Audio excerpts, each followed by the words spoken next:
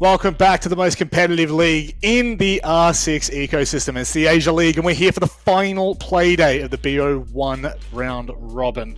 This is the best and most exciting part because Elevate have now made things interesting. Bleed are no longer on top by a country mile. In fact, things have shaken up quite dramatically. Speaking of shaking things up, how about we shake the booty of the analysts into the boxes? How are we, gentlemen? Hello, Rob. Xenox, is that... That's an interesting hoodie. Yeah, so it says Sao Paulo 2024 on it, 6 Invitational. I did attend the event. It was a good time, and looking forward to the next SI. Incredible. I'm glad to see he's got another hoodie, because I was a little bit worried for a while there. I thought we might have to send He's him only a got care two. package. He's only got two. He's got that one and the Chalet one, so we might not be going to Chalet tonight. That's confirmed. It's grim. It's grim. But what isn't grim is how this stage is panning out for the Asia League. Things have gotten very interesting after Elevate's shock victory against Bleed last play day. It was in regulation, Guz, and that has shaken things up immeasurably. Yeah, there's really two big key storylines for me heading into this final playday of the group stage. What's the top two going to look like? Because there is a world in which Fury might be able to jump into the top two, potentially, depending on how some of those results shape up. And then also, will we see South Asian representation in the playoffs? Currently, Hasib Warriors are just clinging on thanks to their round differential. However, both them and Knock Knock both again have challenging matchups tonight. Yeah. And Daystar, maybe if they can upset a weakened Bleed after the last play day, they could escape the bottom two. Jeez, I tell you what, that might be the upset of the stage. Maybe the upset of the league. It may have to be, considering it's a three-way tie. Things get a little bit tough. That sixth place is not going to be an easy fight whatsoever, but fifth above are all locked in. They're secure. They're happy, knowing well and truly they're going to be through. And as Guz has alluded to, the top two, that is where things could potentially get shaken up. I don't think anything's going to happen drastically. You're going to have a Direwolves or a Daystar upset for that to change. But we do love storylines here. And to be fair, Fury have had their fair share of an interesting start, maybe an interesting storyline, Jake. Things have definitely started to work their way out, toward playoffs. Yeah, I think we've probably actually... to be fair, when Asia League, we talk about it at times, we're sitting here saying it's very difficult to predict and, wacky results can happen, but you kind of look at this leaderboard and I think it's kind of gone to the script for the most part.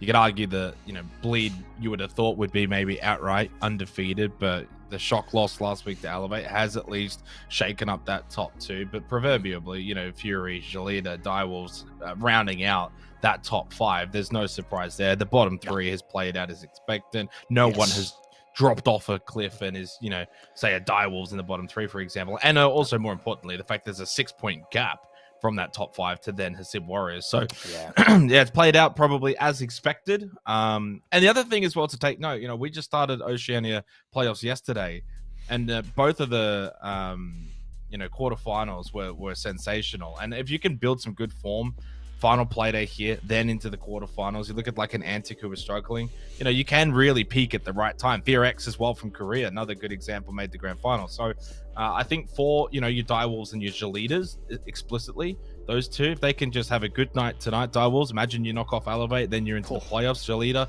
they get a bit of a gimme against Knock Knock, they can build some good form. It's a dangerous playday. There's no two ways about it. Teams really need to solidify themselves. Speaking of that playday, let's start to have a look at the matches and how they will unfold and in what order. Fury will close us out with a match against Hasib Warriors. That one feels like Hasib, unfortunately, they're just not hitting the form at the right time. Xenox alluding to the fact that it is incredibly important to kind of take strides into playoffs, guys. Of which team do you think is taking the best stride as we head to Playday 7? Ooh, yeah, I mean, honing in a little bit more on Match 4, that has the potential to be, the way to seal the stage in the perfect sense. Fury may be competing for second at that point in time. Warriors, again, more than likely are going to be competing for a spot in the top 6, so that last match is going to be critically important.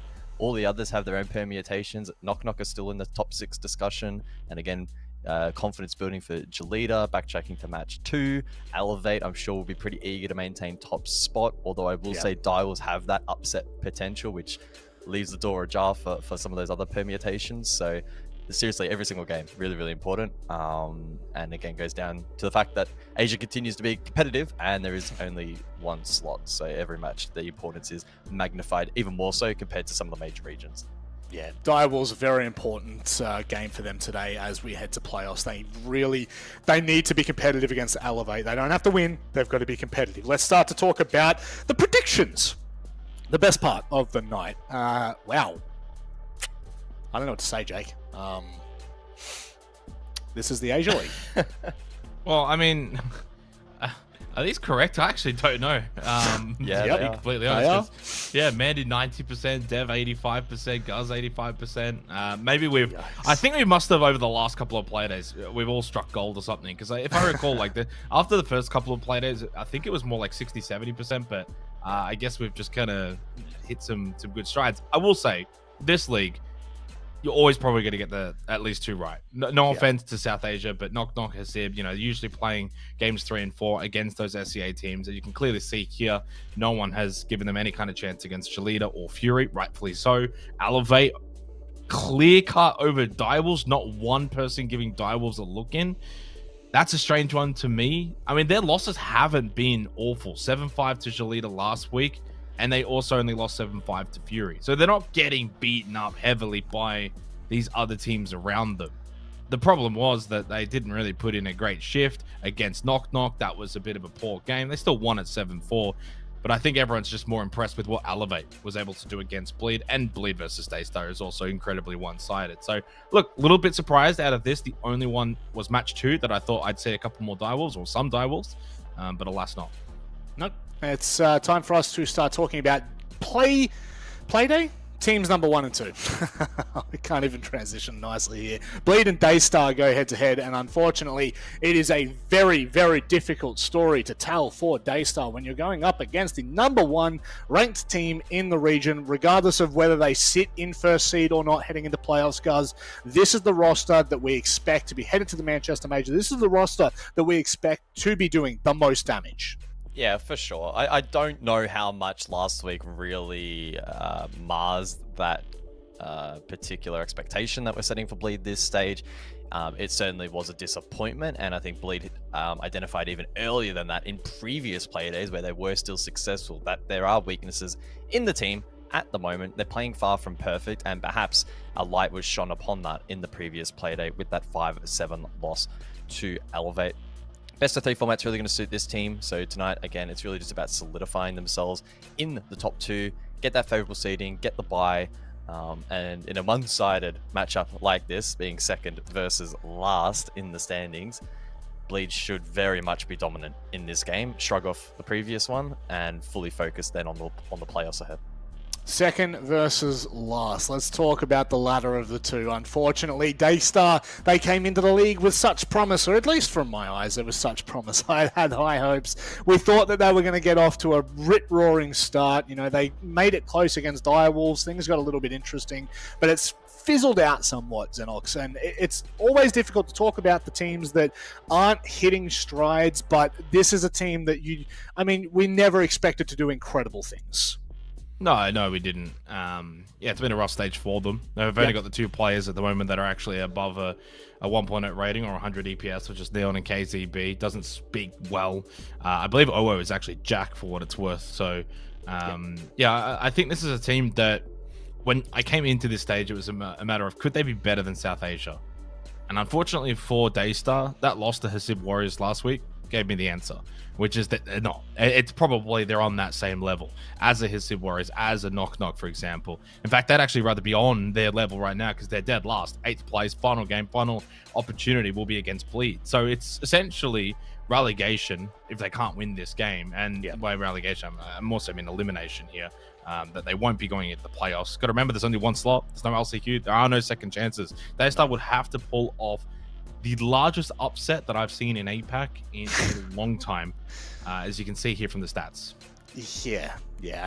There's no 2 ways about it. I know it might sound harsh, but Daystar go into this with their backs up against the wall. Again, I said it last week, when your back's against the wall, there's only one place to go but forward. So hopefully Daystar can make it competitive. It's going to be incredibly difficult for them to be able to do so against Bleed, who are just they're a cut above the rest at the moment, regardless of where you put Elevate and the victory last week, as Guz alluded to. You know, maybe that's just an off night for Bleed. We definitely are expecting Bleed to really pull through here. So if ever there was a team to have as your final game to decide whether you're going to stay in the league, I would pray to God that Daystar weren't up against Bleed. But regardless, that is how the cookie has crumbled. We haven't seen them play them yet, so it's only fair. It's a do or die against the toughest team in the league. Let's start to have a look at a bit of a head-to-head here, guys. I don't really know whether we're going to see an individual for Daystar pop off today, because it's going to be very hard to do so. But if there was someone, Neon has been a shining star. Yeah, exactly right. I think against the kind of well-rounded systems that Bleed often present, being, you know, that all five are chipping in, playing their roles correctly, it does make it challenging for an individual to stand up. Neon has had a relatively successful stage thus far, relatively successful in entry as well, sharing a large percentage of that, and a solid KD on that more entry and fragging style role. Turd has been, I would describe as a little bit hot and cold at times, and the costs probably doesn't reflect that as much as my memory is serving. 65 is actually still quite strong, and clearly his KD is good. He's a big difference maker in a lot of rounds, doing a good job at often bringing back a disadvantage. And so, yeah, excited to see how this little duel plays out. Neon, can he find himself inside of the server? And Turd, if things get a bit rough or the rounds are a challenge, can he be the one to step up for Bleed? Yeah, him amongst a roster of... it's almost star-studded players at this point. Let's go ahead and turn our attention to the Vetoes, where we're going to be heading. I'd love to see just a chalet. I know we see it way too often here in the Asia region. In fact, chalet has been played 9 times. It gets banned out. Interesting. I did not expect Daystar to be the one to ban that out, but they feel as though they might have better luck going to Border. Xenox. Border's not going to be fun for them, mate.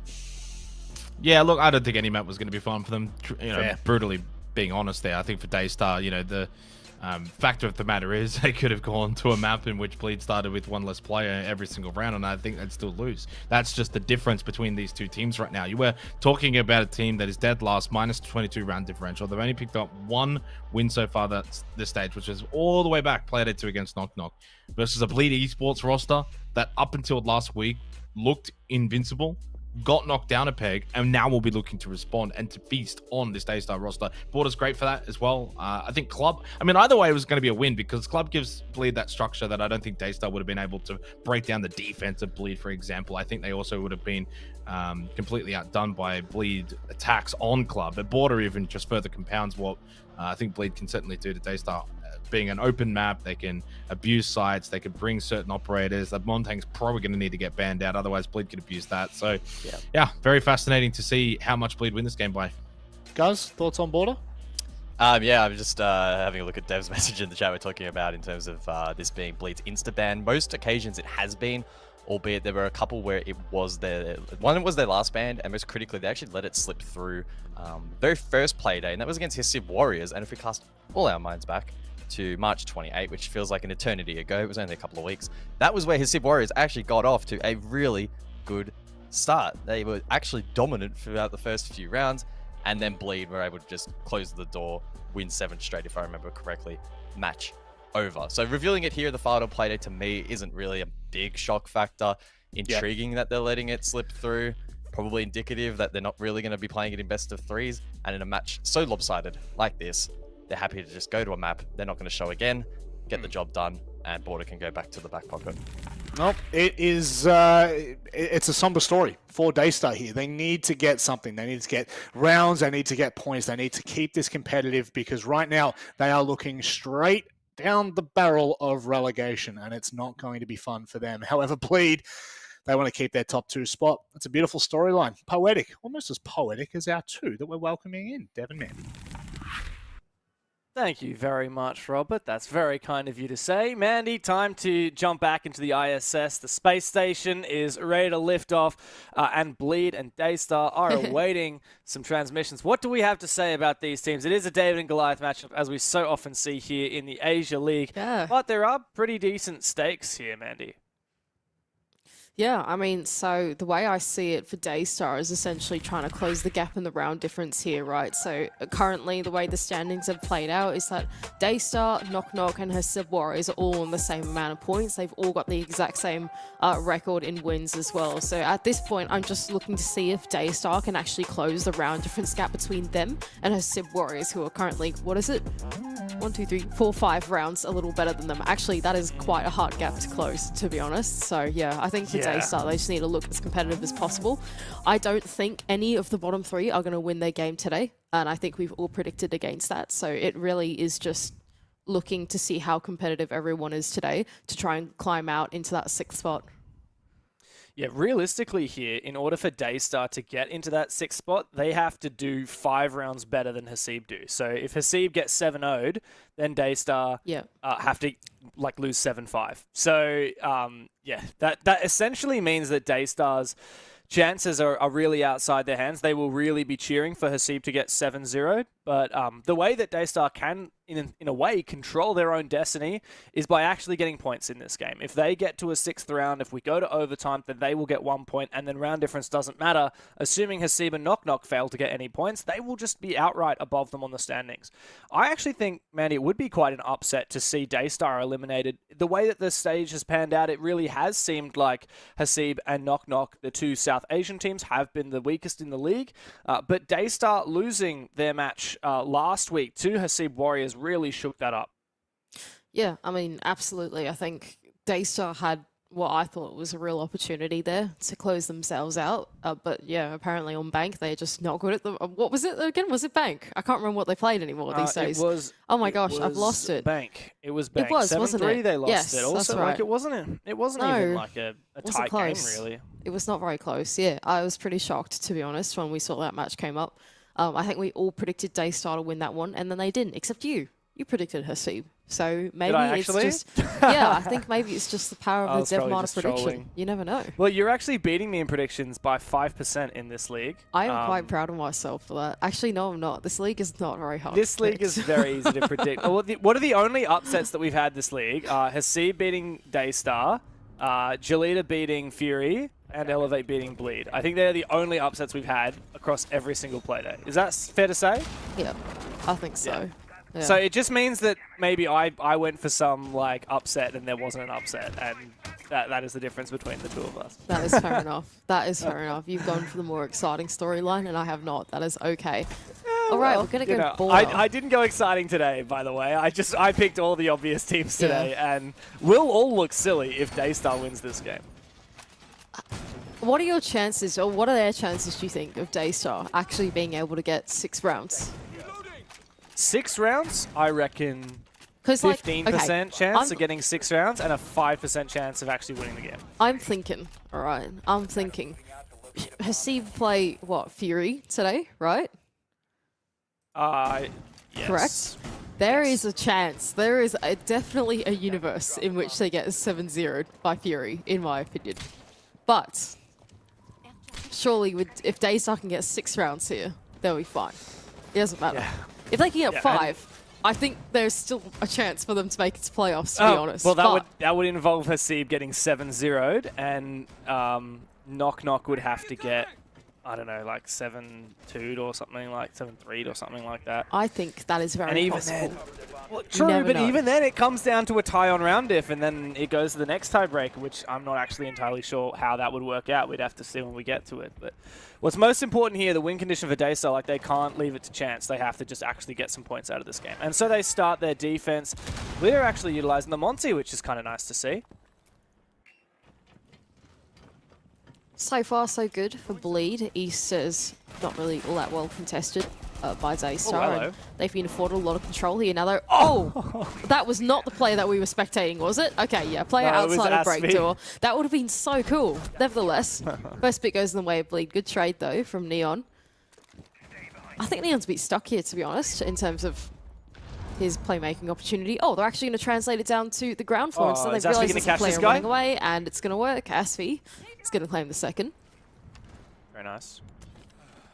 Yeah, the players highlighted in the head-to-head by the guys on the desk was really looking into Neon and what he can achieve, and Turds obviously being the entry on the other side. Neon already had one pick. He's actually feeling quite a lot of pressure. He's still holding on to break room here. The flashbang, he's going to go and re-peek after that goes off. Likely to lose this fight. He's so exposed here thanks to the Selma opening up his position. He spots the player for a brief moment, but doesn't land the shot he's looking for. Oh, okay. Oh my gosh. This is very dangerous. Asfi should confirm this. Indeed, Neon goes down. Hoven has also been taken fairly low on the Monty, but it doesn't really matter because it's just Jack left. No impacts and no goo mines. No chance. No hope in hell. He's completely cornered and taken down. A very convincing opening round for Bleed. Pretty straightforward, all things considered, for Bleed. Yeah, he says take, cut off the players inside a break room. Managed to land pretty simple entry, not just that, but even on the ground floor, they somehow have a drone on the rotating player down there. It's another free pick for Asfi to a player who wasn't even looking at him, and yeah, really big round from him, especially 3k on the round on Nomad. Yeah, honestly, all things considered, pretty simple round there. Dev from Bleed. Yeah. Yeah. Attack of border, you don't have to overcomplicate things. I think that's something that Bleed knows all too well. I like this, the strat. Like, it was, you know, people say, oh, you go for an office or you go for an armory take. Well, they didn't really like clearly do either. Like, in the end, they did execute through office, but the main part of the strat was just like taking east and then really putting the pressure on the people in break room and CCTV without overextending into them. Because often, like, if you're a CCTV or break room player, you kind of want to get cleared. That's why you've got stacks of util there. I really like the way Bleed just like exposed the position by opening up the wall into like waiting room, you know, of break room. This one to Neon's, not really going to explain it, but yeah, the one into the big square open area. Just open up that, you can kill them from east stairs. Bleed just open up some avenues and sit there for a while. Really cool. I like it. We're going to go on a reattempt now of a different bomb site this time around, though, not the top floor anymore. Daystar have decided to go down into the ground floor instead. So Bleed, early control into detention. Reaps is going to pop one of the first breach charges, and once again, Hoven looking to pose a threat on top of east stairs. No one is going to meet them on the other side. Once again, just a player inside of the 90 long hallway, and Mentalist is going to fairly easily be able to clear that position out for Hoven. Takes a bit of damage. I'm not sure where. Sounds like it's from his teammates. Yep, but alas, it's all right. I do like the Monty as well. Really just makes things so straightforward and simple here for Bleed. You can just get free information, and teams like Bleed are really good at utilizing that info. I think they're Kapkan Sometimes all it somewhere. takes is just waiting. Yeah, the Kapkan trap hasn't detonated though, has it? No one's taken the damage. There were Kapkan traps on that doorway, I believe, and they've now taken out. Good pick though from Reaps on the long angle into office, and now these players on this roam are just being picked apart. Reaps has found one through the long hallway. Here's a whole mountain of Kapkan traps on this doorway. Reaps is farming. Oh, nice shot from KZB. Very stylish with the Boss G. But in a 2v4, it ain't going to be easy from here out for Daystar. Oh, there's a player right around the corner from KZB. It's Mentalist, who just gets on a drone, perhaps at the wrong time. KZB's just seen the barricade open to a ghost, but it doesn't matter because Mentalist jumps up from that, lands the headshot, and KZB goes down. It's just Momo Rin in the 1 versus 4. Oh my god, that was so scary for Mentalist. He actually saw a phantom ghost open the barricade. That's Vigil for you. So Momorin's going to try and bide his time and look for picks here, but Bleed will probably be figuring out where he is just about now by process of elimination. That C4 will reveal. Oh, he's got to be in here, I guess. Momo. Oh, nice shot there onto Asfi. Don't swing him one by one. Mentalist has got a good cutoff, but he doesn't need to swing this. Momo might try and contest. He does swing, and he's lucky that he finds the timing right. It's a free kill. 2 very convincing rounds in a row for Daystar. I love that little fist bump as well we saw between, I think it was Reaps and Asfi. Very nice. Are these guys all boot camping at the moment? I thought they all lived in the same house together. Do they now? I don't know I how couldn't true tell that because is. there was no terrifying clown on the back wall like there is for Jalita. I mean, I thought they all lived together. didn't they? The thing is, all their cameras are lit up like they live in gamer dens, like in the basement. So I can't tell whether they're actually sitting next to each other or not, because there's not enough light to see like anything. the interior of the place that they're in looks like the same, right? I mean, I guess we're going to see player cams in a little bit anyway, but I hope so. Can we have a look at player cams after the replays After production? I don't know if that's I possible. swear, it looks like I the would love same to. house. Um, it doesn't yeah, I matter. mean, I haven't pieced it together. One day we'll see player cams again, I'm sure. We'll talk about it again. Chris, we want player cams, please, mate. With bleed, thank you. It's coming. It's coming, guys. It's Don't worry. happening. Production are onto it. Production are cooking just- in the kitchen I can hear right them. now. I can hear them. They've they got out the saucepan. They Oh, chucked some- yeah. There we go. Okay, so Yeah, oh yeah, yeah. Well, in Hovin's yes. camera, you can actually see that's Turd next to Yeah. him. Reaps and Asfi must be sitting next to each other because they were the two that fist bumped. Yeah. Who's in the and middle then? Mentals looks like he's in. He's on the edge, Oh, right? no, maybe he's not. Maybe Is he Mental's in on the same edge. room, or is he? Because it's the same curtains in Mentalist and Hoven. You know what? I feel like we're in GeoGuessr right now. It's the same curtains in the 3 cams. No, I want to have a look at Bleed production. I don't care about Daystar. I want to have a look at Bleed. It's alright. It's alright. We have identified they do in fact Yeah. play together in person. That's exciting. I have That's a side topic as well, Mandy, to do with these player cams. Hey. Who sits in the middle? Usually you have your in-game leader sit in the middle, which would be Mentalist, but he looks like he's on the edge. Yeah, that's a good question. It kind of looks a bit like. I have no idea. It kind of looks like Asvi's in the middle. No? Am I going crazy? Now, Asfi's name is... Oh, hello. There It you doesn't go. matter, He's 'cause taken Daystar- down. I was going to say, yeah, they're kind of like clawing back this one a little bit.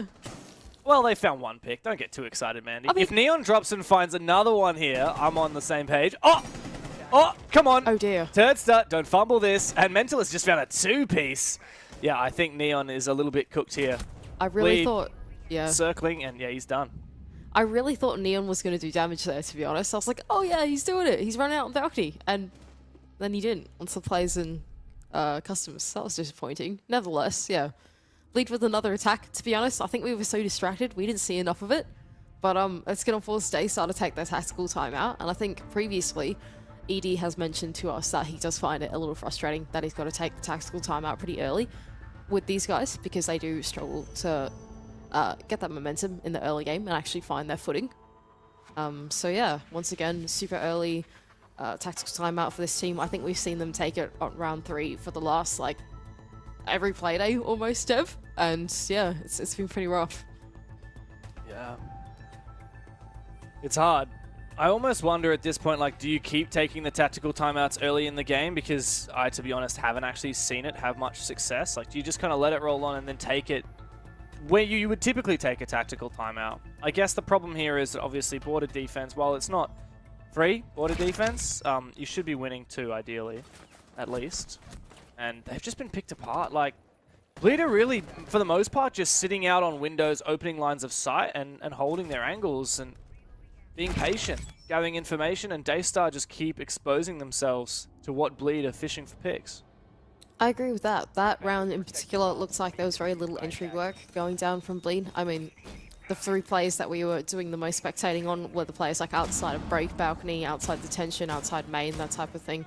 And yeah, I'd have to agree with you. A lot of these gunfights are happening perhaps too early. I think with Daystar, they don't really look like they know what they're doing in terms of power positions, pathing, going back into the bomb site. They just look pretty lost on the map, to be honest. And yeah, I think Bleed have just got a really good understanding of what they need to do to find some of these early free picks that are going uncontested. Well, I don't mind the Solace pick here from Daystar. Just try and starve some of that information. But I still think Bleed are going to be pretty solid here. Like, it's so hard to count out this team. They're the best in the region for a reason. I guess the standings don't currently reflect that. That's something we could be talking about, Mandy. This is a bit of a redemption opportunity Well, for are Bleed. they the best team in the region? That's what I'm just asking you. Because, like, no, but they you just lost said that the Elevate. standings don't reflect that. What do you mean they don't reflect that? They aren't, though. Because Elevate's no, the because best Elevate best team in the exactly. region. Yes. Yeah, I Oh, don't this think my is some brain is serious working at 100% semantics. capacity. Absolutely. Look at lost this it. execute! Look at this execute! They're going for it! The EMP's Oh, come C4. out. Another EMP. No, it got EMP. The C4 Oh went my out, but it got God. EMP'd. Oh my gosh, you can see it Genius on the from the ground. Thatcher. Oh my And it's gosh. still disabled. Reap's able to cover to perfection now with the Glaz. That is beautiful. And that is a way to use Thatcher creatively. Everyone just thinks of him as countering wall denial, but no, you can use him. There's the C4 finally so taken cool. down. So smart. And now the shield taken out as well. Reaps takes another kill away with him. While Mentalist has gone down, this should be a pretty solid post plant. It's really hard to kill Reaps here on this balcony, even low HP. KCB doesn't have time to do anything other than just jump on the kit, and Reaps is there for him. Beautiful rush there from Bleed. Yeah, really solid stuff. Completely catching Daystar off guard. And man, the EMP onto the C4 that landed right next to the planter of Mentalist going down as well was really the cherry on top of the cake for that particular execute for Bleed. That was really awesome. They did that really quickly, completely caught off Daystar off guard. They were just simply not ready for it. And even the pieces of the puzzle for the defense that might have been able to deny that were somehow denied themselves as they tried to land the C4s. They tried to go for swings. Reaps just there for the cover. Really well executed from Bleed in record time. Defenders, protect your bombs from being defused by Yeah, I'm loving it. 4 rounds in a row on the attack. Now, the last time we saw Bleed play this map, it was against Hasib's Warriors. And remember, they actually really struggled at the start. They lost the first 4 rounds in a row. And then they switched it up and won 7 in reply. So, yeah, I don't know what to say about that for Bleed. It was actually their defense they were on last time when they lost 4 in a row. Maybe they're just a stronger attacking team than they are a defending team on Border. But I think that, as we've seen, Bleed are a team that once they find their momentum, they can be very hard to pick apart. And so starting strong this game, even on their favored side, I think will give them a lot of momentum moving into the second half. heading out to defuse a bomb. Bleed looking good so far, and it's a pretty grim story for Daystar if they don't get a single point out of this, or even 5 rounds is what we were theorizing to maybe be enough. Yeah. Very unlikely. Yeah, they're essentially out of playoffs contention from this game alone. Attackers drop the diffuser. And right That's now, right. it's certainly looking to be that way. I mean, if they get less than 5 rounds, then there's almost nothing. There 0% is nothing. chance. Yeah, Yeah. there's a 0% chance, right? Like, so Yeah. if this is a 7-4 or worse in favor of Bleed, then Daystar are cooked. There's no way that they can jump over Hasib. And then it'll just be whoever has a better round difference after the Hasib and Knock Knock games will make it through to playoffs, which would be pretty exciting for the South Asia region. I'll just say that. Like, obviously, Daystar, a team from SEA, but we've never really had a South Asia region, a South Asia team go forward and not only represent teams that represent the region at a major, but really take any of the big names down from Southeast Asia. So it would be a big opportunity Attackers bomb for Knock Knock diffuser and has been Hasib. Daystar got to fight for their chance to be in that conversation here. Reaps looks like he's found a potential hole in the bomb site. Rotation from all the way down at the bottom east going to tell us that Castle Barricade being taken down early does mean that they've got access looking into the bomb site now. There is a player just on the other side of the rotation going into... Oh, it's not been actually droned. misdroned. On the soda machine inside of Tells. No, they know. They're going to send in a grenade. No, it's not going to land, though. They don't know, I don't They think. don't know. I think you're right. KCB should have a decent idea here, but good coverage. It doesn't matter. They didn't know. They were ready for it anyway. Momo Rin, though, does have a big opportunity on this retake. Him and Hijack have now gone back upstairs. Oh, that's a big pick. 2v2. Daystar's best chance thus far of finding a round win, and it comes down to this retake. How do they play it, though? Oh, just rushing on in. That's a risk and a half. Hijack now has to 1v2. The timing wasn't there. The C4 is gone. And the Hijack doesn't know where the second player is on the long angle. Turdster's got him dead to rights.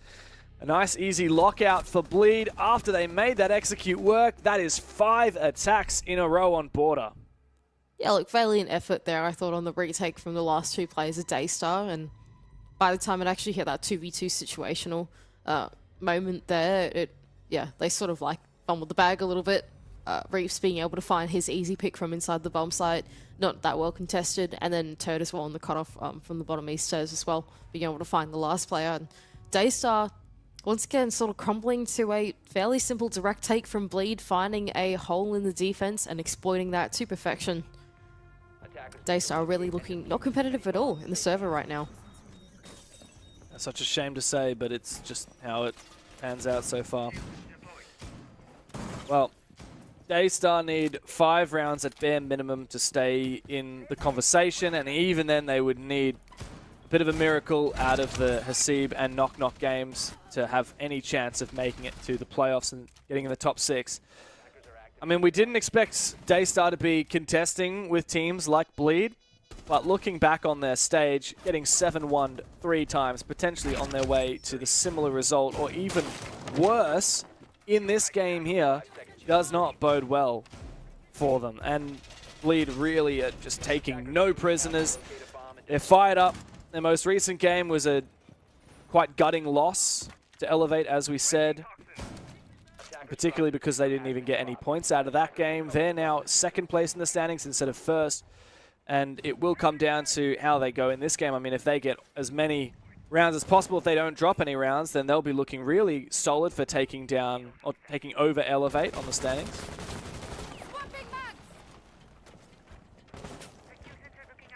Oven with early control on top east as well. Player inside of Mezzanine is going to rotate all the way back inside of Break, but last time around, Asfi over on the balcony has been pretty lethal in taking down these players early on. C4's going to be tossed out onto the balcony, and it does sink onto Reaps, but only to half HP. Doesn't take him down. KZB in a world of hurt at the moment. It's going to look for the peek outside of the balcony, aided by the Yokai drone of Hijack, but it's not going to work.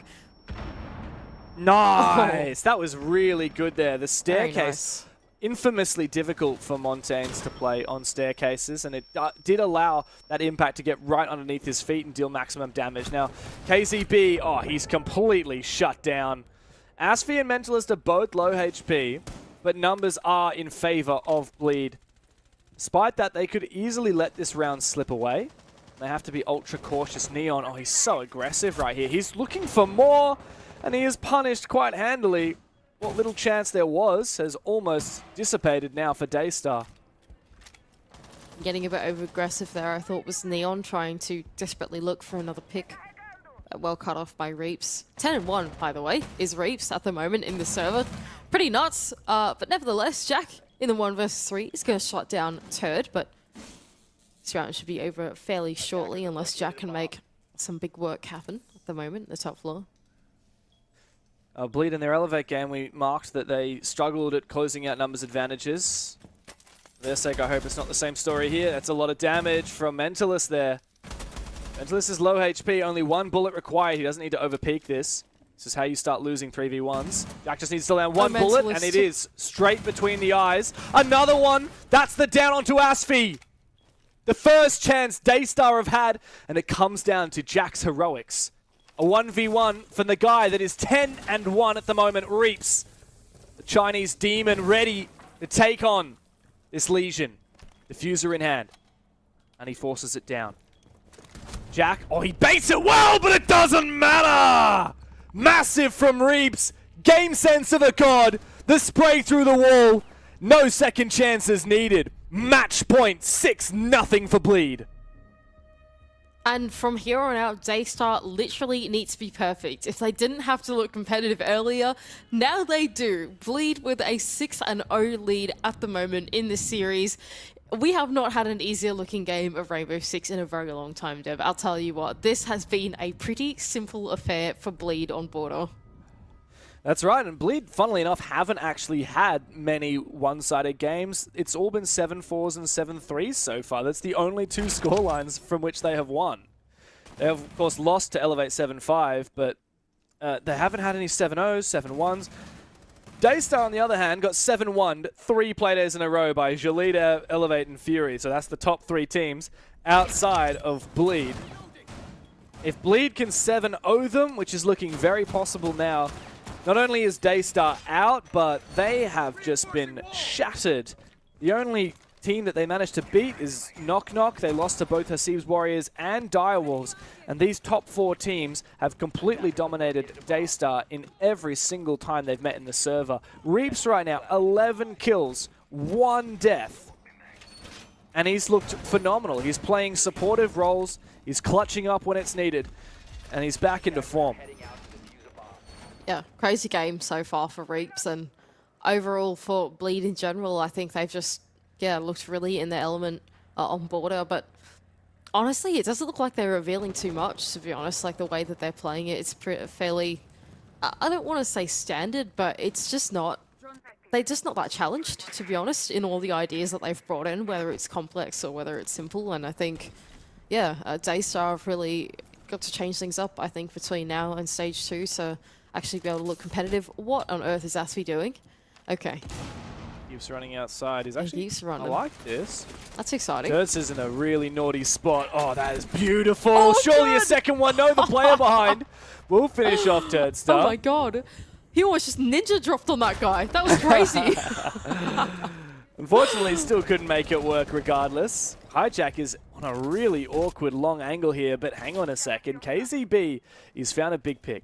That's Aspie, the player in CCTV. That does make Bleed's situation a lot more claustrophobic. Oh, Reaps gets the eyes, and he gets the down. Now Daystar are on the ropes. 2 players left up. Without the map control they were looking for. Without the man advantage that they had garnered for themselves. And Reaps is hungry for more. Sprays, sees the cross. KZB is desperate now. These 2 attackers quite separate. As Bleed look to fall back into advantageous positions. Oh, wallbang from Hoven. Hijack in a 1v3. But this game has never been close. What a shot there through the wall. First one done. 1v3 was needed last round from Neon, and he didn't get it. Now let's see if Hijack can make it work. Oh, Turds is calling the early GG. Oh, that's No so flashbang. stuns, no flashes, nothing available for Hijack except his gun, and Mentalist swipes him out of the server. No contests, no chance. Bleed knock Daystar out of the playoffs with a 7-0. Fun game for Bleed. They look all smiles at the moment in their team house that we spoke about a little bit earlier. These guys, the vibes are high. You've just got a 7-0. They're feeling good going into playoffs. Easy as you do it. Job is done. Business is taken care of. They are, what can they be now in first seed at all? Or do Elevate still need to be contested for it? I guess we'll have to find out. That was a 28-minute game of Rainbow Six Siege, one of the shortest that I have ever seen, as Bleed are asserting themselves as one of, if not maybe, the best team in Asia. As we toss it back to the desk. Thank you very much for that. Yes, with that, they have 100% secured second seed. What's wrong, guys? What's Most wrong? of my rate games are longer than that. That was Yeah. the epitome of speedrun. Yeah, I mean, That look, was. coming into the day, it was really a case of are Bleed going to be able to easily brush off last player day. This is a match where they should be dominantly winning. Maybe not quite 7-0. That's the obvious extreme, but they came in, got the job done. And Reaps, a player who's round to round can sometimes be inconsistent, had a really good cost today, absolutely farmed, and we didn't need to see the likes of Turd Clutch rounds up. So yeah, really good performance from Bleed. Unfortunate for Daystar, we really did put them on the pedestal of being a potential dark horse. Yeah. Now that's all but petered out. As I started to allude to there, they have locked in top 2, so no one can take top 2 away from them. They go directly to a semi-final, and now it's about the Elevate and Direwolves match to see whether they're first seed or second seed. Doesn't make a difference, though. Bleed are looking very good, Xenox. Very, very comfortable. I don't think this might be rough, but I've never seen a team look so comfortable and at ease. Yeah, I mean, it was a really solid performance, mentioned a couple of times in the cast as well, a kind of bounce back game, redemption for last week. But, Elevate's a good team. It's not impossible to lose the best of one. We've seen teams as good as Bleed, drop games in other regions as well. So I don't think they should have taken that too much to heart. I don't think they would have, but certainly showed this performance in this particular game that there is a gulf in the gap between the top teams in the Asia League and the bottom teams. Unfortunately for Daystar, that's going to be the end of them. No playoffs. And look, they kind of started well, and it all just fizzled out really as the stage progressed. They just kind of kept getting found out. So unfortunate end for them, but for Bleed, talk about peaking heading into the playoffs. That's a really redeeming win for them. It is very, very unfortunate, as you mentioned, Daystar. I had high hopes for them, but that's just my bias of a former great coming through as a coach. That's on me. That's on me. And I'm sorry if I alluded to everyone else should be excited for that, but that's just not the case. You know, That is- not to butt in too much here, but Please. the other big positive storyline for South Asia off the back of this matchup is South Asia is going to be in playoffs. Now, we don't know whether it'll end up being Hasib Warriors or Knock Knock. We need to wait Yep. for the other results for those two respective teams today, but that's a big improvement for that region to make it into the playoff bracket. Daystar now truly eliminated. All three of those teams, for context, are drawn on 3 points, but Daystar, especially off the back of tonight, are trailing massively in terms of round diff. So I made the comment last week. I said it's going to come down to all three lose, but who loses the best? Round differential is going to be the legitimately, difference maker. could certainly be the case in which Hasib would be the ones to sneak through, but it is a 3-round margin between the two South Asian teams. So yeah, that's another storyline to tack on for all the rest of the night. Who loses the best? There's such tact in that. Xenox, you really know how to make it sound incredible. But look, let's look forward for I guess Bleed as a roster, convincing throughout BO1 stage, a little blemish on their mark against Elevate, which I'm sure we'll actually be able to hear about in the interview shortly, Xenox. But has any of that opinion changed for you?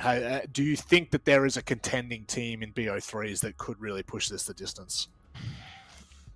I mean, yeah, because I think it's less to do with Bleed, though. I rate Fury, I rate Elevate, I rate these teams. Jalita Direwolves, maybe not as much, but I think Fury and Elevate on their day could certainly pull off an upset, and still would be an upset, even with Elevate having beaten Bleed last week in a best of 1. I think ultimately Bleed deserved that respect, what they've been able to do internationally, what they were able to do at the back half of 2023. Yep. They showed again tonight that their qualities on full display. But I didn't look at last week's result as a slight on Bleed. I looked at it more as a positive for Elevate, what their best can look like, what we've seen from Fury when they're at their best as well. It's a 3-horse race, and Bleed have just kind of got their noses in front right now. I guess it's all about perspective, isn't it? I think that it probably speaks volumes again to the opening statement of this show and the statement of this league as a whole, which is it is incredibly competitive. You know, on their day, Jalita could well and truly upset any team in that top 3. So it really just goes to show that I think from top 5 down, you know, even Direwolves, which we'll see coming up next, there is always that potential. And by the way, Direwolves could play absolute spoils for Elevate here. So I'm not writing that off the cards just yet. There's always that potential. Guys, I mean, what else is there to say? It's a short match, so there's really nothing to break down in that respect. We've already given the permutations for Daystar here and Elevate. They're just, sorry, not Elevate, Bleed are just looking like a very comfortable form. I mean, do you want to open the conversation up a little bit and maybe talk about the league as a whole? You know, who really does have that competing factor? Who can really make it, I guess, to second place? Do you think that this will just be an Elevate win after this break? Is that what you're expecting? Oh, it's so hard to say. I mean, I'm anticipating it to the top 2 to likely remain the same. However, Fury will capitalize upon any blemish if there is one from Elevate in that match. So I don't really know. Like you said, it's so difficult to break this down. Very dominant matchup, but that bodes really well, I think, for Bleed. They secure that advantage as well in terms of the bye, so they will skip the quarterfinals straight into semis. With the mid-pack being quite close, we don't necessarily have a great read as to what their path to the major would look like, but it certainly should be one that's favorable. As Jake said, probably is a 3-horse race, and so with only 2 teams getting that advantage, makes things very, very intriguing for that battle for the one and only slot to the major. I think irrespective of where the seeding goes, it's going to be super competitive, and it's going to be a case of who's better on the day at the end of it. So yeah, it's fun. That's always fun, isn't it? Put it down to a chalked mental on the day that could potentially ruin your day. But it is time to welcome in Mentalist. That's a terrible segue. It's not even Mentalist. It's Reeps. Hi, it's Reeps, what is going on, man? I don't think we've ever had you on an interview before, have we? Yeah, I did. I'm going to ask you. You're known as a bit of a shitposter. Is this something that you that you feel is true? Is this a true representation of you? I already hear my teammate laugh me through the table. Okay, I guess it's true. Reeps, I have to ask: did you want to do this, or did you get set up to do this? I get set up. My manager, Historics, he just like, You're supposed to SV, and then he said, "No, Ribs." And then, I yeah, do want to yeah. ask. I do want to ask a serious question though. Of course, you guys did lose to Elevate last week, but it was only a best of one. Did you take a lot of learnings from that game now heading into the playoffs?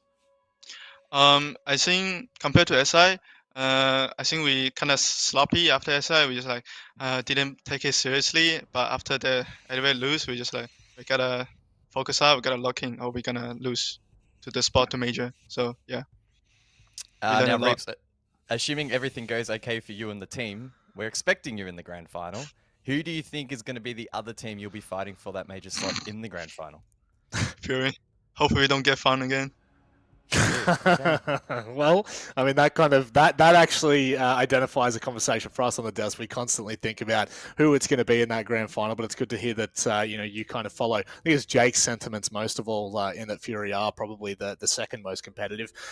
Today, look, I don't like to dwell on easy games, if that's a way to put it. But what's the mentality like coming into a game like today? Because to be completely honest with you, that looked very calm, very easy, very collected in the server.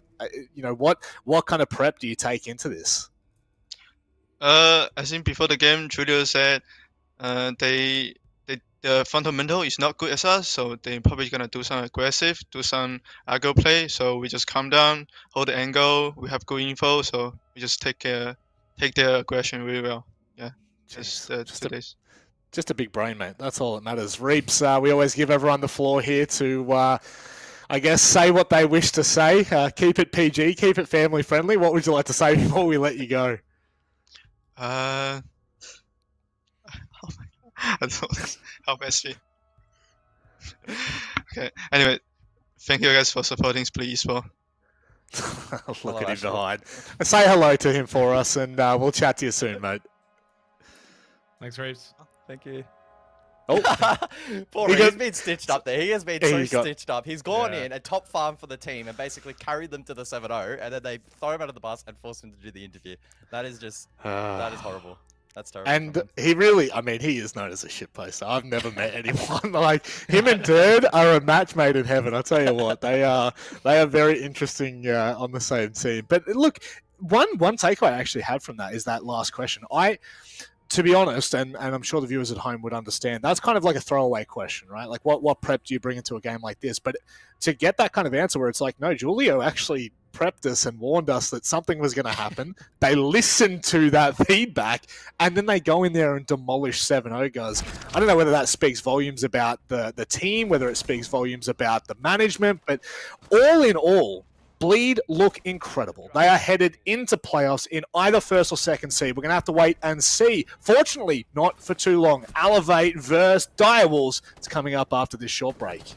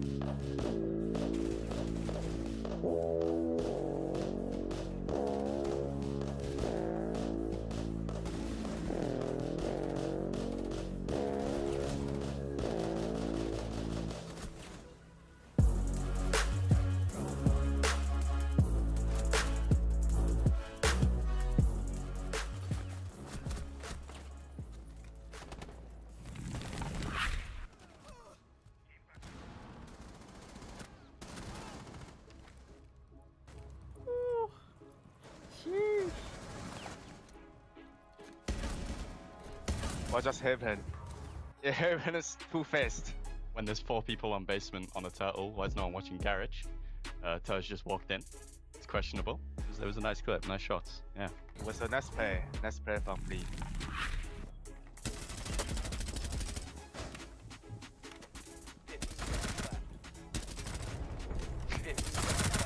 Everybody is turning his back to him. What is Elevate doing? He's just so tired showing his gun skills. He's just going from Harry Potter and killing everyone. Man, that speakeasy guy and that RP guy, they're just absolutely trolling. I don't know what those guys are doing. They need to just stop trolling, really. Yeah, they're griefing. That's all there is to say about that.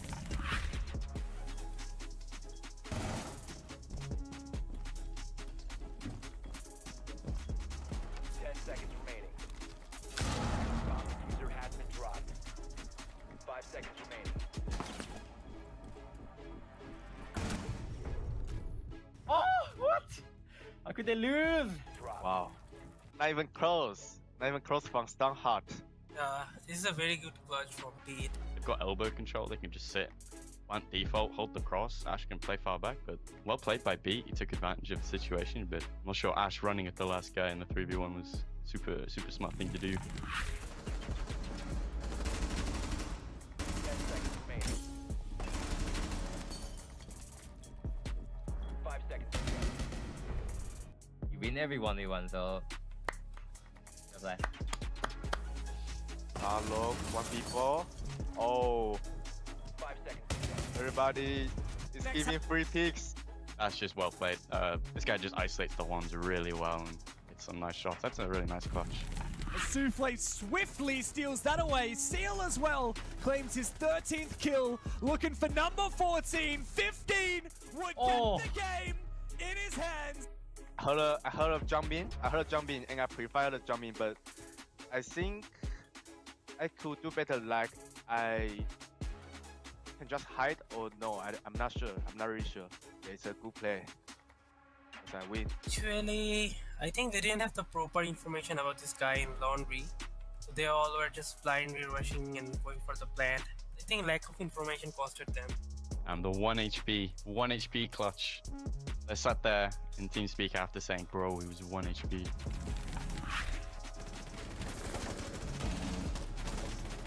Bomb located by attack.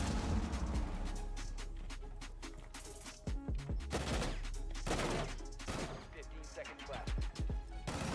Bomb diffuser has been dropped. 10 seconds remaining. Ace! Oh, okay. Good play, good play. Good round. Good round from No Cap. Crazy reaction time. It's Zenflix. This is just Onigiri show. Just what he loves to do. He's very good mechanically, so he's just abusing that skill. Skilling, swinging everything and killing everyone. Oh yeah, Onigiri is just crazy. That guy is just nuts. There's not much more to say about that. He's just... Every fight he took, he won. Yeah, that guy's nuts. That's a nice clip. That was really well played.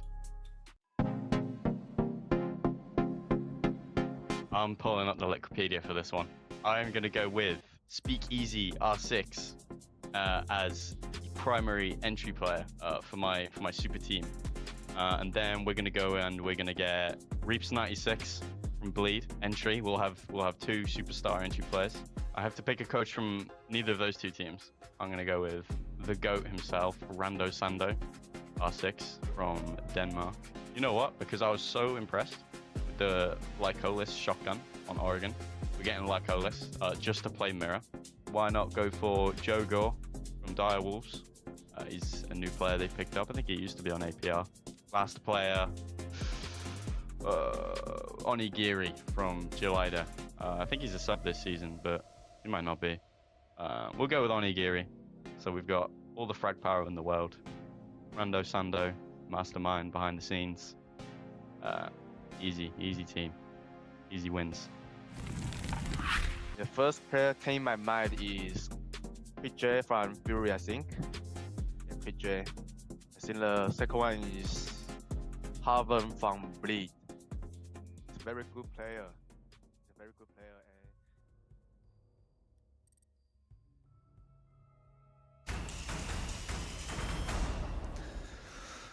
Well, it's time. Direwolves might be able to spoil this final little hurrah for Elevate. This is a matchup that is undoubtedly going to be the closest of the day. Whether it's like that in the server or not, that's going to be yet to be seen. We really don't know what these two teams are going to be like going head-to-head, but it does feel as though Elevate are obviously going to be the favorites going into this. There's every world in which Direwolves play spoils. They've got good enough players on their rosters. They've got good enough performances in the server to do so, but it's about converting it on the day-to-day, and right now it is Wednesday, my dude. Guz, nice matchup for match 2 of the day. Yeah, I'm really enjoying this Planetary Day thus far. It's been quite enjoyable and quite a brisk one thus far. 7-0 off the bat from Bleed. Very dominant showing from them. Second match, though, will determine who actually finishes first in Asia. There's still a world in which, if Elevate produce a dominant enough result, they will jump ahead of Bleed on round differential and win that head-to-head in doing so. So a big game for them. Direwolves as well, they're still competing to be the top of the mid-pack in an attempt to jump above Jolita. Now, I believe in that permutation, Guz, it is a 7-2 that a 7-2 or better they need to get to stay in first seed. But regardless, the bigger point, I guess, is making sure you're top 2, right? So a win in this game will secure it. I haven't actually looked at the permutations. Nope, a win in either case, whether it's regulation or overtime, will lock them into top 2. So it's promising, but Direwolves, honestly, they have played spoils before, and I'm sure they will play spoils again. Consistent from Jogor across the entire league at the moment, a 128 EPS. Xenox, this is a performance that I think probably needs... The admiration that we've given it, I think, has been fair, but considering their 5th place and have only won 3 games, that is a phenomenal EPS.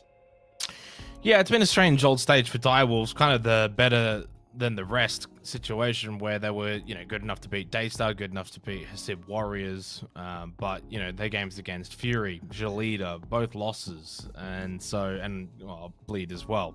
Gives them one kind of final chance against those SCA teams now where, for Direwolves, it's a matter of can they get at least one over Elevate. Otherwise, if they don't beat Elevate, their only wins this stage would have come against Hasib, Knock Knock, and Daystar.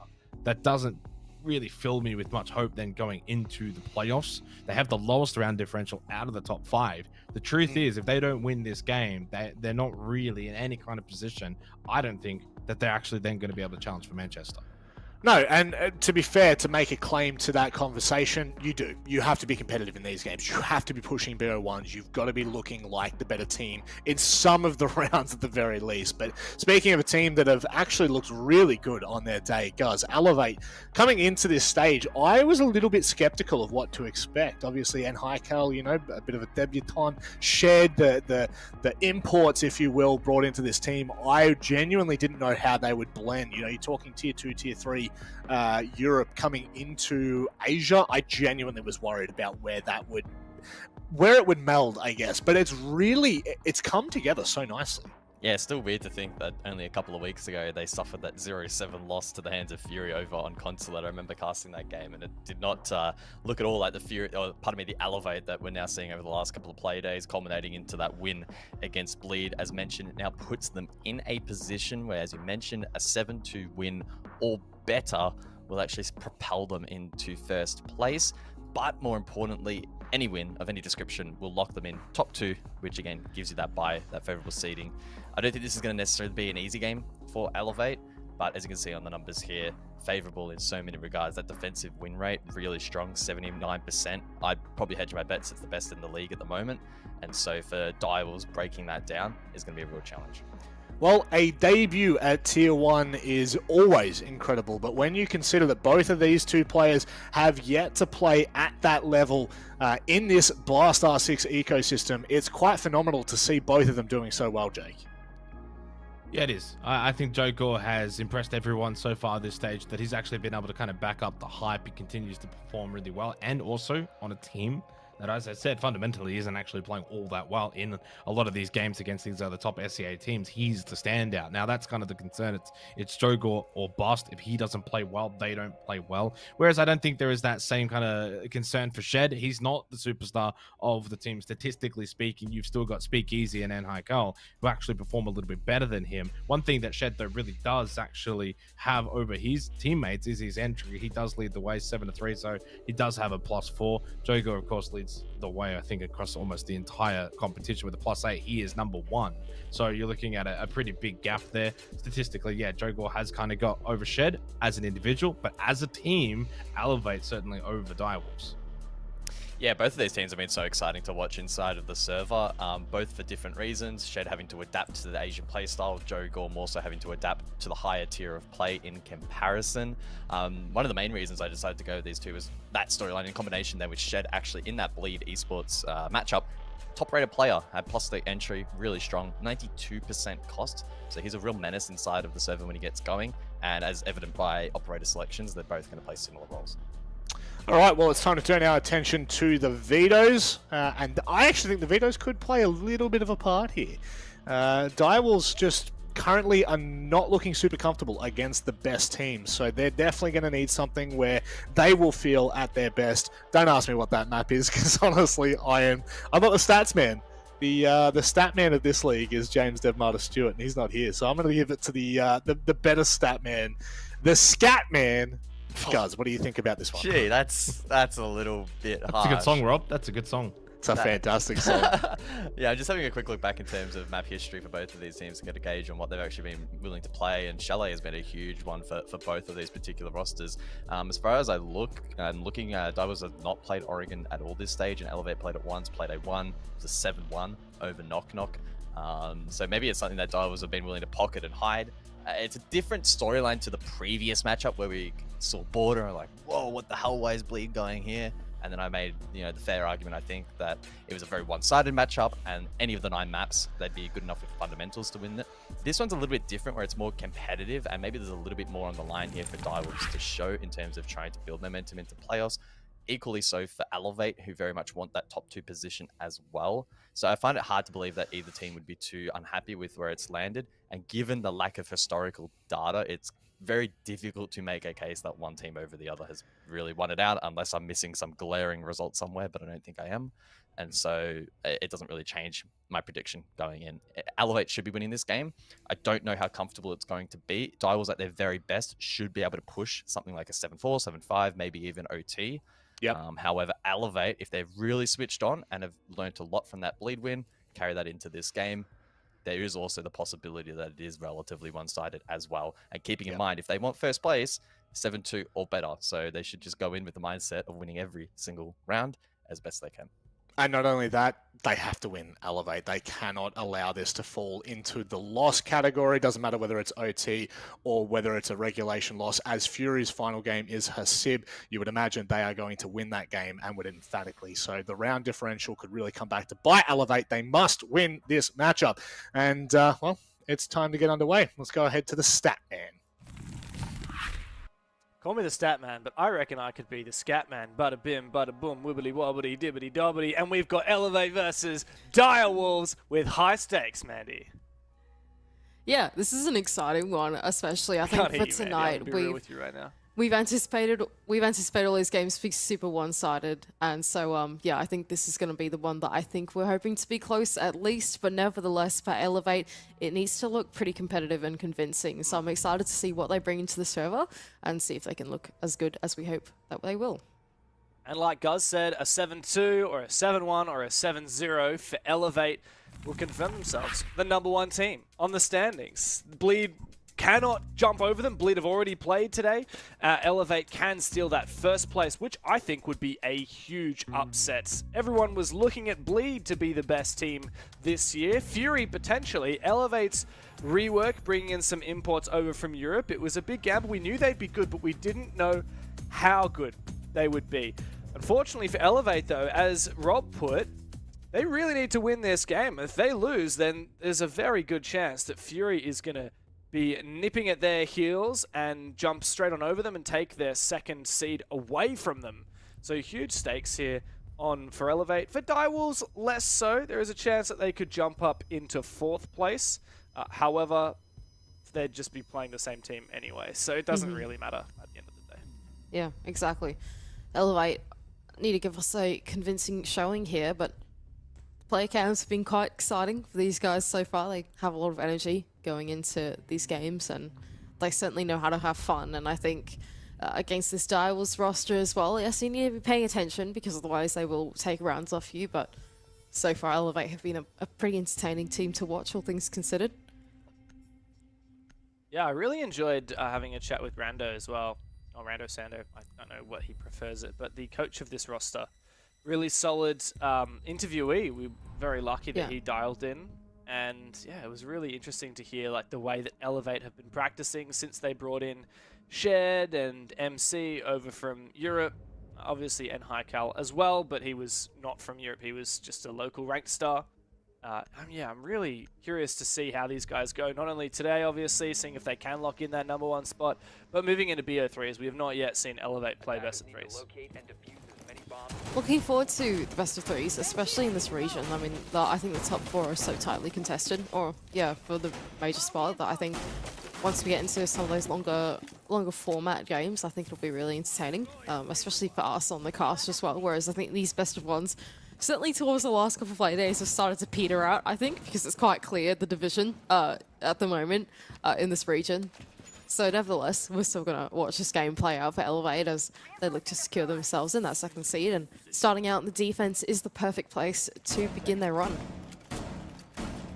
Yeah, Bleed will be enjoying watching this game as well, because since 3 rounds, they have confirmed themselves #1 seed in the league, which is cool.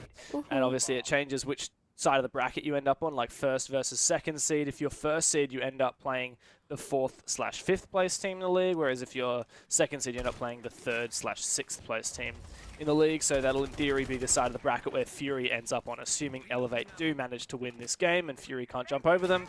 So that really is why Elevate and Bleed both want to be gunning for the #1 spot, because whoever's in #2 spot will likely be versing Fury. That could be a not a fun time, especially with Fury back on the rise as well. They really looked like they were struggling at the beginning of Stage 1, but I think they've shaken off some of the rust and they look a lot more in it now. And even Reeves in his interview just a few minutes ago pointed out that, yeah, Fury are the guys that they're going to be looking out for in that grand final, and they really don't want to be facing up them early on in the bracket. So here goes Elevate on their roam. 4 of the 5 players back in the bomb site now. I'm not exactly sure where Enhaikal is, but he's actually all the way in tower, looking to contest it all the way over onto the entry of Seal, but he actually falls up from there early on. Seal's able to get inside the tower pretty easily. No damage taken. 5-on-5. And now we work our way through the mid-round and see what they can do. Attackers have located a bomb. A lot of work to do in the mid-round. Open the hatch, quite slow with the Maverick. Got to be careful as well not to take any damage. I like the way that Seal is actually peeking down this. You never know when a player might expose themselves and you might get a freebie. Big advantage. Like, playing with a numbers advantage on a basement attack of this map is so advantageous. Alright, so E-hatch open. What are Direwolves going to do next? We've got Felax, who's just jumped on the Bravo drone at the moment to try and seek what he can do as well and get some info on the site. Now, he has identified that there is a player inside of Freezer, there's one inside of Laundry as well, and is going to use this close drone to try and enable his teammates to get inside the bomb site and try and disable some of the utility in here remotely. And same thing is Jogor as well on some of the Rotero drones. They're going to see how much of the bomb site they can break apart through the mid-round without actually having to take a gunfight. Well, 40 seconds to go, and Direwolves are actually looking reasonably ready to execute. However, this gas deep in Laundry will make things awkward, and a C4 to follow up. So Direwolves really have only achieved baiting utility out. Now, the Warden is on a long angle, but he does get taken on down. Opening pick goes away at Direwolves, and another gas goes out here as well. MC still has 1 left in pocket. As Seal looks to poise himself, getting deep. Out the smokes go. Warden is dead. Nobody to deny.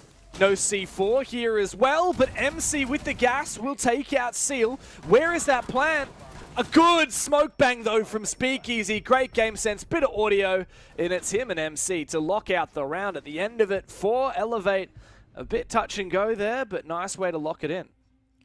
Yeah, valiant attempt there for Direwolves to try and execute in through the front side of the map, all the way down inside of Laundry, but unfortunately stunted out by some great smoke placements from MC. By the time that Direwolves actually went in for the execute, the rest of Elevate were so poised for that execute to come in through. Not only did a player die to the smoke trying to entry into the bomb site, but they had to reposition that plant 2 or 3 times before they could even get it down halfway, and by the time they actually found a safe spot inside the smoke, Speakeasy was there to take that plant down as well. So yeah, really well composed there from Elevate, forcing Direwolves on a bit of a ruckus through the bomb site, and yeah, they're able to claim that one fairly easily.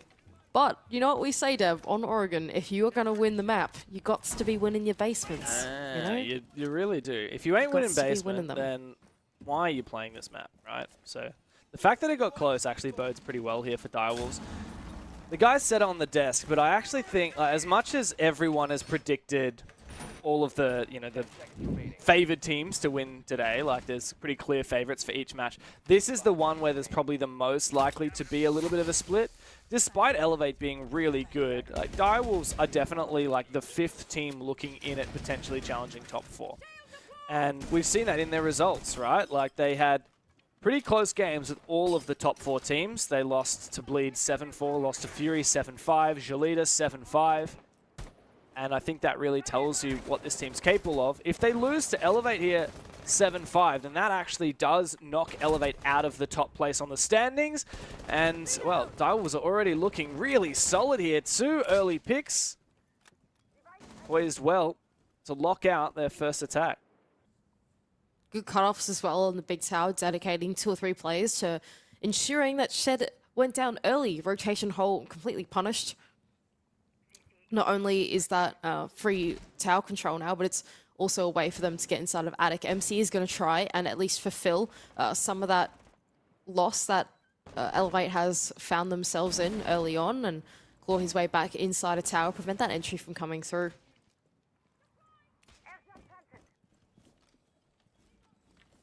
Speakeasy needs to get aggressive here on the clash. Can't. I like this. So Elevate are taking a lot of gambles here. MC here, very advanced. Speakeasy's trying to cover his behind. The way that Elevate make this work is by finding picks back. And that really means isolating these ones, taking risks. Arpe's done that really well. It's clear that Elevate have a really clear idea of how to play this. MC's found a big pick. There's a trade on back, but there might have been enough done here by Elevate. They've turned a 3v5 into a 1v3. Never mind. I take that back. I take it all back. Direwolves, a good lockout at the end of it. The Bees forcing Speakeasy back, and the final kill ends up quite easy. Yeah, solid attack there from Direwolves to be able to convert the man advantage. They got super early on. They dedicated a lot of players to moving their way on through Big Tower, making sure that rotational couldn't be reinforced back up, capitalizing on the entries coming through as well. Even though the rest of the Elevate players that were left behind in the wake of that early game tried to get aggressive and make plays, those were shut down as well by Direwolves. They expected that aggression. They played the slow game and they shut them down, and they're able to convert the man advantage from there. Solid round there from Direwolves onto the top floor. And they're looking competitive so far, Dev. Keep in mind as well, it's worth remembering, they need, 3 rounds to, for Bleed to be able to lock in that first place seed going into the playoffs. So Bleed are pretty excited right now. They are big fans.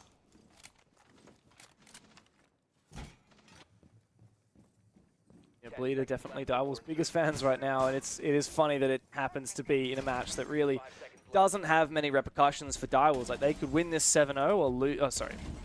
Yeah, they could win this 7-0 or lose this 7-0, and they're still going to be versing the same team in the playoffs, right? Like, yeah. Unless, I mean, if Jolita win tonight and Fury doesn't, then they'll be versing Fury, but that's still outside their control. Like, these guys aren't going to be moving above 4th place, which means they will be versing either the 4th place or 5th place team. It's going to be Jolita or Fury. Well, this is fun from Elevate. They've repicked the clash again on Speakeasy, but this time around, they're making sure that early control cannot happen over in Master. Not just that, but they've fully reinforced off Attic as well. So they're not looking to go and play that rotation into Tower anymore, realizing that that was shut down early, and instead they're going to keep it closed for as long as possible. Not only is the wall electrified currently, but Shed's got another one in his pocket that he's going to use to trick the wall once they try and get it open. Speakeasy as well is going to fall back from this closet position relatively quickly. So Elevate in general looking like they are playing the more cautious game this time around. It's interesting to me that they're still running this clash. Is this going to be a run out? I love this from Ape! Doesn't quite work out, but Speakeasy was calling the players on the balcony. And now when you're on the balcony, but not the balcony itself, but like the awning that covers the balcony, you're completely exposed to anyone running out small tower or showers window. So I like the idea that unfortunately didn't pan out for Elevate. And now N-Heikel's in an awkward position, but he's a real gunner, and so he gets in with a shot, is traded on back, and unfortunately for Elevate, they do lose that numbers advantage from a 4v or 5v4 down to a 3v4. I'm going to be honest, Mandy, Isles are looking really solid on this bomb site. There's 2 attacks in a row where they are just dominating, mincing up Elevate. And now, oh, okay, good one from Speakeasy. He needs to be careful to deny any refrag. Shed also did a little bit of damage earlier onto that player that was coming on through, but no kill as of yet. And of course, Seal has rotated to the kid's window. Direwolves looking very solid. One more round, and Elevate can't stay in the #1 spot in the league. Yeah, another quick attack as well there for Direwolves. They fully capitalized once again on the early game. 2 rounds in a row now, we've seen them really have a grip on the early game in the top floor, being able to find the first pick and then converting it from there through the mid-round as well. Elevate, even though they tried to play a more cautious game that time around on the top floor, they completely changed their strategy. It still didn't work out for them. They still looked overzealous trying to fall back into the bomb site, taking some ill-advised gunfights, and Direwolves completely punished them for that. Keep in mind, Dev, Direwolves, they can shoot back. They are not just some team that will kind of like walk at you, right? These guys are absolute gunners. And I think Elevate have probably got a little bit too much confidence against these guys. Yeah, I'm going to agree with you on that one. Direwolves are playing really well today, and it's not like...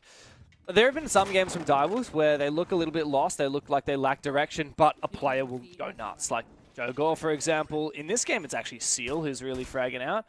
But Direwolves are playing this so smart, even little minor things. Like, instead of just brute forcing their way through Attic, they rotate one player Attic, but not aggressive. One goes on the kid's window, several master. You just put pressure everywhere. It's how you lock out these numbers advantages. Make sure that you're not overextending. Make sure that you're able to refrag, but you've got really solid coverage of the map. It just goes to show that like Direwolves are learning week to week, and they are figuring out how to take on even the best teams in the league.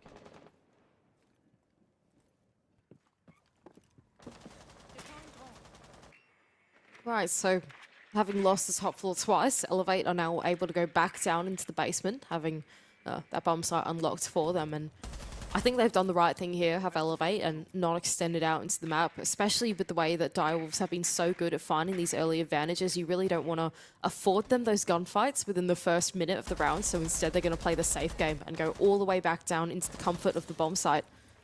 But what that does mean is that Direwolves have been afforded free real estate of the entire map, and that means the early round can be played out pretty quick, and they can make these motions through the mid-rounds happen as well. And they've got a lot of tools to do that with. Not only do they have the secondary Heartbreak charges on Capital, but they've also got the Maverick and the Hibana as well. So anything they might need to get open through this mid-round will be opened up pretty easily.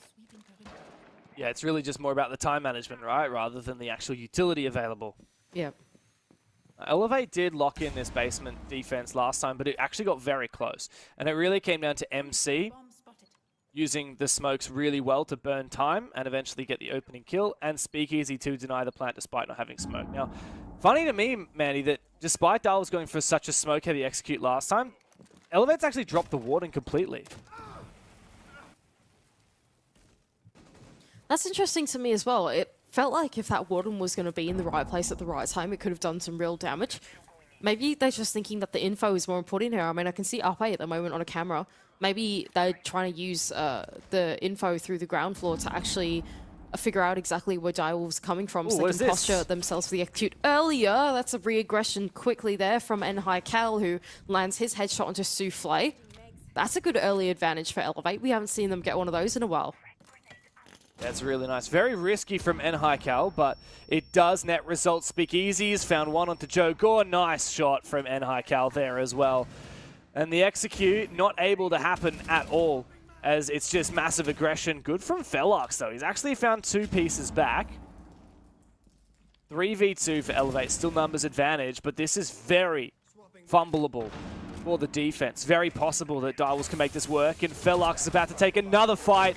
Speakeasy gets him, and this should be a done deal. Pika, 2 flashes. He's about to walk into what seems like a crossfire. There's one.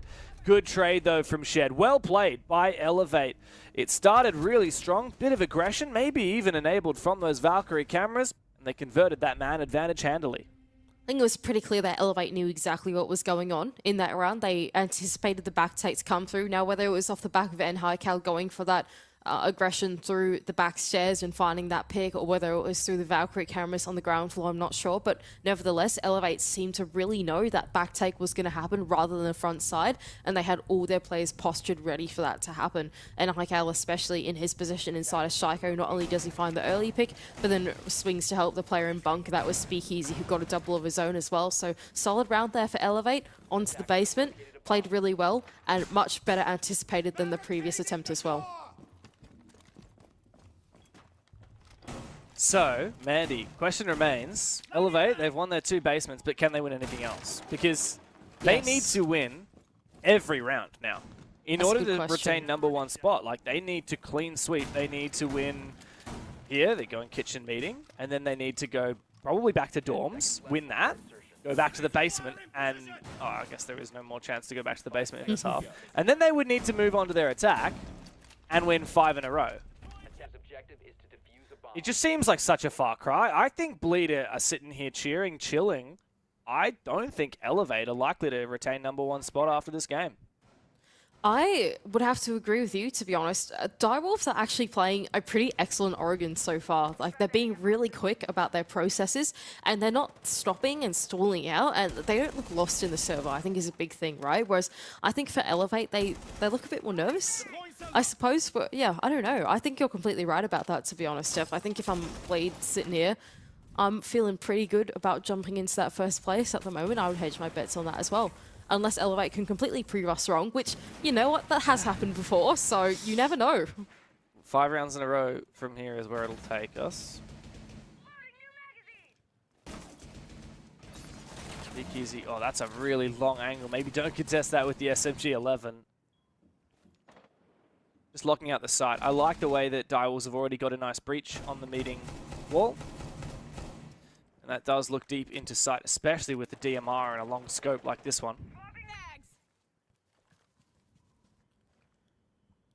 Direwolves looking postured to try and claim and execute in through meeting at some point. So early control inside garage.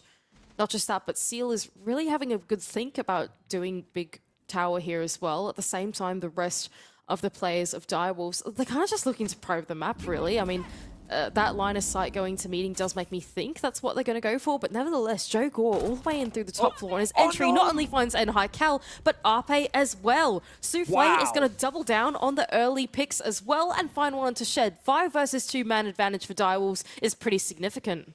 Yeah, yet another round where Direwolves are in the driver's seat. Speakeasy, you heard him just to your left. Did he not hear it correctly? His teammate has found a kill. Pika seems to be aware of this. Pika does have flashes. Oh, and the position is revealed. Speakeasy loses his fight. MC in a 1 versus 4. With the diffuser planted, this will need to be the retake of his life.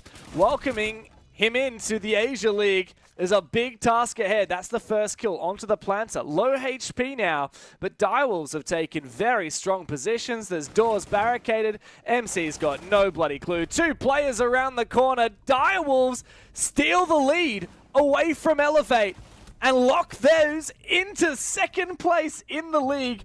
Bleed will remain at the top of the standings.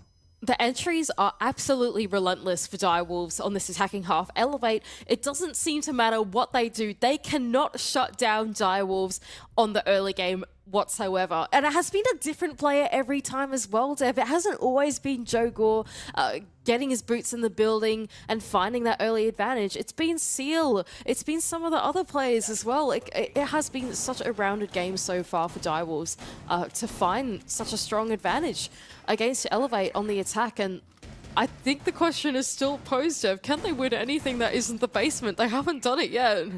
Yeah, this is actually... Like, forget about the fact that Elevate have now fumbled the top spot in the league, which means that they will probably have to first Fury in the semi-final. They might not even win this game at this point. I know that sounds kind of ridiculous, but Direwolves could actually beat Elevate here. Elevate might even lose second place in the standings. They might not even get straight into a semi-final. Wouldn't that be insane?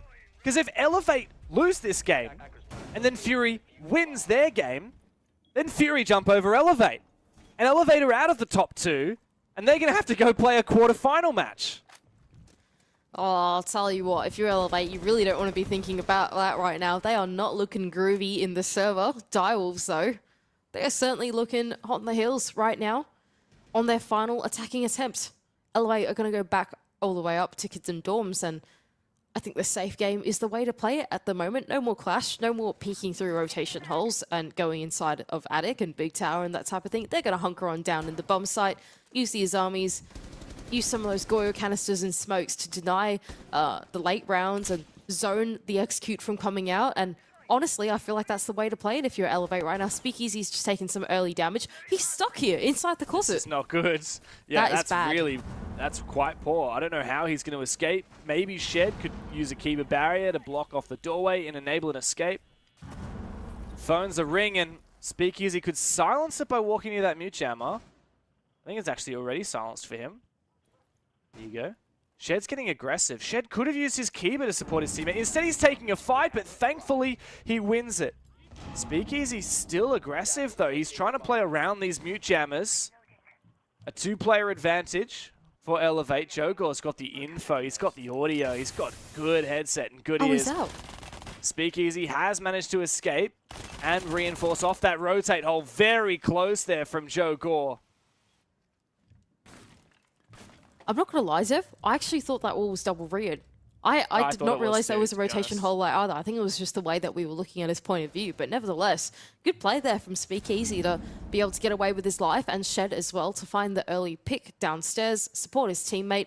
Jogor is going to look for the refrag, though. There's a player inside of security just around the corner.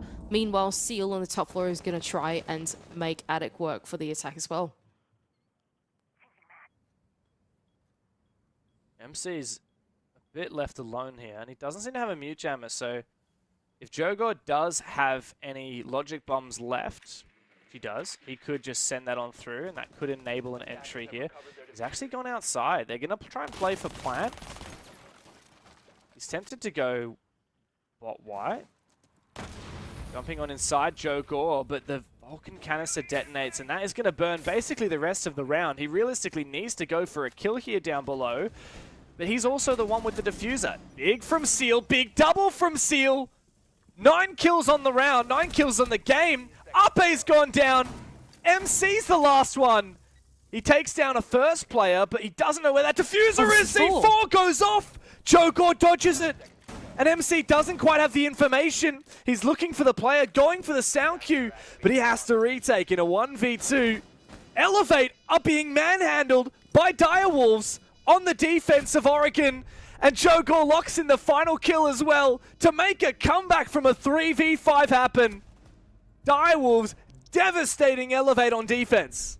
Excellent pivot through the mid-round there for Direwolves, realizing that they didn't really have the control over inside of Master, but what they did have was double window as well. Not just that, but Jogor down in the ground floor as well, able to make his entry work all the way up through White Stairs and get the bomb down as well, dodging the C4, dodging the vertical. MC was so close to being able to deny the plan in the last couple seconds there, but nevertheless, Direwolves in a pretty unfavorable position, able to find a weakness in the defense of Elevate. Seal as well, going from the backstab in through Attic was really, I suppose, just a nail in the coffin for that attack there for Direwolves. 4-2 half is pretty damning.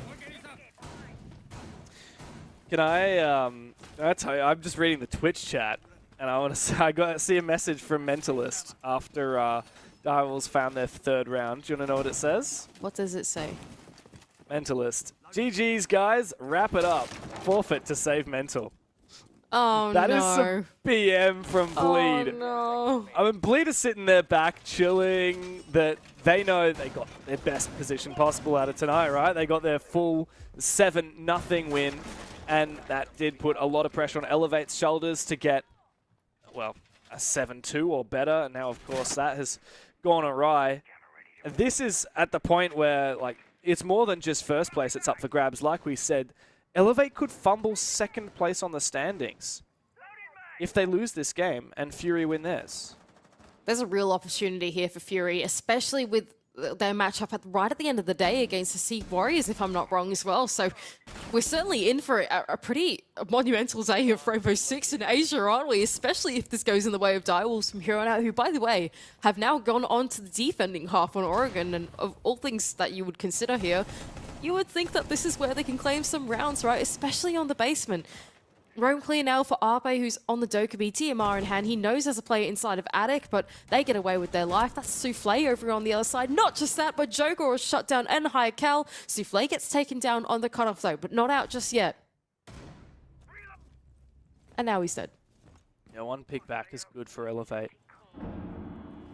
There goes the Dokkaebi's call once again. The second out from Arpe and a complete forfeit of the map now from Direwolves. So they found their one pick and they fell back. But to be honest, taking down Hyakal, obviously a very strong player, but taking down the Grim, pretty valuable. You know, the Dokkaebi is kind of sitting there without much util left now since that's all been used on the roam clear, but the Grim's Bees would have been really useful for the execute. If you look at the defensive side, like what have they lost? Oh, just a gun really, like Souffle had already put down all this utility.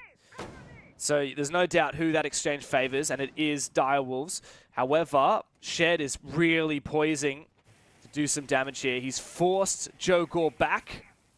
Jogor didn't want to get too close, too deadly with that Monsi around. And now the hatch is being opened nice and quickly here by Speakeasy, nice and safely as well. Worried about C4s. He wants to finish it off, but he just wants to make sure that he doesn't get shot or C4'd in doing so. A little bit more, and the hatch is open. It's not just the Grim Bees that have been taken away, Dev, but really just, to be honest, an extra gun. Going down into the basement or making that translation work is always a hard problem, especially in Oregon, and I think, yeah, it's one of those problems where you just really need to throw your bodies at them, and it's quite tough now with the 4 versus 4. Now, while Arpe has used a lot of his utility, he still has 2 flashbangs. And I think that cannot be understated when you're trying to clear out some of these power positions and initiate yourself in through the execute. Shed is going to provide some info for his teammates. With the final 20 seconds left of the round, it's do or die to Elevate. Still a C4 for Jogor, but a big swing from MC. He does find one. Speakeasy joins the fray. Another big kill from MC. Big ups to that player. Big ups to Speakeasy. Elevate looked a little bit rough around the edges at the start of the round, but they collapse on site. No plant intended. Simply blitzing on through, steamrolling over that defense. And good signs, winning their first attack onto the basement. Not an easy task at all. Yeah, great use of the Monty as well from Elevate. I thought Shed, took away the attention of a couple of those Direwolves players. Of course, the one inside of Freezer, but even that player inside of Freezer seemed to try and call one of his teammates over to try and deal with that as well. Not just that, but then MC being able to claim all this space off the back of the Monty, being able to zone out these defenders, playing something more claustrophobic back on the bomb site was a real done deal there for the crossfires of Elevate on the attack, landing that execute. Basement execute is not an easy affair, and Elevate do it with what looked like pretty easily there from our point of view. Yeah, very much so. Elevate, pretty happy about that. But what's the prize that you get for winning a basement attack on Oregon, Mandy? You gotta do it again. You gotta do it again. You gotta do it again. I was going back down to the basement, and yeah, it's a really strong bomb site. I feel like, to be honest, the Kaid pick's a bit useless. Speakeasy is so efficient with that Maverick, I don't think it's going to make much difference. Yeah. I don't mind some aggressive mute jammers, but I don't know how impactful it's going to be. It's actually a double reinforcement of the T1 wall into meeting to allow Jogor to play quite aggressively here on the stairs. I quite like that. Seal, who's been having a phenomenal game, by the way, almost hit 10 kills so far. He's on the roam too.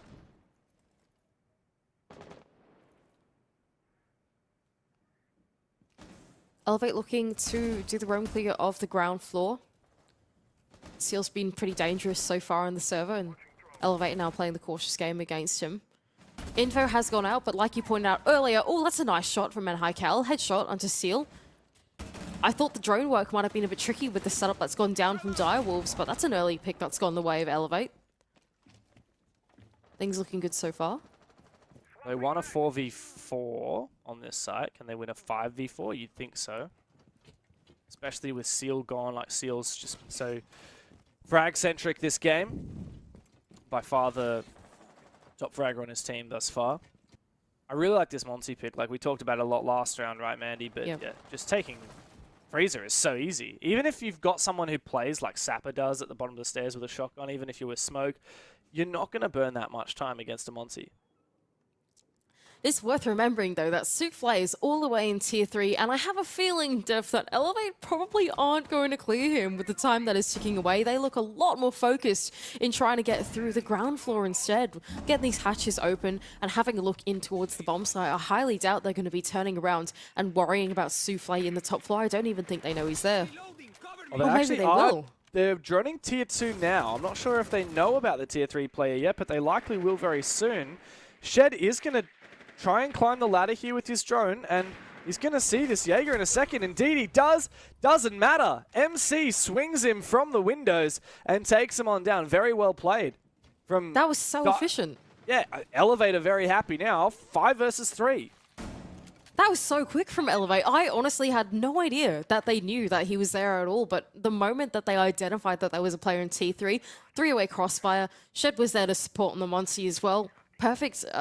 Perfectly dealt there of that situation. Now 35 seconds left to go. 3 versus 5 should be a pretty favorable position here for Elevate. Now it is the basement, so there are still some good power positions for Direwolves, especially on this backside of the map.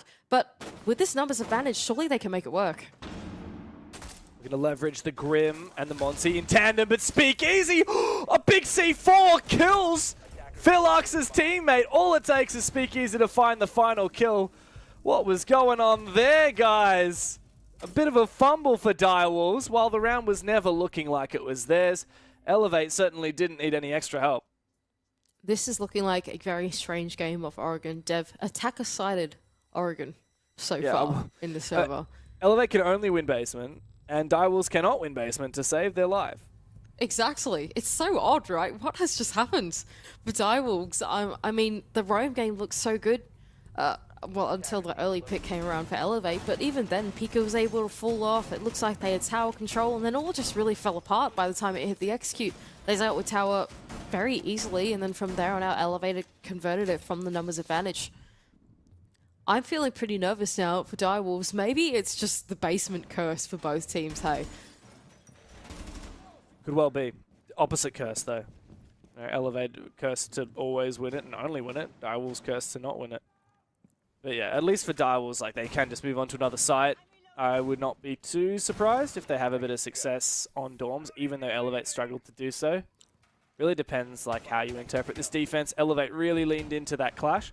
Speaking of clash, wouldn't be a miss against a Monty, like we're seeing here.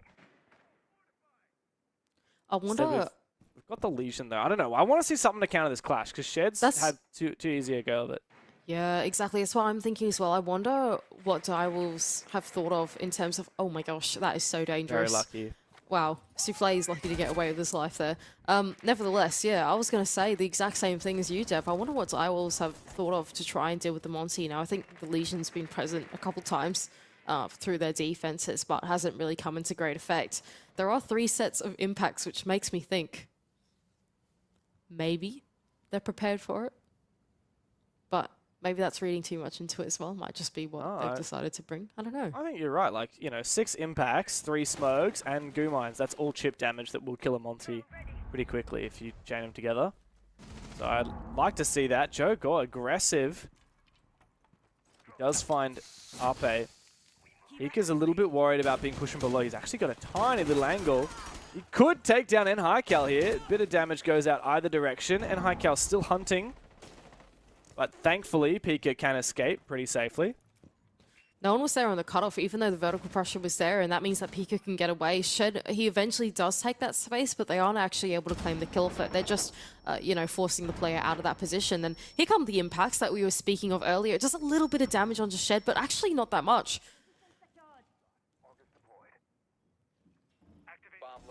Nice little free look there, Maneuver. Hycal can come and try and support. We need more of these impacts to come on over. Where's Souffle? That's my question. He's the main player that can deal damage to this Monty. Shed ran in the corner. Oh, hello. There's Joe Gore. Very aggressive. Oh, nice peek. Shed almost gets him. Bit of damage. And that will scare Joe Gore off. Shed's playing this so aggressively here. And Hycal, unfortunately, was not able to capitalize on Joe Gore's fallback as the breach has been enabled. And a big kill there. Joe Gore has hit the floor. Oh, and Shed's made his way all the way inside a pit and attic. That is a big impact, and the second one come out from Souffle will take down Shed. Not just that, but he'll take down MC in that position too. Pika is going to double down on through the execute to take down Elevate. Direwolves win a defense.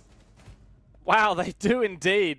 And with that, they also retake the lead, Mandy. Elevate looked pretty solid there for a hot minute, but that Monty going deep, he did not realize he was going straight into the Lion's Den. The one operator that had the most utility to kill him was that Lesion, and Souffle doubled down on that, also taking out the player on the attic window. Really solid here from Direwolves. They're just one round away from stealing points off of Elevate, which is unreal. Like, Elevate need to win their next 4 attacks in a row. Otherwise, their chances of making the top 2, staying in the top 2, are pretty much done. You know what, Dev? I'm proud of us. We called that impact thing really early, and it actually happened. Go us. That's awesome. Yeah, I don't know. Direwolves, like, they genuinely looked really prepared for that against Elevate. I think, yeah, Elevate tried to make the most use of the Monty combination with the execute in. But yeah, by the time they actually hit the bomb site, Direwolves looks really good on the crossfires, and the refrags in particular I thought were really smooth from Direwolves. And yeah, Elevate's struggling a lot on this second half. Yes, they've won out 2 on the attack on the basement, but other than that, yep, that last round was pretty convincing from Direwolves. Oh no, why have they done this? They've gone back down to the basement. No, no, no. Oh so dear. what, you reckon it would have been better to go to a tertiary site? I think so, to be honest. I mean, maybe they think they have the solution now with the whole, you know, the impact squadron. 6 impacts again. No smoke though, so I don't know. I would definitely be like going all in on chip damage. Absolutely. Any form of chip damage. Oh, okay. Well, that's a lot of damage. 5v4. The question is, will Direwolves get back safely? Because we've seen a lot of situations where they haven't been able to get back safely. Shed is really marching on forward. Look how brave this Monty is. But if he can get baited on through, we might see the impacts come into fruition. He's forced back by the Vulcan canister, but that's really thanks to the Twitch. MC doing great work with those drones at clearing this util. This is an interesting interaction as well. So because the Aruni gate is there, they can't really throw impacts to where Shed is at the moment, correct? True. Am I wrong about No, that? you're right. I'm right about that, right? Yeah, so alas, they will have to hold on to them for a little bit longer. Anyway, so he's still on the ground floor, having found the first pick, is going to have a look in on through Zulu, and we'll hold on to this for a little bit longer. Those are some nice Legion mines as well. They're a bit tricky to shoot out, and that will mean that the multi will be kept at bay for a little bit longer. Speakeasy is going to make quick work of this E-hatch, as we've seen him do before. But there goes Arpe through the floor, through the vertical, onto Pika to even up the man advantage. I don't know why Pika is over-aggressing there. Oh, this is really good. Seal might even be able to detonate the Vulcan canister! And he does! The impact once again is the Monty's demise. Elevator looking lost. Direwolves on the cusp of the biggest upset tonight, maybe the only upset tonight. I think it might be time to get off Monty, maybe, for Elevate. I think Direwolves have got the formula to deal with it. Every time Shed has tried to give them some space, it's been dealt with very well now by Direwolves. Oh, but big 2K there for Elevate. It doesn't matter though, the rest of Direwolves spring into action and they can win out another defense. Oh, the Gourmine. The tactical timeout called far too little, far too late, Mandy. Elevate have been struggling. Direwolves are cruising this one. Yeah, they couldn't win their first 2 defenses of the basement, but third time turns out that is the charm. They figured out the recipe to deal with that Monty, And now the onus is on Elevate. These guys might not even win this game from here on out. It's going to need to be quite a comeback. Like, there's no two ways about it. These guys have got to get on their bike, and they got to do it right now. 6-4, and a loss here pretty much cements the fact that they will not make it top 2. Fury in their game later today against Hasid's Warriors will likely steal all 3 points and comfortably cruise past Elevate into the playoffs. Oh boy, that could be an exciting one, especially off the back of Reeps' interview from earlier, right? Fury and Bleed potentially in the grand final on opposite sides of the bracket as well. Oh boy, you know, that could be a fun one, hey? Yeah, wow. It does feel kind of right. Like, we expected so much to change this stage. Like, we were like, oh, Elevate's so new. You know, Fury, first few play days, not looking so great. But if Elevate lose this to Direwolves, in a way, order has been restored. You know, top 2, Bleed and Fury, opposite sides of the bracket. Elevate still on the outside looking in, just like last year all over again. Because it's kind of crazy, like, Elevate have had some great games. They beat Bleed, for God's sake. They 7-0 to Seeb, 7-1 Daystar. Oh, but how about that loss 7-0 to Fury? How about losing right now to Direwolves? There are some serious question marks around this Elevate roster. Like, there's so much pointing upwards for them. And yet, massive red flags. It's tough to get a read on the team, I think, for Elevate. I am quite a big fan of the Elevate roster, at least this current iteration of Elevate. And even then, I think this particular match against Direwolves, I don't know what the attitude is for Elevate going into it, but I think has exposed some weakness, I think, in the roster. And Direwolves that I think are probably playing a really good game of Siege at the moment as well, are definitely punishing Elevate a little bit. I think it just looks like Elevate are kind of tunnel visioning into an idea at the moment that they think is going to work and overcommitting, in my opinion. I haven't really seen their capacity to stop in through the mid-round and actually go and reassess what to do. And I think, yeah, Direwolves are playing a really good game and it's punishing them for it right now, to be honest. And yeah, I think Elevate, yeah, they should be a really good roster, but some small teething issues that I think in their game philosophy is going to let them down. Maybe Direwolves are just the bogeymen of Elevate on Oregon. Because, you know, the last time these teams played on this map, it was actually back in September, and Direwolves won 7-2. 7-2.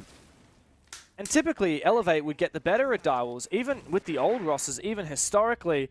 But here, it seems like the story goes back deeper. Ape has found his pick. Nice work from him.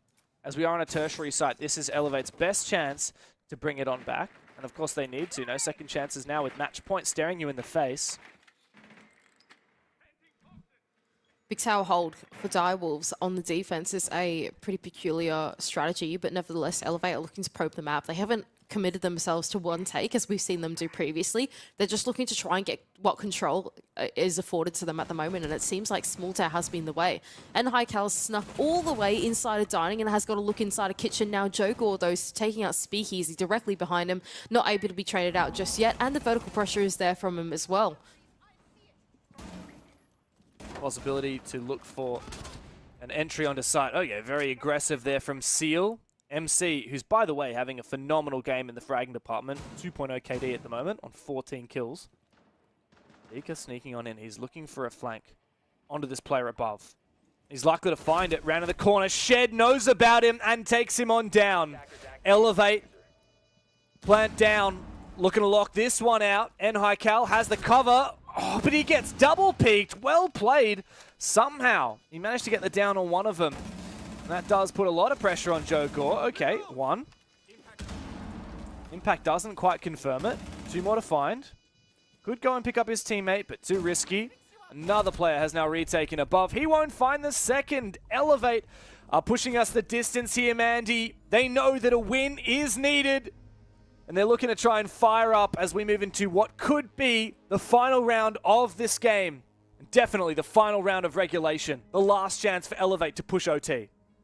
Tactical timeout as well for Direwolves to do a bit of a reset too. They know all they need is one from here on out to be able to close it out. And that last round looked a bit back and forth, but I think ultimately Elevate taking a step back, playing a slower game, and one that I thought opened up a lot more options for them on the attack was what they needed. It was the medicine they needed to fight in the way that Direwolves have been bringing into the server. And I think, yeah, this is a great opportunity now for Direwolves to take it nice and early, making sure that Elevate don't have too much of a grip on this game. Just, you know, reset completely, see if you can come up with a plan to go and take them down. But for Elevate, though, that was pretty exciting, if you ask me, Dev. They really strayed away from the linear push and brute forcing the Monty, have someone follow it, and instead played this really, like, probe style. They looked for all these chances through the map, tried to take the free real estate, and then capitalize off the back of that as well. Kept Direwolves guessing, and I feel like, to be honest, that is the formula against Direwolves. Keep them spread out and try and isolate the 1v2s and those type of mini scenarios through the map, because yeah, I think Direwolves ultimately will just, I don't know, I feel like if you're too linear against these guys, they will shoot you. They will hold crossfires. Yeah, very much. And my concern still is very much on Elevate, right? Like, they might have won the last round pretty handily, Mandy, but remember the last time we went to Kids Dorms? Direwolves smashed that. It was a flawless round in their favor. Elevate tried to use that Monty, and it was the first time we really saw Direwolves fire up with a solid counter for it. If anything, I'm actually wondering whether the tactical timeout from Direwolves was a good move, because it's also given Elevate a chance to talk about how they want to crack into this Dorms attack.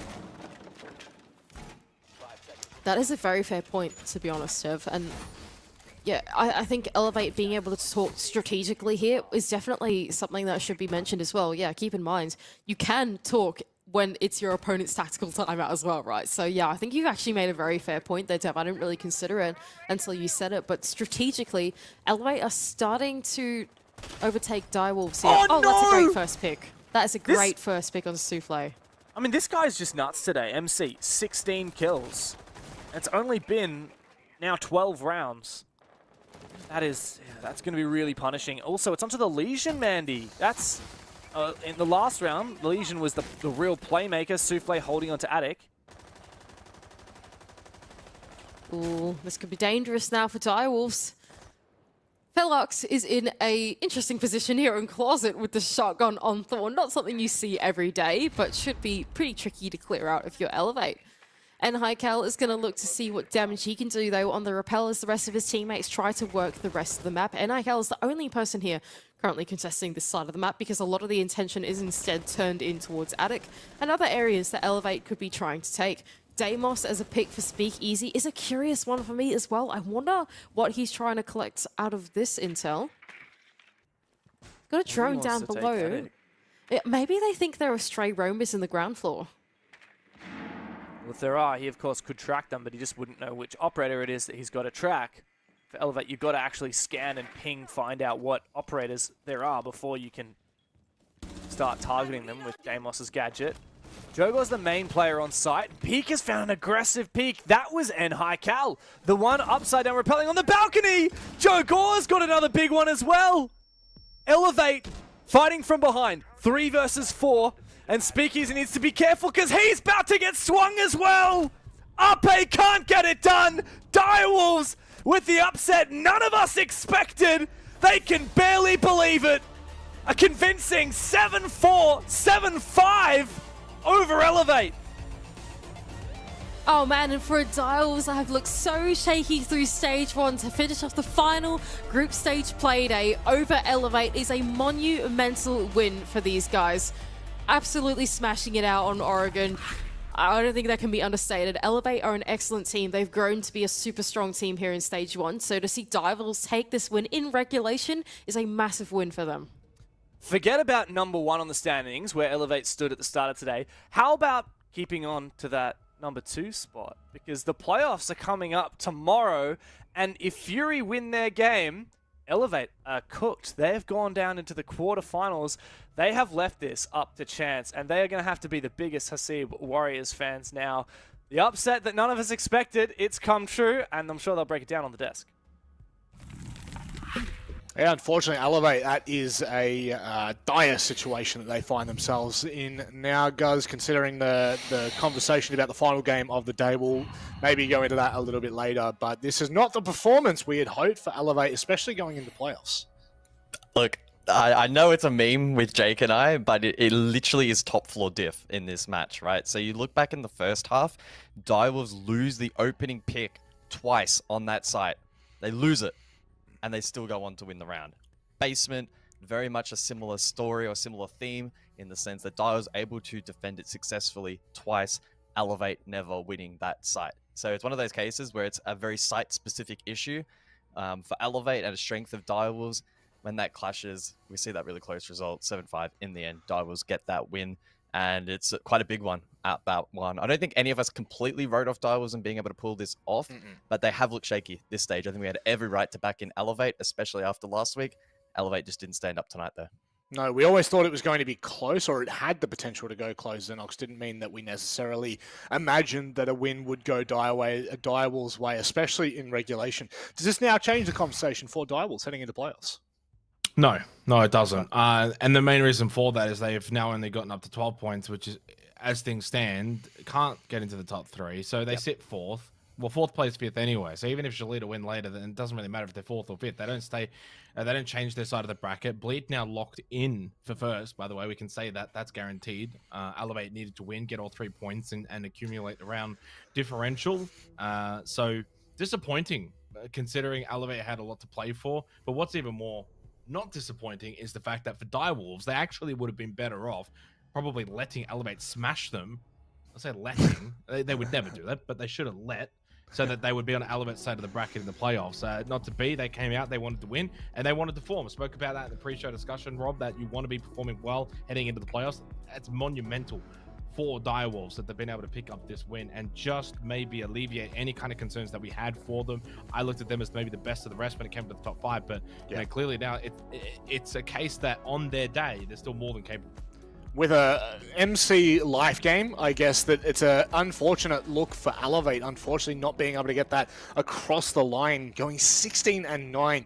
I mean, guys, this is going to be maybe a loaded question, maybe it's a snarky comment, but I mean, realistically, is this an individual diff moment, or do you actually think that the team has played better in the actual occasion?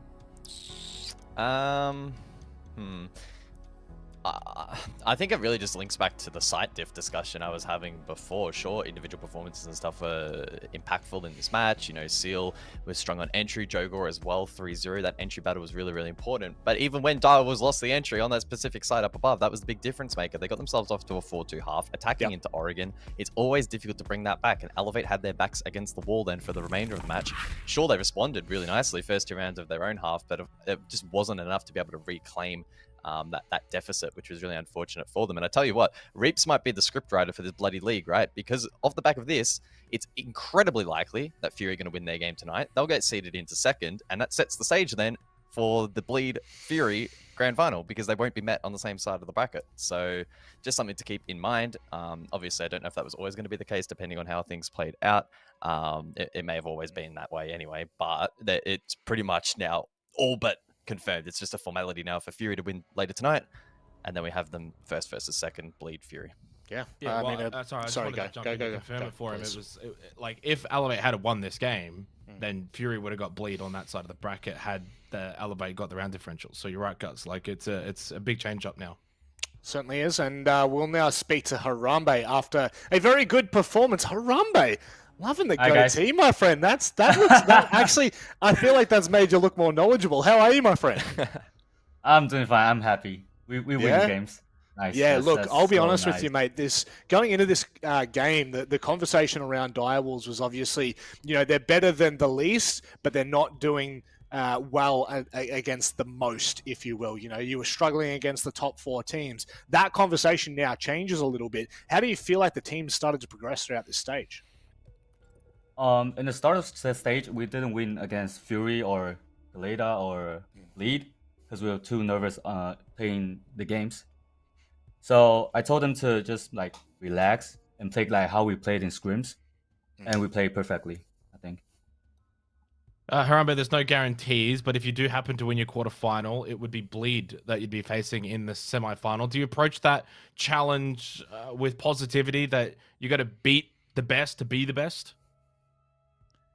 Last time we played, we choked a few rounds, so I think with the condition, the situation now we got, I think we can win them. I agree. I think that could happen. In this game, though, more specifically, I was mentioning it, second floor for you guys, that objective was just so strong. You decided to take the tactical timeout before that final round, going back up to dorms to defend it. What did you say to the guys to get the game over the line? Actually, not much. I just told them to focus on rounds. So just don't look at the scoreboard. Just focus on the round, and just bring some specific operators. I'm not gonna leak that. Oh, sorry, I'm just choking on my own saliva at how good you've performed today, Harambe. It's incredible to see that Direwolves are now getting over that hump. Is there anything you'd like to leave us on? You know, a note for the playoffs. Hopefully, we don't choke in playoffs. Hopefully, please, you don't choke, please.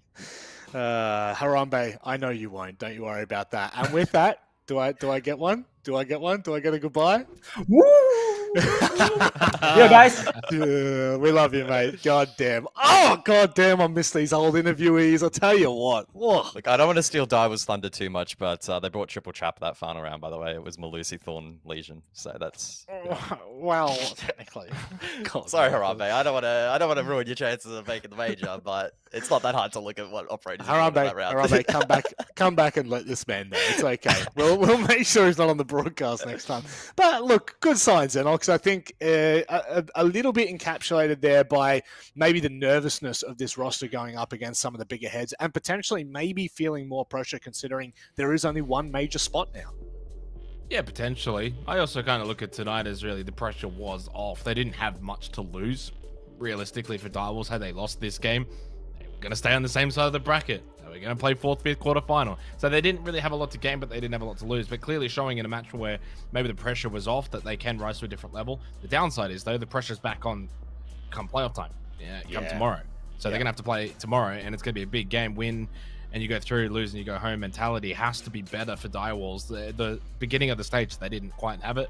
Big game from Seal, 14-6, and I think for Direwolves, what needs to be the case, if they're going to have any kind of success in the playoffs, Rob, it has to be a team effort. Jogor cannot be the solo man. They need more from Seal. They need more from Pika. They need more from Souffle. Those guys need to stand up. Felix, unfortunately, having a bit of a rough stage, maybe less expectation on him. But if those four can all play well, yeah, Direwolves can still be a threat. Well, it's the fact of the matter is, Direwolves, they win their final game of the stage. That now puts them in the right step as we head to the playoffs. But of course, that's still yet to be unfolded. We have 2 more games to come. That's after this short break. I'm pulling up the Wikipedia for this one. I'm going to go with Speakeasy R6 as the primary entry player for my super team. And then we're gonna go and we're gonna get Reaps96 from Bleed entry. We'll have 2 superstar entry players. I have to pick a coach from neither of those 2 teams. I'm gonna go with the GOAT himself, Rando Sando, R6 from Denmark. You know what? Because I was so impressed with the Lycolis shotgun on Oregon.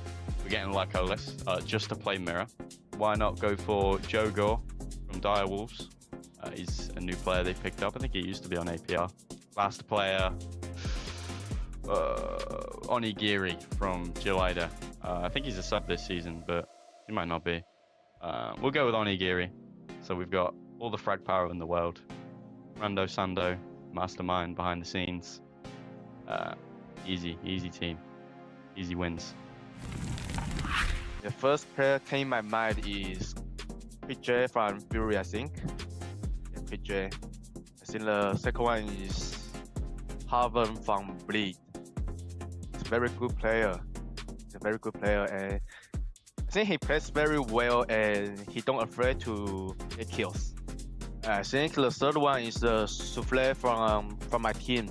Well-rounded player. Like he knows how to play support, he knows how to entry, he knows how to when to pick, when to not pick, and where to catch a flank. A really good player. probably the separate from Gleda. I think he's a clutch master. He wins a lot of clutch against us and other teams. So that's why I think it might be the app from Elevate. App is very unpredictable. Like you don't know when app is gonna pick or flank or do anything. It's really unpredictable. Yeah, I think the best coach in the Asia League is Studio right now. I think the champion coach. Let's start with Fury. It's gonna be good day. So many games.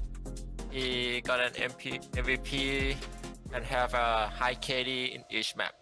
That's why I chose him. So the second player is gonna be the star from Bleed. Pick him so he can disturb the enemy mind during the game because he type a lot in the game. And the third one, Ape from Elevate. He also have a high KD in each game to maybe go back to Bleed again. I'm gonna choose Mentalist. Mentalist playing this game for a long time. The fifth guys, let's say I9 from Fury, who is the coach for Bleed, and I think I'm gonna choose him. I mean, the play style changed a lot during the past year, so I'm gonna choose him.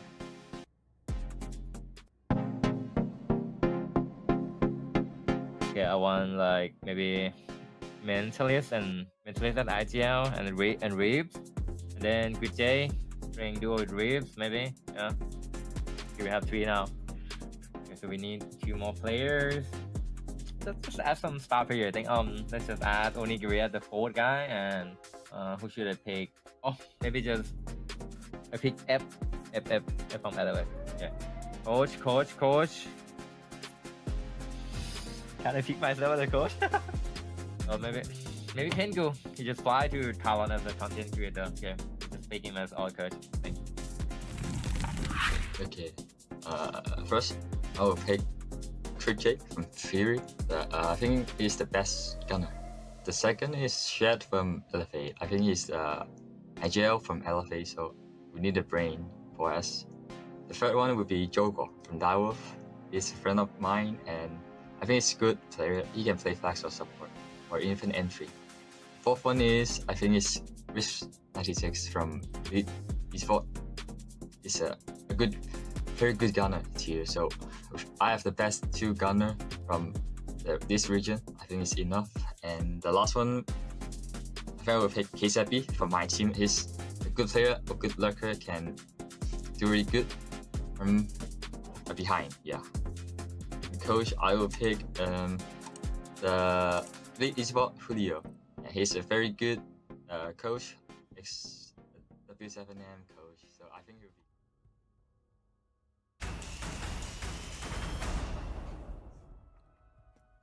All right, it is now time to find.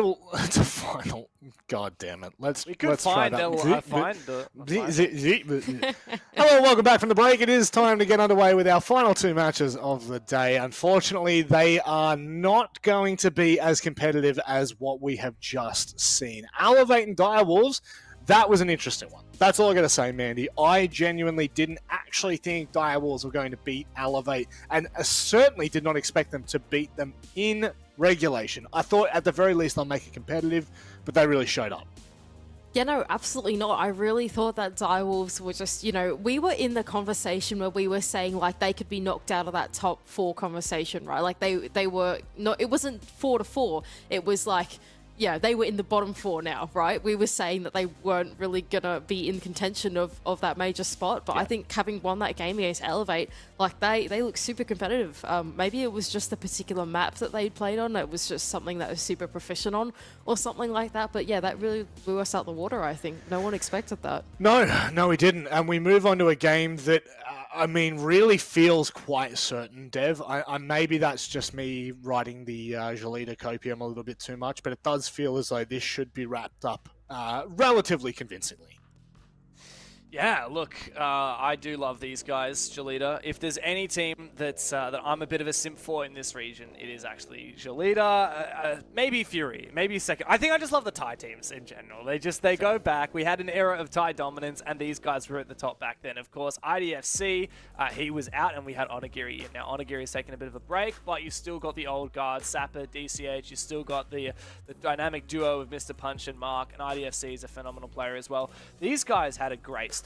Like, they took down Fury, the back-to-back champions, and also probably these guys' closest rivals, just in terms of the two teams from Thailand that have always been at the top of Asia. Unfortunately, they couldn't back that up against Elevate. They ended up losing that game, and it was kind of the loss to Elevate and the loss to Bleed, which, to be fair, are the top two teams in the league as of this current second. You lose those two games, and you farm everybody else, like 7-2 Hasib, 7-1 Daystar. That's actually looking pretty solid for these guys. Yeah. And so after last year was a bit of a yikes where like they all left Elevate and it was a bit of a shambles, and then they've reformed as No Cap and they struggled to make it to the top. Like, I think they're on a massive upwards trajectory, and I do think that, like, realistically they do have an outside shot at the major, and they certainly are the favourite team in this match. It's a perfect way of putting it. The outside chance really comes down to, you know, the teams like Jolita and maybe even Elevate probably enters that conversation now after the loss in that previous match. But again, I love recency bias. Let's go ahead and talk about Knock Knock, who have notoriously struggled at the moment. It is there's no hiding it, Mandy. They are unfortunately 7th place, and look, there are some positive signs, but overall, it's been really hard for them to compete against these Southeast Asian teams. Yeah, for sure. I mean, they still have yet to get a win against a Southeast Asian team. The one win that they do have on the board at the moment is against Hasib Warriors, which is a South Asian team, and Hasib Warriors got a mystical, magical win over Daystar the other day, which was pretty incredible. But yeah, I think for Knock Knock, they just haven't really looked that competitive in the region at the moment. Now, they do have a look in at the moment on the playoffs, depending on how today's matchup goes, but they need to look a lot better in the server to actually have that chance in leaping into that 6th place position. Yep. And in this matchup today against Jolita, that is going to be tremendously difficult. I think Jolita are one of those rosters that have been on the rise very much, whereas I think Knock Knock, it's hard to pinpoint their improvement over the last couple of weeks. It's been quite stagnant right from the beginning. It has been. And look, the problem is we spoke to, I believe it was Hasib's coach last week, and he gave us some really good insight as to, you know, the struggles that South Asian teams have had, obviously prior to this league and, well, really prior to last year as well. South Asia really did not get great representative in tournaments, and especially when it came to leagues, we didn't see them enough. They weren't competitive enough. Now they're kind of, you know, being thrown into the mix with Southeast Asian teams in a league, and it is going horribly wrong for them. But we need to give them time, Dev. We need to give them that space to develop, and at times where it has to come. 100%. We've already seen it. Obviously, Knock Knock did take down Hasib Warriors, their countrymen, well, not countrymen, but their fellow South Asian region representatives. And, of course, then Hasib Warriors took down Daystar. So a big game from them has shown that South Asia can bite. They do have something going for them. But yeah, I do think this game is still a real outside chance. The thing is here for Knock Knock, they can actually make it to the playoffs without beating Jolita, because Knock Knock and Hasib are currently tied on points. Technically, Daystar is too, but there's no way Daystar can make it out of bottom now. And the way that Knock Knock can make it through is just by, if they lose, just get 2 rounds.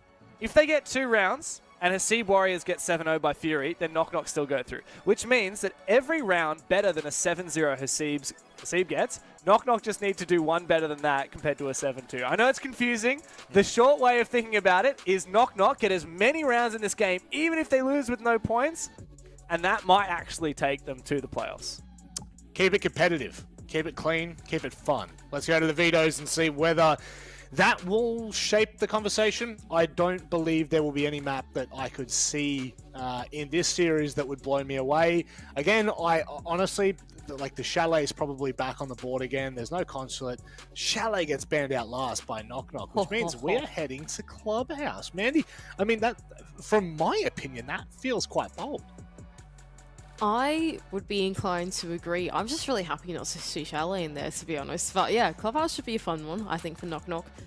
Should be a good map to go and test their fundamentals on, especially. I don't actually know how much of Knock Knock we've seen on Clubhouse, to be honest, on the broadcast, but like, I think this is a great map for them to try and claim some rounds in a really methodical way. It's one of those maps where if you've got a good game plan going into it, the rounds are very winnable. And I think against Jolita, yeah, if you can take it to the fight there, it's very possible, I think, for them to be able to do this. Now, I think the one asterisk to that is that they are, I believe, starting out on the attack as well. Since they got the last ban, they therefore do not get to choose the side, which means Jolita do start out on the defense. Yep. So it will be a little bit more challenging for them to claim some of those rounds from the get-go, but we'll see how they go.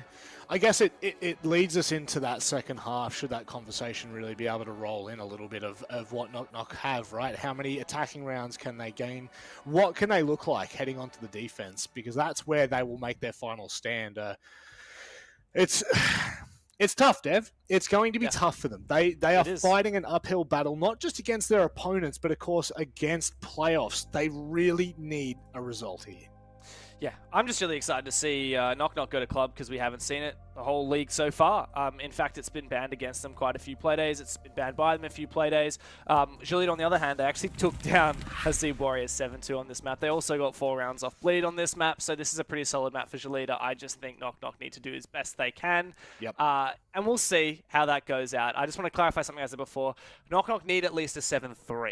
So if they lose 7-3, then if Hasib Warriors end up losing 7-0, then Knock Knock will win because they'll be tied on round difference and Knock Knock have the head-to-head. So really, anything worse than a 7-3 loss here for Knock Knock, that's GG. Dunzo, Hasib Warriors have already confirmed themselves in playoffs.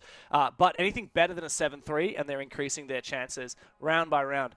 Hey, if they can do what Direwolves did and pull off an upset, then I'll be happy as well. But maybe not against Jolita. I love these homies too much.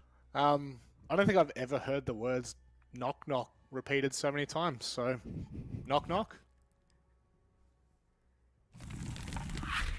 Who's there, Rob? Oh wait, he can't answer. He can't maybe answer. the joke. Yeah. Either way, we've got ourselves a game, guys, where there's a little bit on the line. Knock knock, as Dev, so clearly explaining, in terms of what they require, what they need to get out of the bottom 2 to make playoffs. I'm gonna be completely honest. I just don't see it happening. Yeah, it's not every day of the week where we're pitching a match, and potentially the one after it, as whoever loses the least worst will be the one to make it into the top 6. But that's unfortunately where both teams are positioned. These are one-sided matchups on paper. But the first one should give us some very clear answers. As mentioned by James, depending on how this match plays out, there's every world in which the next one will already have Hasib locked in. But there's also a world in which if Knock Knock are competitive in this game, even if they lose closely, Hasib will definitely have to fight for their spot top 6. There's every world as well where they kind of look at the approach of what we just saw from Direwolves, the underdog, the team that no one actually thought could get the win. Well, maybe this is a world in which Knock Knock could give us a surprise. They are fighting for their playoff life here for what could be the final game of this stage for Knock Knock if they cannot find the result that would get them into the playoffs. For Jolita Esports, in terms of what is on the line, Gus, now at the moment sitting in 5th place because of that Direwolves win.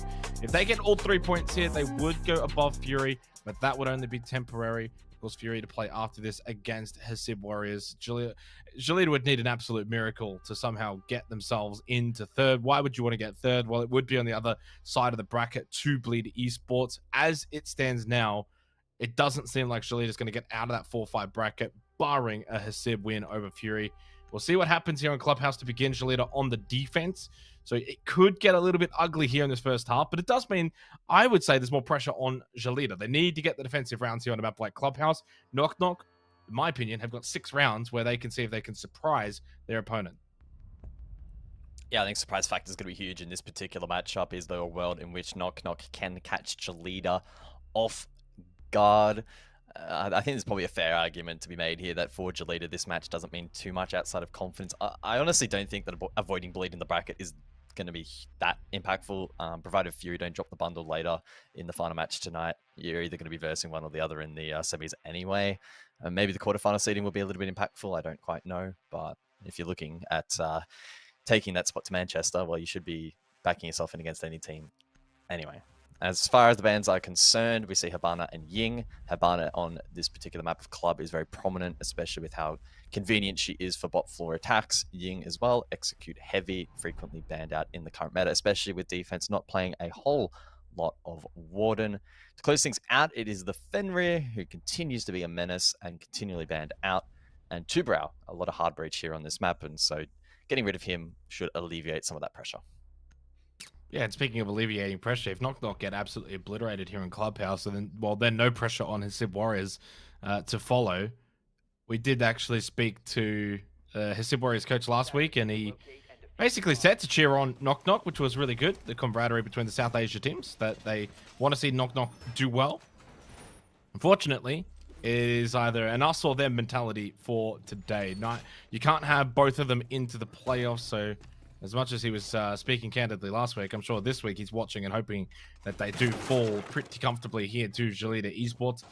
Knock Knock on the attack first. Again, I think surprise is probably the word here. Can they mix things up? If they play default Siege and they try to play into Gelida the more default way, I don't see a world in which they're going to be able to win this. But if they're able to bring some surprise factor, it doesn't necessarily mean just rush down Sigrid into blue, but I just mean in terms of the way they're going to play, probably outside basement. Basement's kind of difficult to play a full surprise factor on the attack, but right now they've got double shield set up. Montaigne, Blitz, Grim, what are they cooking here?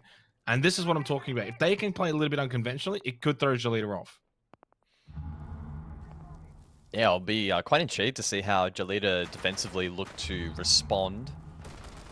Limited impacts remain. But DCH does still win that first pick through front door, catches beat off guard. Listen to Dokkaebi, approved because Sleet. DCH will win another, so the trade does not land from Rattler. Not really an opportunity now for the Shields to get to work. And the attack is over before it begins. Yeah, I mean, I will say though, basement on Clubhouse is where you kind of want to try some funky stuff. It's not going to be the end of the world if you lose these kind of rounds. Go for broke, see if you can maybe get a little bit lucky, a little bit fortunate. Again, you play this conventionally, it's always going to be quite difficult against Gelida, especially on a site like Church Arsenal. The only win so far this stage for Knock Knock was, of course, against their South Asia brethren, in which they took them down 7-5. That game was on border. They had a 5-1 lead in that game, but Hasib started to bring it back. It wasn't that long ago. They were pretty competitive against the Direwolves. It was 4-4 at a point in that game on Chalet, and then Direwolves won the last 3 rounds. So, there's certainly been some shiny moments throughout this stage for Knock Knock. 2 versus 4 here. Leaders, DCH is quite low. Outside of that, though, they are in the best position to close this round out. Yeah, Sapa has a full read through blue, and the Monty will be easy to hear. And so it should be a pretty tidy round here for Gelida. Really just coming down to an opportunistic play from DCH front door, stalling it out. Pinch now to come through, and the kill confirmed by Mark. So it's pretty rock solid from Gelida, not showing all too much respect in round 1, and truthfully, that's the way you've got to play this sort of matchup. Try to meet Knock Knock on the exterior, break them down before they can get set up. It's probably going to be the name of the game here defensively. Second floor we go for round 2 as expected. Bedroom Gym. I suppose CCTV and Cash is going to be a little bit more of an intriguing storyline throughout this particular matchup. I'll have a quick look at actually the stats for Asia. I know in OS it struggled for defensive teams. And here in Asia, it's actually been very, very defender-sided.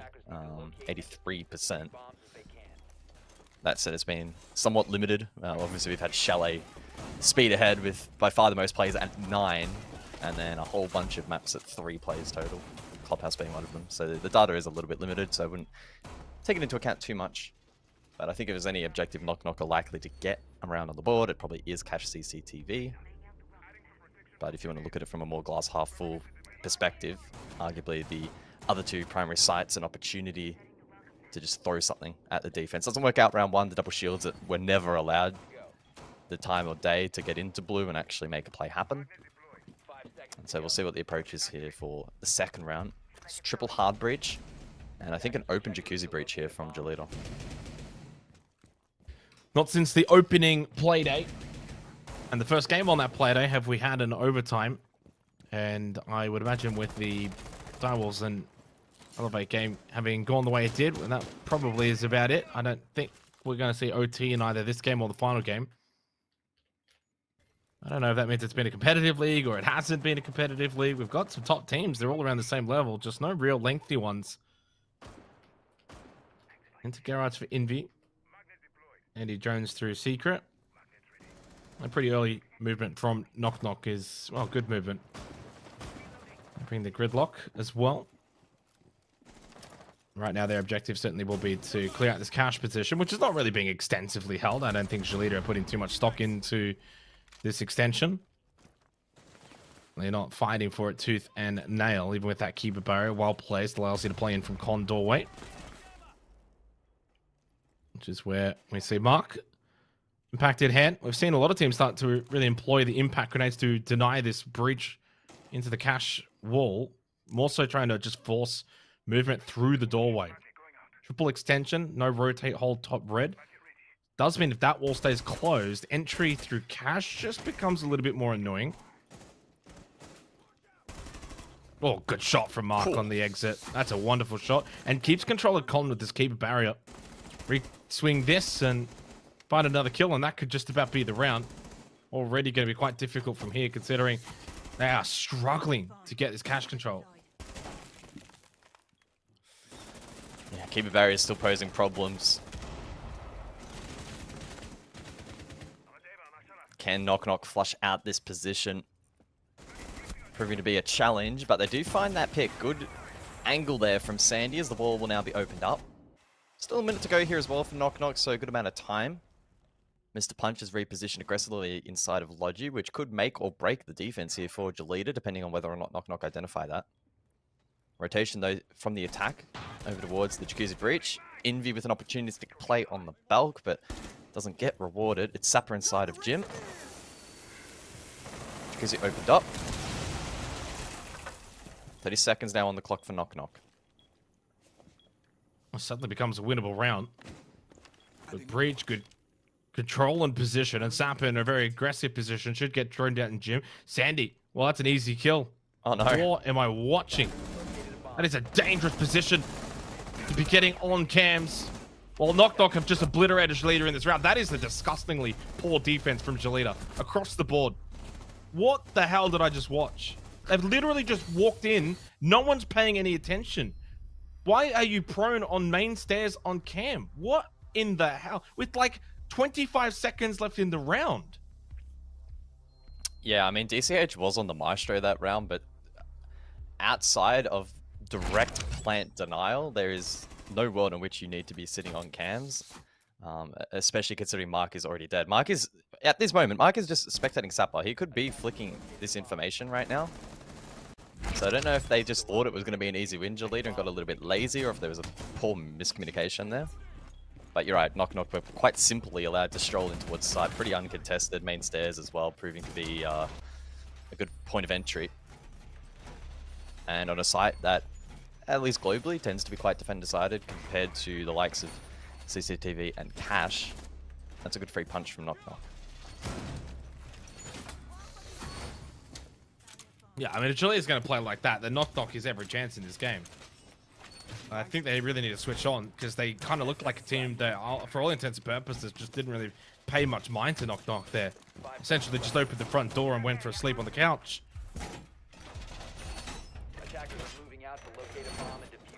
And those kind of rounds as well give Knock Knock hope, and so, well, you know, if they're going to play like that, we can just continue to play our way and back ourselves in. Great start for Knock Knock to get an attacking round on a primary site before we even get to the tertiary, of which Jolita have actually opted to send us to, rather than looking for a repeat of Gym Bedroom, which I honestly think they should have.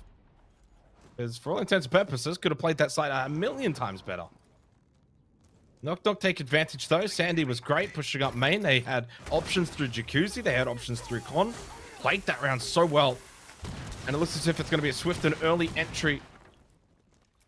I mean, the fuse is interesting because it's like there's no real direct counter. There's no bandit on the board. If there had been... yeah, I'm a little bit confused here. No one's really going to be playing at that wall, unless it's to just open up floorboards and play lounge down below.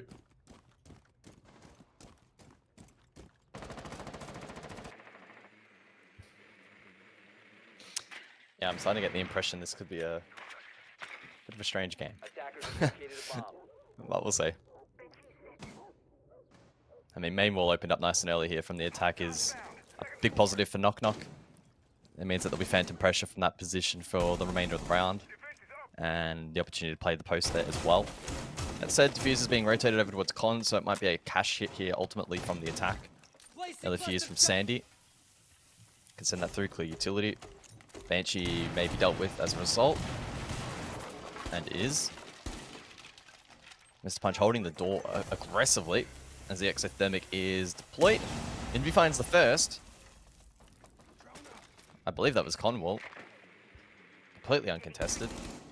No impact trick necessarily in response there from the defense, despite having impacts in pocket. It's a good position for Mr. Punch, but likely only good for one if he's traded properly. Keep a barrier though to assist as IDFC finds one back. Mr. Punch taken low on the cross, now caught on an island, but he still wins that fight. Rattler falls. Mr. Punch not traded yet. Maybe a little overzealous there from Sandy. Well, this just kind of turns into a frag fest. Jury pushes up red, gets a nice kill on to Punch, who was low. 1 versus 3 now, 30 seconds left. No kit. Probably anticipating some kind of flank. As soon as he makes his way in towards Cash, yeah, Mark swings in a timely manner. So they lose the primary, but win the tertiary, so they at least make up for that blunder in Jalita's account. But yeah, some interesting plays happening here from both sides, to be honest. I think Mr. Punch very fortunate. You said a good position. I felt like it was a super aggressive position. Could have easily lost his life. Fortunately, had to keep a barrier to help him. And even that, he still almost died to the little foothold down below underneath the keeper barrier. It was a nice swing that get one on the balcony. It's one of those positions, right? And I think I framed it. Maybe I didn't mention it, but it was something running through my mind. It's like, it's one of those positions you're good for one. If you don't get droned properly, you can't really, realistically, as an attacker, expect somebody to be there. It's not a common position, so you die there. But then you should be getting traded by the con window position, or somebody else coming through logistics. The keeper barrier then made it a little bit more challenging, and despite that, he was still taken low. So without the keeper, he definitely would have died. So he definitely got more value from that position than ultimately he should have. And you framed it as a bit of a frag fest in that particular round, and I think going forward that's going to be the telling story. We're going to see that continue. We're going to see some more structured and, you know, I guess constructed team play in this match, or is it going to just be people running around and finding their own playmaking opportunities? I'm not entirely sure. I think Jalita maybe though reading into that are going to bring double trap this time around, so that should punish that kind of play style if Knock Knock get a bit lazy on attack and don't drone properly.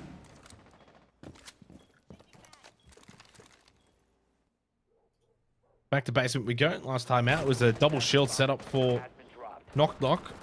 And yeah, it didn't work. They lost that round pretty quick and convincingly. The early entry, and Envy finds another opening kill. Was able to do so even in the round prior. DCH gets caught on the Legion. Another good start to the round for Knock Knock. Mr. Punch wanting to maybe fall back down bottom. Main couldn't even make his way down. Sandy was already there in bar. Been a standout performance right now from Sandy. 5 kills already. 2-player advantage now for Knock Knock on a massive primary side of Church Arsenal. This becomes such a pivotal round. This also makes life a little bit more annoying now for Hasib Warriors in the way that this game is playing. It's a daunting task to think that, well, if Knock Knock are going to be very competitive here, well, Hasib Warriors are going to have to match it against Fury.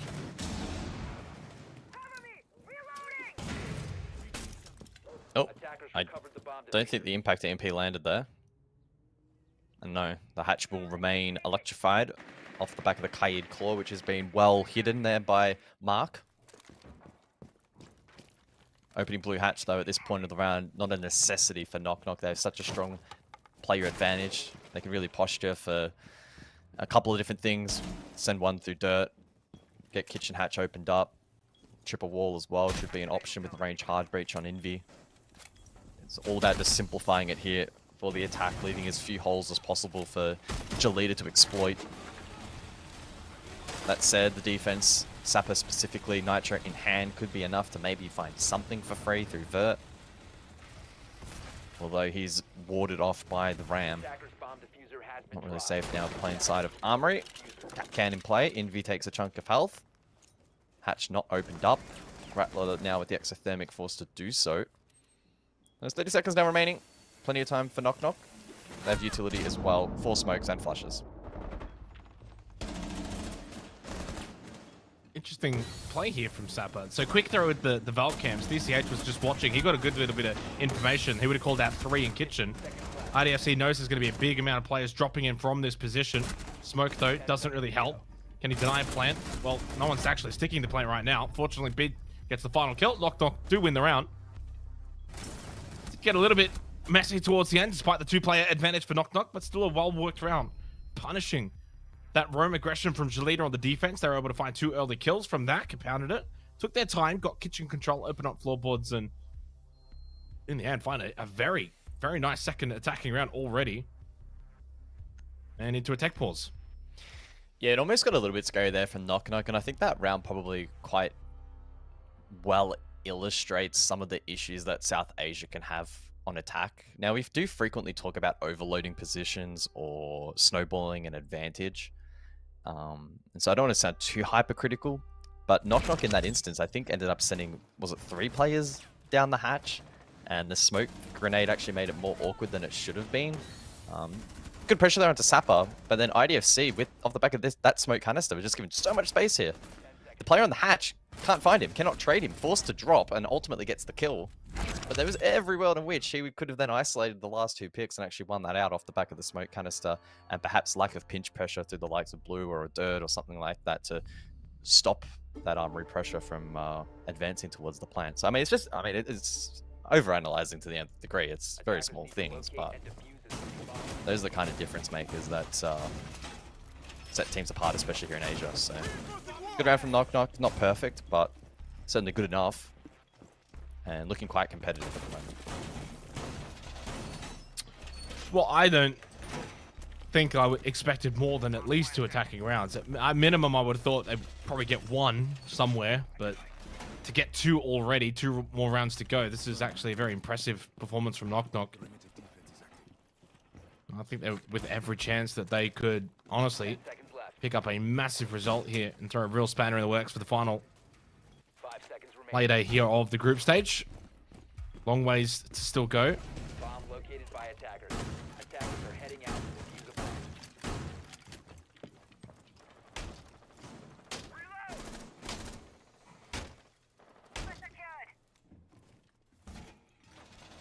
Yeah, so we said the castle then brought out round 5, and good response from Knock Knock in terms of their op lineup. We see the Flores from Jittery. He's going to be so important in dealing with those barricades. Initial bandit trick off the rip, I'm pretty sure was successful there from DCH. We'll get confirmation when we see the cards as to what utility was expended there by the attack, as DCH rotates over towards Con. So I can only assume at this point in time that the exothermic was in fact burnt. Yeah, 1 left in pocket, that one being deployed now. Wall does eventually get opened up, but that may limit options elsewhere. They do have the Maverick, though, for backup. And so sooner rather than later, Jacuzzi should be threatened by Beat. It would be a little bit strange to post the Maverick outside here, given there are other positions to hard breach. We saw Conwall as well. I suppose with Ace in pocket, maybe they can make exceptions, but Mute and Bandit could throw a spanner in the works.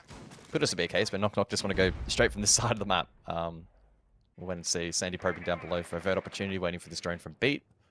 He'll spot that it's clear, so Sandy can be alleviated from this position, and Knock Knock can begin to take some ground.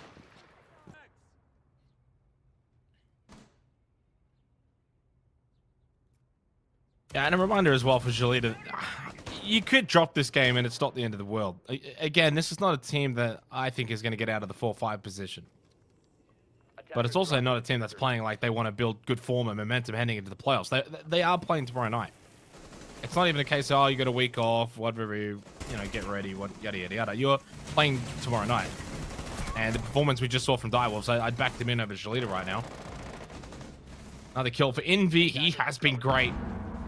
very impactful kills too early in these rounds when they're alive, when they are full of promise. 50 seconds left. A knock now with the player advantage. IDFC has done his job so far, but he's going to be required again here with the 3 players remaining. Mr. Punch and DCH have been a little bit lacking. Drone gets shot out with very little time left, little drones left. Knock. This is where late round execution becomes so vital. Entry into Jim off the back of these smokes. This time though, I think the smokes are definitely more beneficial. And a nice watch over towards that castle barricade. Envy gets another kill. The plant is successful. NightyFC slow to get going. He was holding back towards Stash. Good kill onto Envy though. Can get a second. Sandy can't win that. But IDFC and Mr. Punch are both so low. Body shots will do. And there was one just then from Rattler. IDFC position known. Little poke and a prod at the head. He expects one to be in con, I think. Or wants to reposition. Not too sure. He seems a little bit lost here inside a bedroom. Low on health. The Jittery eventually gets the kill. And it's a 3rd attacking round from Knock. Just starting to really sense there could be a boil over here on Clubhouse. This could be massive for South Asia. And I'm starting to believe, guys. I'm starting to think this could be a real possibility. I can't recall the last time a team from South Asia beat a team from Southeast Asia in an official at Pro League level.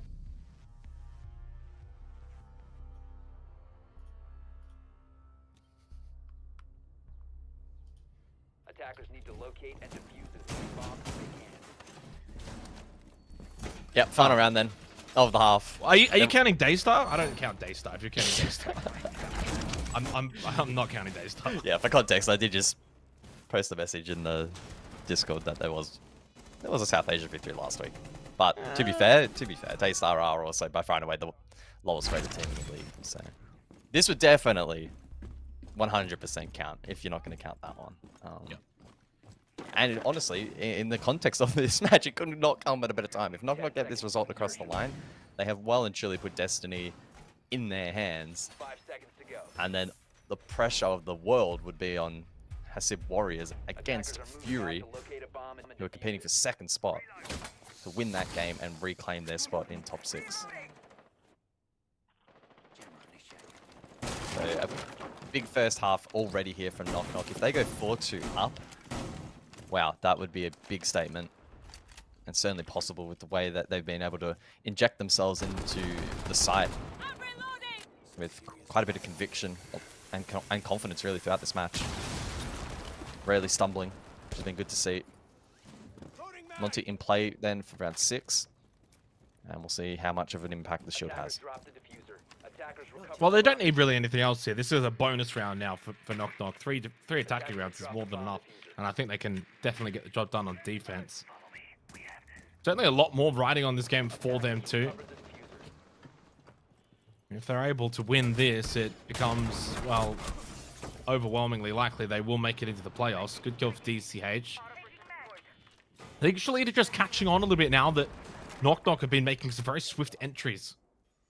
So if you want to deny them early, you can play these more aggressive positions. Other than just kind of sitting site, allowing Knock to get pretty decent map control.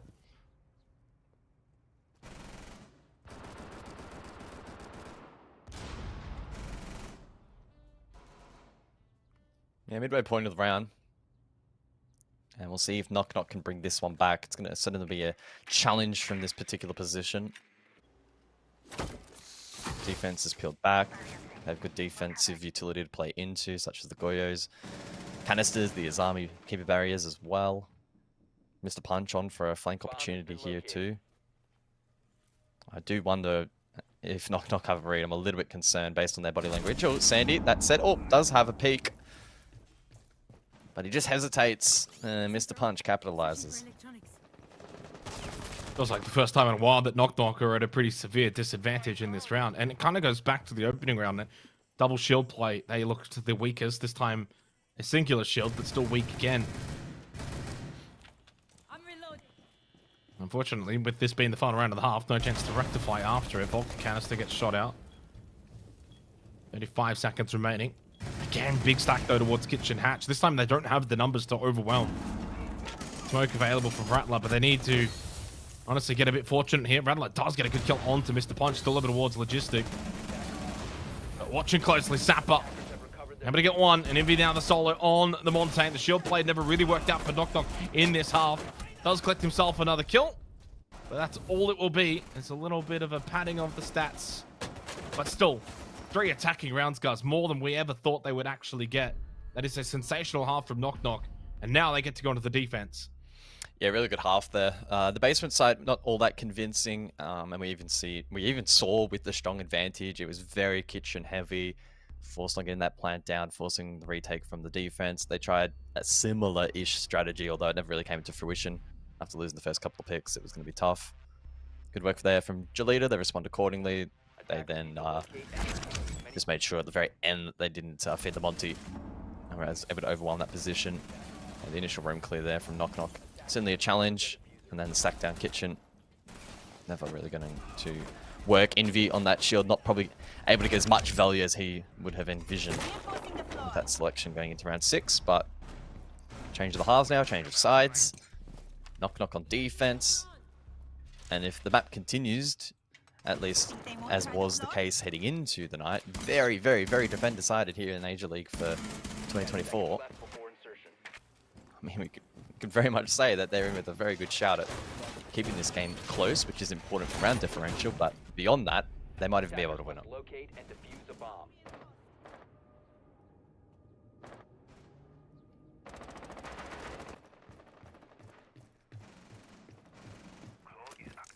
Well, it's kind of a pride factor now for Jolita, whether they really want to fight tooth and nail to get themselves back into a good position here. I mean, it's a 3-3 scoreline, not out of it. But you're under the attack now, and Daystar have got Knock Knock have got everything to fight for. Trying to get themselves into the playoffs. There's more riding on this game. But Jolita need to kind of get themselves into a mental aspect where it's like, okay, regardless of that, we want to win. And we certainly don't want to be losing to this team. Bottom 2 position. They've almost got to make this personal now and just see if they can kind of find another gear or 2 they can go to. But I'm kind of backing in Knock Knock right now. Sandy gets a kill towards Lounge. Keep a barrier. A little bit of a nuisance. Says to Jittery, what are you doing? Lucky there wasn't a second play there from Jolita to go for a trade or a swing. Sandy would have been completely dead because of that keeper barrier.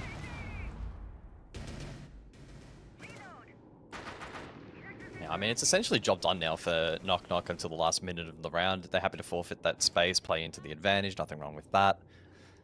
Beat with an Electro Claw, can place that one. I think it was Moto Hatch. Oh, that said though, a chink in the armor. They slip up. Judy gives away one for free. As Army so critical late round, especially holding the back of Armory with those keeper barriers, and so losing that advantage, that utility, could prove to be quite costly. So good pick there from Jolita. Will instill a bit of confidence now that they can bring this round back. Third established, hatch open. They have the Grim as well, which is using those Hive launchers currently deep in towards Armory. I think it's just going to be a kitchen stack drop.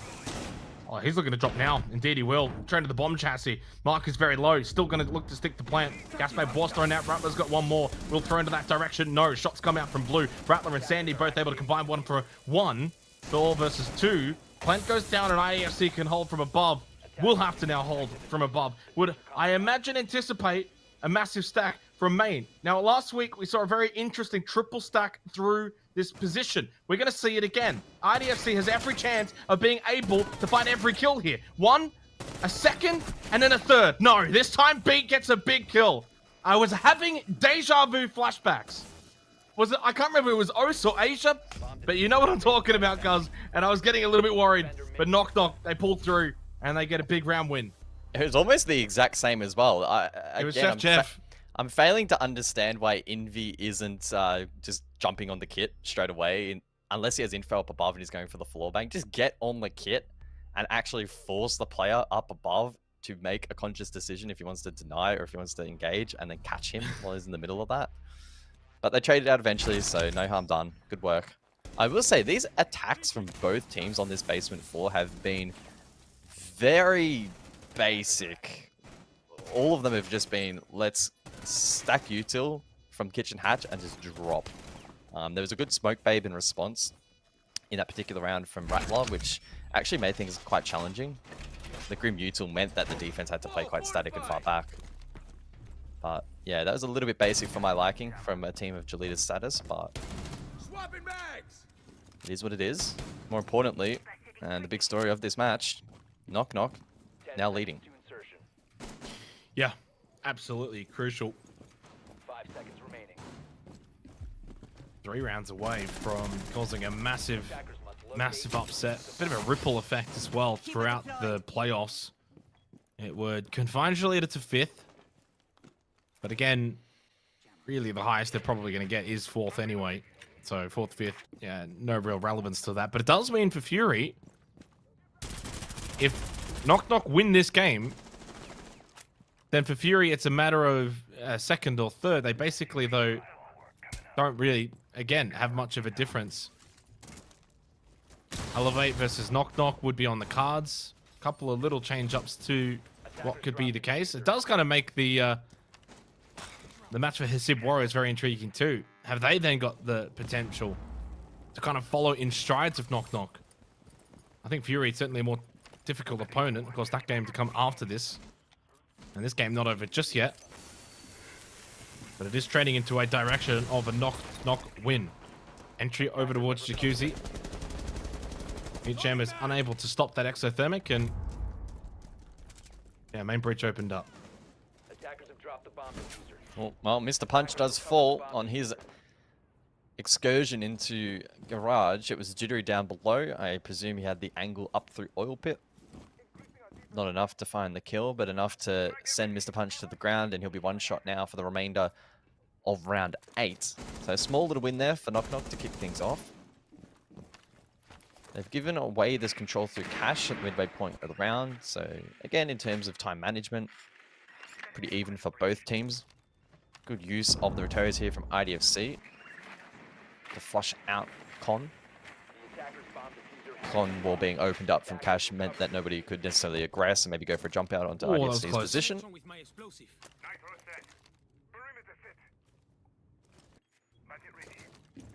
Let's see how Jolita can push this. Yeah. They got belt control. Opened up Con a little bit. You can see a couple of players in there for Jolita right now. Still holding defensively into logistics for Knock Knock, but Jacuzzi 2 has been opened up. So you got Con, Balcony, Jacuzzi, the Holy Trinity. Kind of ignoring logistics right now. No pressure coming from main. Don't see anyone on a flanking approach. It does mean for at least Knock Knock defensively can play from main stairs and logistics. Early Nitrocell, but it's a good one. It's a double kill from Sandy, but the push-in does come from IDFC and Sapper down out on the balcony. DCH. Sapper and IDFC is the duo. Sapper does win his battle towards Jacuzzi.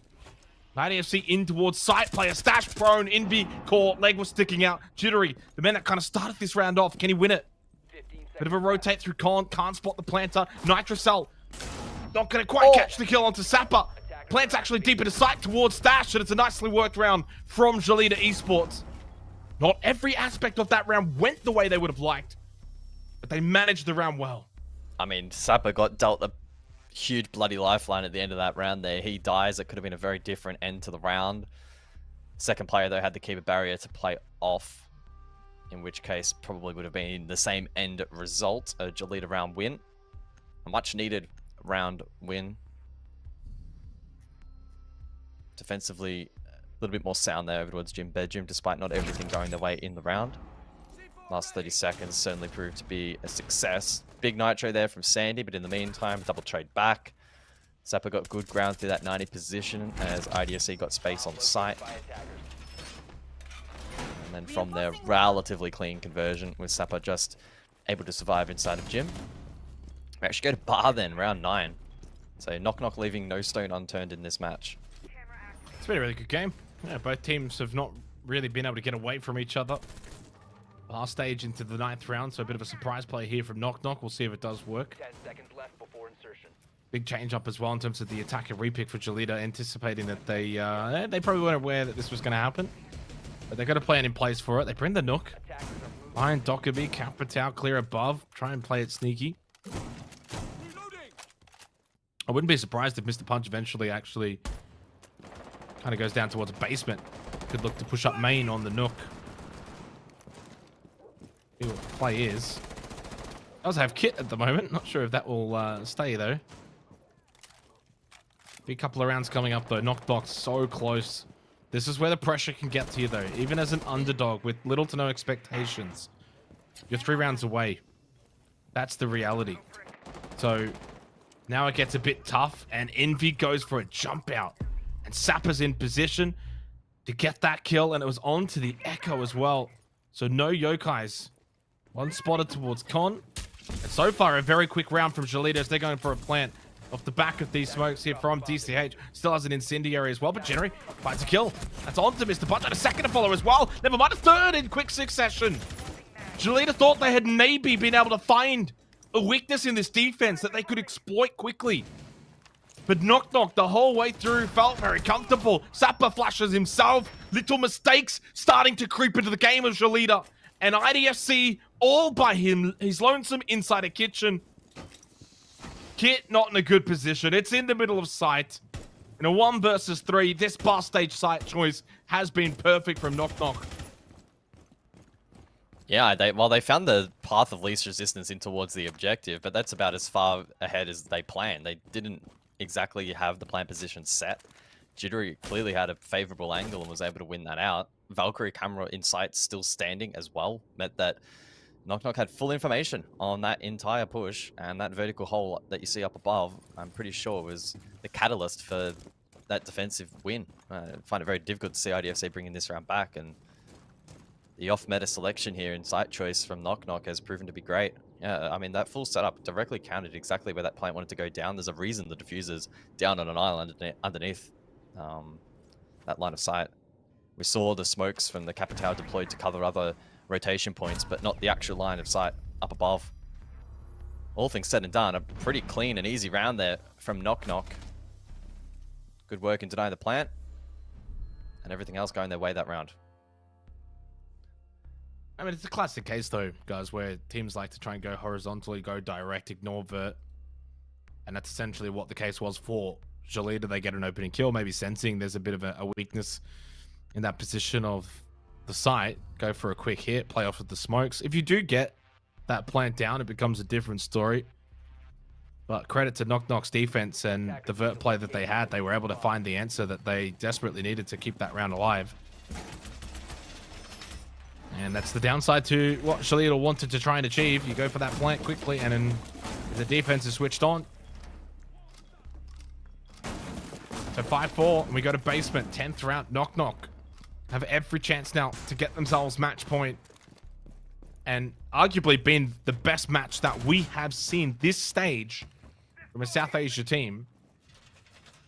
I think across the board, guys. I mean, there's surely been some moments here and there. You think back to Play Day 1, the first 4 rounds of Hasib were so clinical. There's been good moments as well from Knock Knock. Not too long ago, they really were putting up a solid contest against Direwolves. It was 4-4 in Chalet before they eventually got overwhelmed. Kind of somewhat similar to this game, except the difference is this time they're on defense and they've already now got this 5th round. So making some really big strides here in a very important match to get them into the playoffs. They could not have timed this kind of performance any better.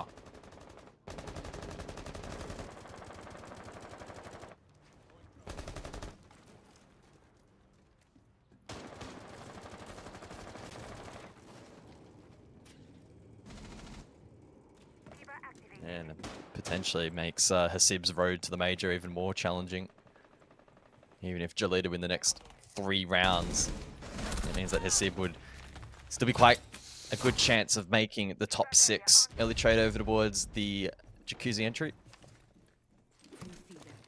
I will say losing the Warden not great, although you look at the attacking lineup here from Jolita and it's really now just those flashes on the buck. Anyway, so arguably, it's probably a win for Knock Knock. If there was a super execute heavy lineup in terms of like smokes and flashes for Jolita, then maybe for Knock Knock not as favorable. But taking out the IQ when you have the Valk on the board could be the difference maker for gathering info.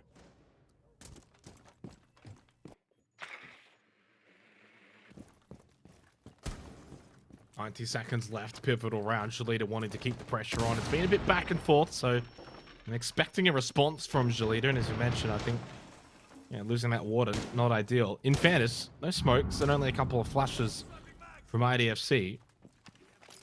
And Envy right now can sit the vault cams too, gaining some good information. think Beat is not quite going to be able to trick that hatch, and Moto will get opened up. And wasn't able to actually retrieve that claw either. Previous lineup, Nitrocell towards bot main, anticipating that push.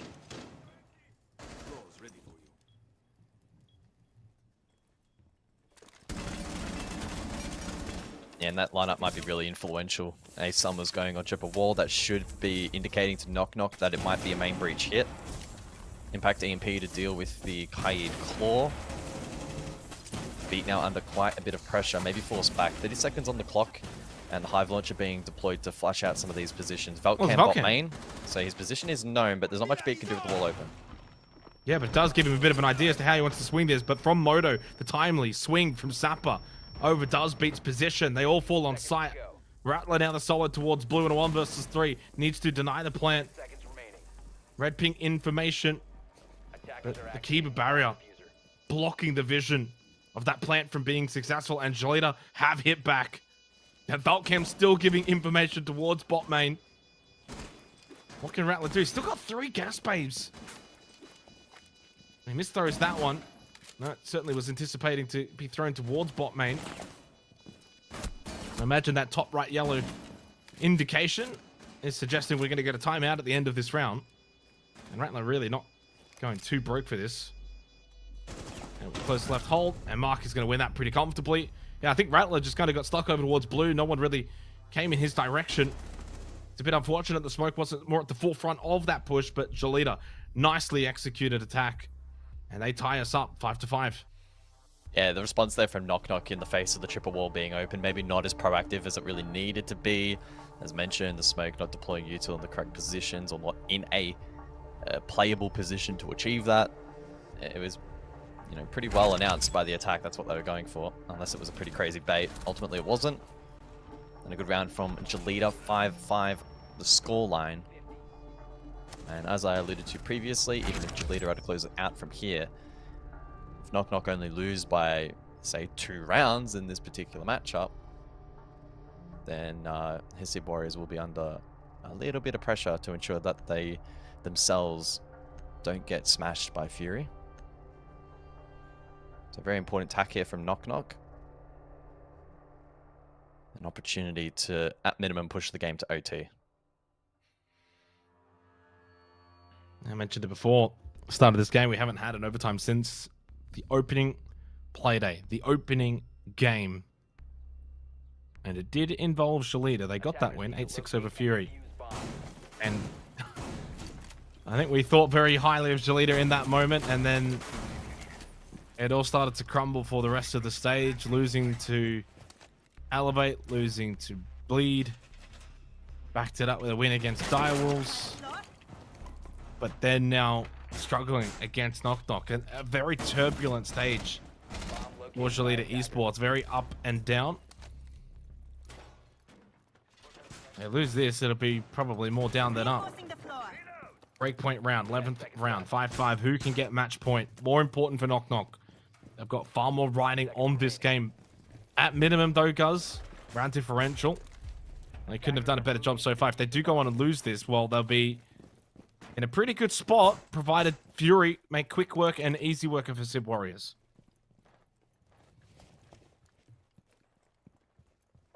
Yeah, essentially, if Knock Knock going to lose it from here, Hissib Warriors would need to lose 3-7 or better. Unfortunately, Hissib did lose the head-to-head, so that offers them a little less leniency against Knock Knock. But that's, again, assuming we're in a world where Jolita actually go on to win this game. It's far from a guarantee at this point in time. 5-5 scoreline, both teams looking even.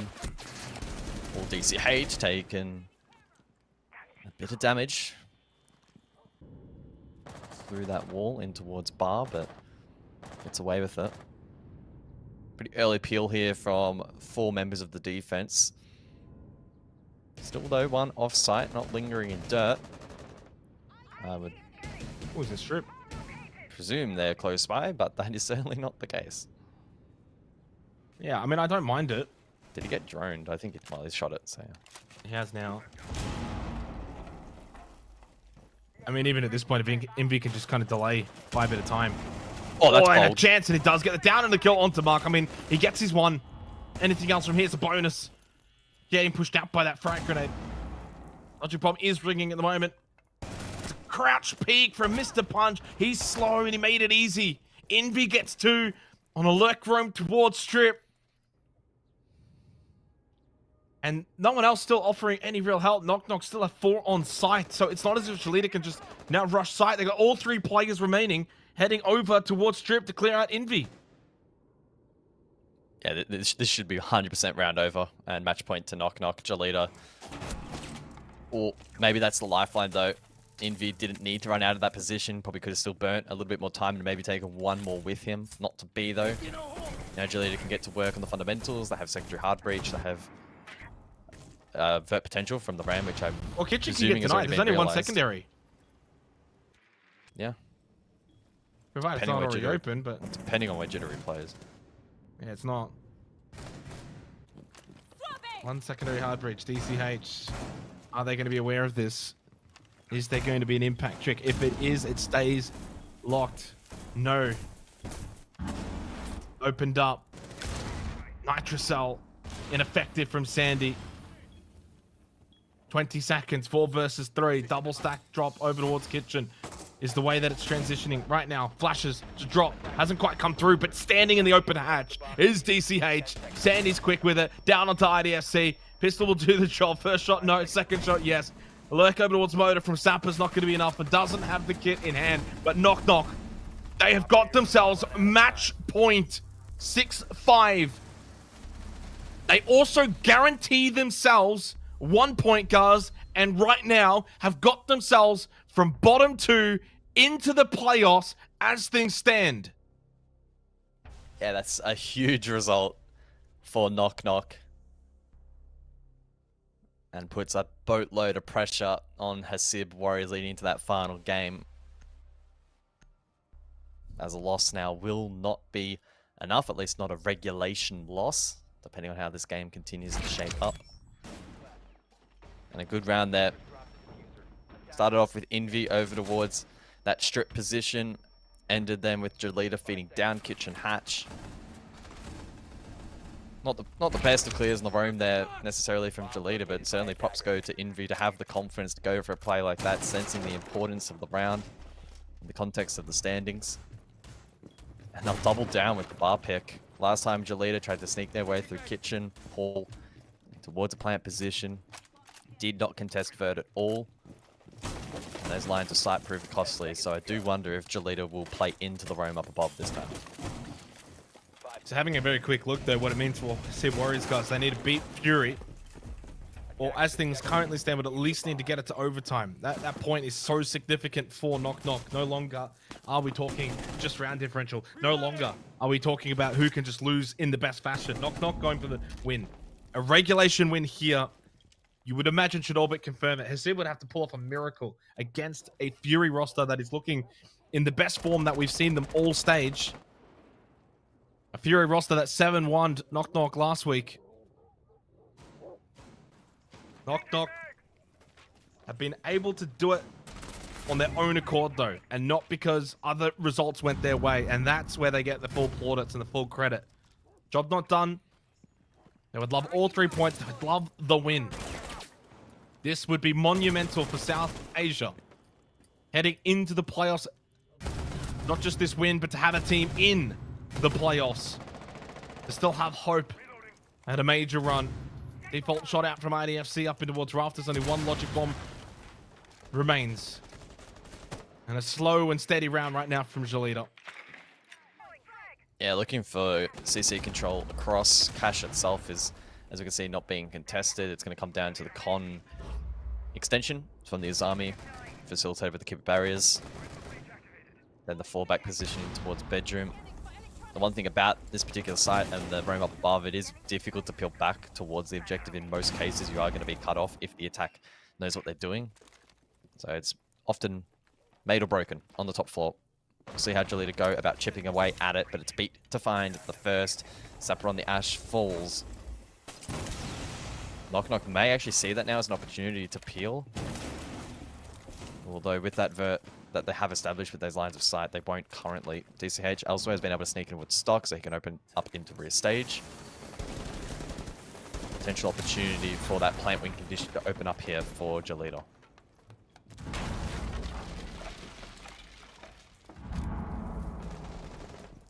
$50 seconds. Jolita still haven't really got the vert that they would like, but a good kill onto Envy towards Secret does now give them a good lifeline. Had the pinch anyway, and the rotate coming from DCH, they would have got Envy regardless. Still looking to get more pressure up above. Good shot from Mark. Oh, and a second as well.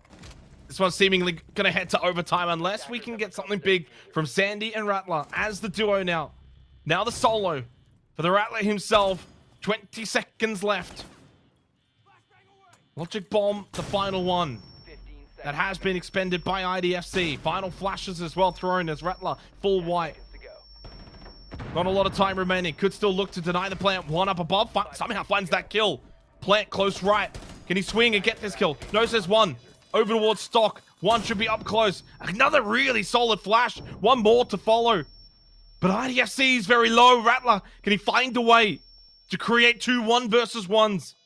Maybe expecting the push from DCH, but he hasn't pushed out just yet. He needs to be the one that makes the move. He should know this. At some point, needs to swing, gets the kill, tried to go for the reposition back in towards Bar, but just catching him at the final moment was DCH. We go to overtime. Neither of these two will get all 3 points. Yeah, Knock Knock there displaying why the peel back to the objective is tough. They did make a couple of key errors, but Jolita shut them down. We saw Envy roaming, trying to flank on Echo. You think about how impactful Echo could have been there in the late round with the information, the plant denial potential. That could have been huge had he played a safer position. Then players up above also being caught off guard. The likes of Jittery caught moving forward. Then Mark on the trade shuts that down as well. In the face of the ACOG, AK-12, never really going to go the way there of Knock Knock. Valiant effort right at the very end there in the clutch, but not good enough. Knock Knock though with defense here in OT. Should mention, by the way, since this game did go to overtime, the entire I don't want to say lower because there's no lower or upper, but the bottom half of the playoffs bracket is all but set the whole way through. It'll be Direwolves versus Jolita. Winner of that will play Bleed. Locked in. Of course, with Jolita not being able to get the 3 points, they have no chance of getting into top 3. So, not sure who you'd back in that one, but they played pretty much last week, Jolita and Direwolves, so they'll run it back in that 4-5 matchup in the quarterfinal tomorrow. Bleed to play the winner. I think Bleed will go in as pretty heavy favorites over both of these two teams, to be completely honest, but Direwolves did pick up a big win against Elevate just not that long ago today. And the first overtime since the opening playdate. It's also the second overtime for Jolita this stage. They've occupied both OT matches. Knock Knock, again, that 1 point, massive. The second point, if they can get it here, would also mean an OT loss for Hissib Warriors wouldn't be enough. So still a lot more that can be gained for Knock Knock. On the defense, to begin this overtime, Sandy losing that shield top red. Keep a barrier, though, helps out, provides a little bit more support. In this position, only one E1D remains for Mr. Punch. Yeah, good early clear over towards CCTV from Jolita, and uncontested over towards Jacuzzi as well. So good start for the attack. Time management, quite good as well. 2 Roteros remaining as well for IDFC in the face of the Azami, so that's going to be critical. I'm a little bit concerned, a fraction concerned as to how Knock Knock are going to look to deal with the mirror windows. They're not playing the Ash. Salma's now all expended. I'm not entirely sure where the last one was deployed, so something to keep in mind. Beats position, and the other mirror he's established. Maybe a difference maker in this round. One Logi, other bathroom. As we can see, neither contested, both still standing. And so that's probably the real last piece of the puzzle here for Jolita to unlock outside of the odd keeper barrier.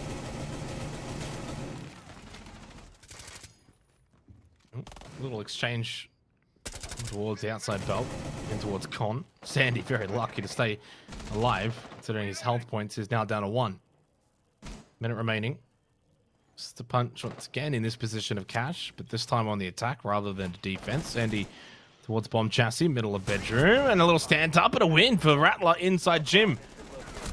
And goes for a reposition. There's an entry in towards bathroom, but he's in a good spot.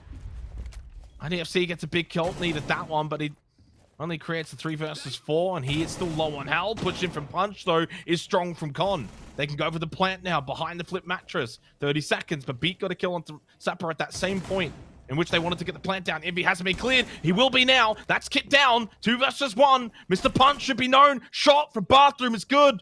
There is a rotate hold, but prone. And therefore, position not known. Top main swing, unsuccessful, and Jittery gets the final kill of the round to give Knock Knock another chance at winning this match. Clean defense there for Knock Knock. I think Jolita probably did pick the best path in towards the objective, doing their best to avoid feeding that mirror window bathroom. But unfortunately for them, reposition into Jim. Good work from Knock Knock, played that position well. Player down below, then able to position main. 2v1. Very difficult position with time against that remaining attacker from Jolita. Good work from Rattler. Eventually traded. And as you saw, this push through from Mr. Punch, very influential in the round with the 417. In the meantime, though, Envy able to creep inside of Jim, then gave an opportunity for Jittery to make his way back up main. Jolita, once again, now trailing. They do have defense to lean into, but it was always going to be a rough overtime.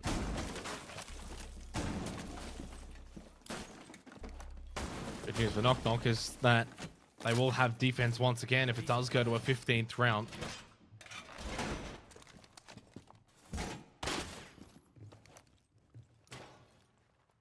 Just the one change up. Doc could be in place of the Blackbeard.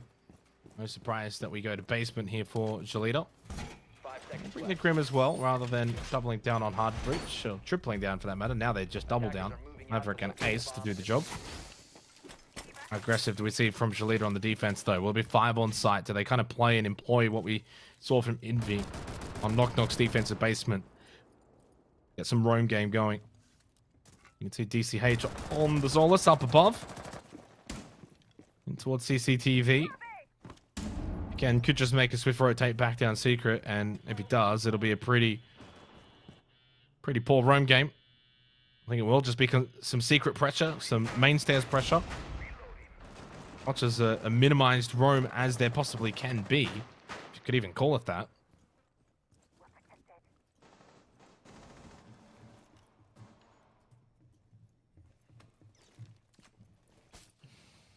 Yeah, double stack over towards mainstairs here from Jolita, just looking to garner a bit of info. Chip away at the drone economy here from Knock Knock. Does just stall out their ability to establish Vert for a little while longer as well.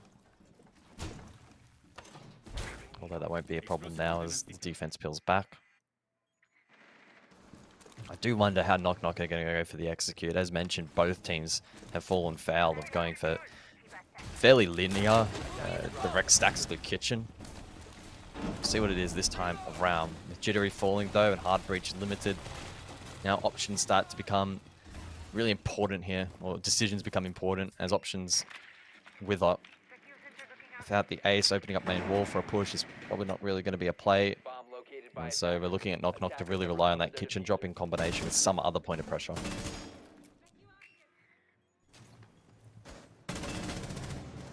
Yeah, the way they're clearing out default, Cam and the Vulcan canister as well, anticipating there's going to be very much a Moto and bot main push. Not really seeing a lot of pressure over towards blue. Certainly no rotate towards dirt. As you mentioned, without the Ace now, it's going to be a little bit more difficult to clear out that upper wall of Church. There's some pressure coming in from Kitchen, which, by the way, the hatch has not been opened up just yet. And there's a... Well... I'm a little bit confused here. You still got like over 50 seconds left in the round. You have an open kitchen. Now you're all just dropping a Moto. It's been a really good game from Knock Knock, but not this round. Not at all. Double kill for Envy. Still 1 versus 3. Still time.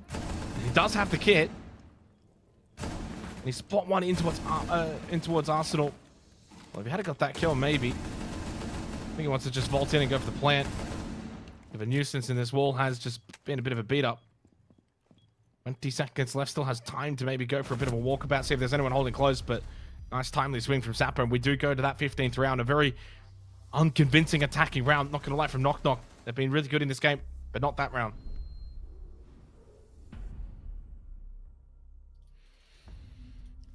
So to the 15th and final round we go. Arguably, Knock Knock have already done enough, I suppose, to make top 6. Unless Fury have a real bad afternoon. I mean, they just got to match whatever Knock Knock do here. If this ends up being an OT loss, Hasib match that, then they go through because of the round differential. Yeah, correct. But that's very unlikely. But we did also Well, say I thought that this was going to be very unlikely. unlikely. Yeah, that's the thing, exactly. right? So anything is possible tonight, apparently.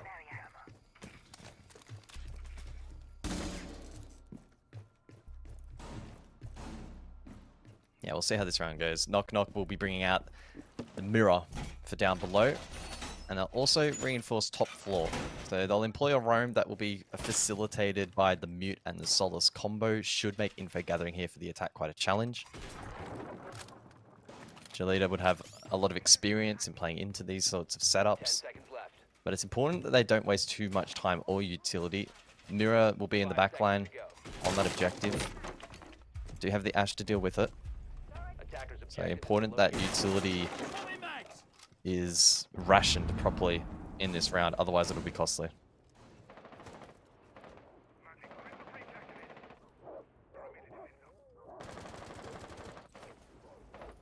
well, it'd be kind of disappointing if we get all this way and Knock Knock are going to be unable to get the job done. Really would like to see them get a big statement win for South Asia. Again, their place in the playoffs, as you kind of touted to. Much more likely now with this result, getting the 1 point. Sib Warriors versus Fury will be the final game of the play day and of the group stage coming up after this.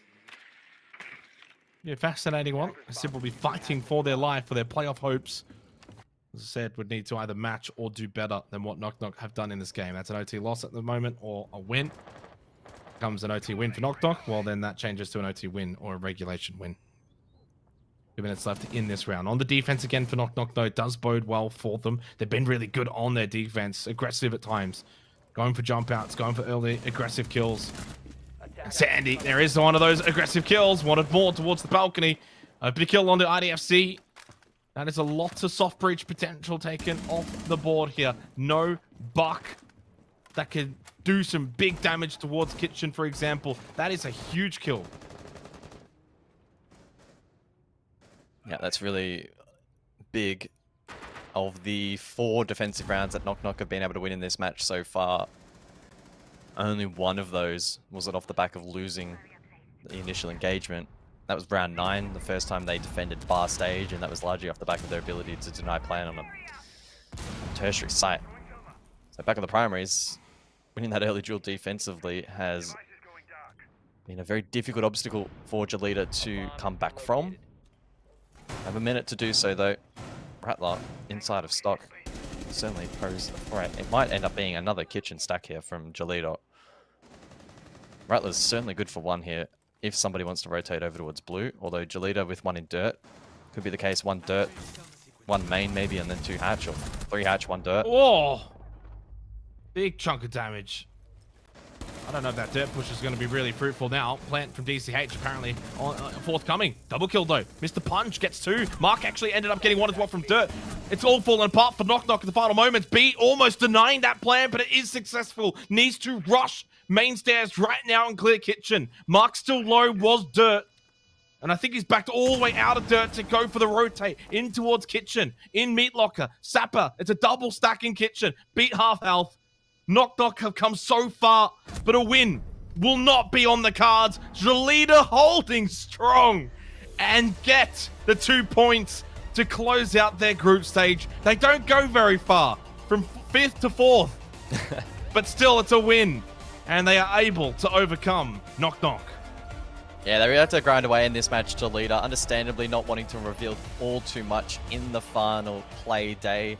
Honestly, I think the whole storyline from start to finish has revolved around Knock Knock. I want to give them the plaudits. They played well in this particular matchup and should have done enough. If they somehow do not make top 6 after this because their oppositions in Hasib managed to take down Fury, I would be absolutely shocked, but the ball is now in their court. Yeah, well, speaking of balls, that's probably the biggest blue balls that we've seen for South Asia. I feel for the fans, but hey, they get themselves a handy point, and regardless of what happens from here, guys, South Asia will be in the playoffs, of course. So, look, it's not a win, but it's still a really solid result from Knock Knock Shalita. They do get over the line, and we go back to the desk. Unfortunately, they can't get it done. Knock Knock, they take it right to the edge, edging us closer and closer, Dev, but unfortunately, it just doesn't pan out. It doesn't pan out. Credit, honestly, credit where credit is due. Knock Knock played really well, particularly in that first half. I was really surprised that they managed to go 3-3 on their attack on Clubhouse. A lot of big wins, even one down onto the basement, which is a very hard site to crack. Even in the second half as well, like, these guys are going bar. I don't give a shit. Like, I have mad respect for that. They actually made it bar defense work and almost a second one. Yeah, I've been super impressed by Knock Knock today, and I certainly wasn't expecting to say that. So you got to give credit where credit is due. I feel really bad. We've kind of been going in on South Asia for the whole stage, and we've finally seen like a big, proper upset. I know that they didn't win the game in the end, but this feels like a win for Knock Knock. I mean, it's a win for South Asia, period. I don't even care about Knock Knock. Let's congratulate South Asia on, really taking it to a team in general that I thought was going to absolutely wipe the floor, Mandy. I think it's really important always to contextualize a game going into it, right? There has been no evidence provided whatsoever that Knock Knock were going to get this damn close. They had it in their hands. Unfortunately, it just feels like Jalita kicked into another gear when it mattered most. But this is this is a phenomenal victory for Knock Knock. Yeah, I mean, the way that I saw that game in particular was that it felt like Knock Knock was really setting the pace of that game. They were throwing more problems at Jalita than I think Jalita were throwing at Knock Knock. And the way I saw it was that Jalita were trying to solve the problems that Knock Knock had posed them with. I think especially when you've got players like Sandy and like Invi going for these like sort of like pocket plays that just really threw Jalita off guard. I think we got at the point in the game where Jalita figured out what they needed to do. I think to shut down some stuff like that is probably where Knock Knock lost their rounds, to be honest. I felt like a lot of the rounds were won and lost by like a pocket play. Yep. Whether it was a solo or whether it was a duo. But I feel like it's a double-edged sword, right? It either wins you a round or it loses you the round if Jalita have got the right solution. I feel like that's APAC in a nutshell, right? Like the way you explained it, right? It either wins you the game or it loses you the game. And unfortunately for Knock Knock, as you said, double-edged sword. Sometimes it goes swimmingly well. You get the advantage and you double down, you snowball on. And sometimes in that last round, you get caught off site, you get caught trying to rotate back, and Jalita lock it out. They were very quick to capitalize once they got into that site. And I think that is that's a hallmark of a team that obviously, they understand that they've done, I would say, the quote-unquote wrong thing. That's just they've let Knock Knock get to that point. But the fact of the matter is, the stomach for Jalita to just come back into this game after, I'm sure, what they would have been looking at as an overall net negative, it's positive. And yeah, I'm happy. Good. I'm glad that you're happy. I'm Thank happy you, that mate. you're happy. I'm happy that I'm happy as well. And I think Jalita should be happy that we're happy, and we should be happy about Jalita's happiness, because they had 2 match points against them in this game, and they had to overcome that twice, and all of the adversity that comes with going up against one of the lowest rated teams after beating Hasib like last week pretty convincing. Well, not last week, but 2 weeks ago, 7-2, really convincingly. This should have been an open and shut case for Jalita, and the fact that they were hit with that adversity, I think that you're really tested not with the fact that you go down a match point, but what you do with that. And these guys, despite knowing that it didn't actually mean a lot on the standings for them, they were already locked into the playoffs, they couldn't really lift themselves up into 3rd place.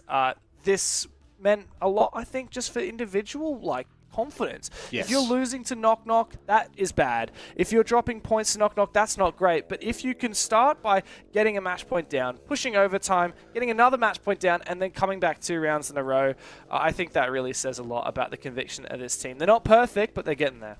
That's it. And it is a very long journey for most teams. I mean, you look at where this roster of Jalita have come from.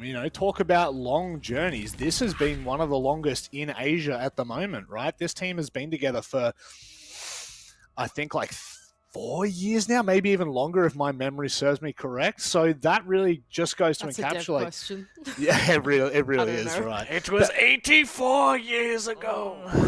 But it does, it just goes to show how long it takes to get from point A to point B. But a newcomer to the roster has been doing phenomenally well. IDFC joins us on the desk to break down a little bit more of that matchup.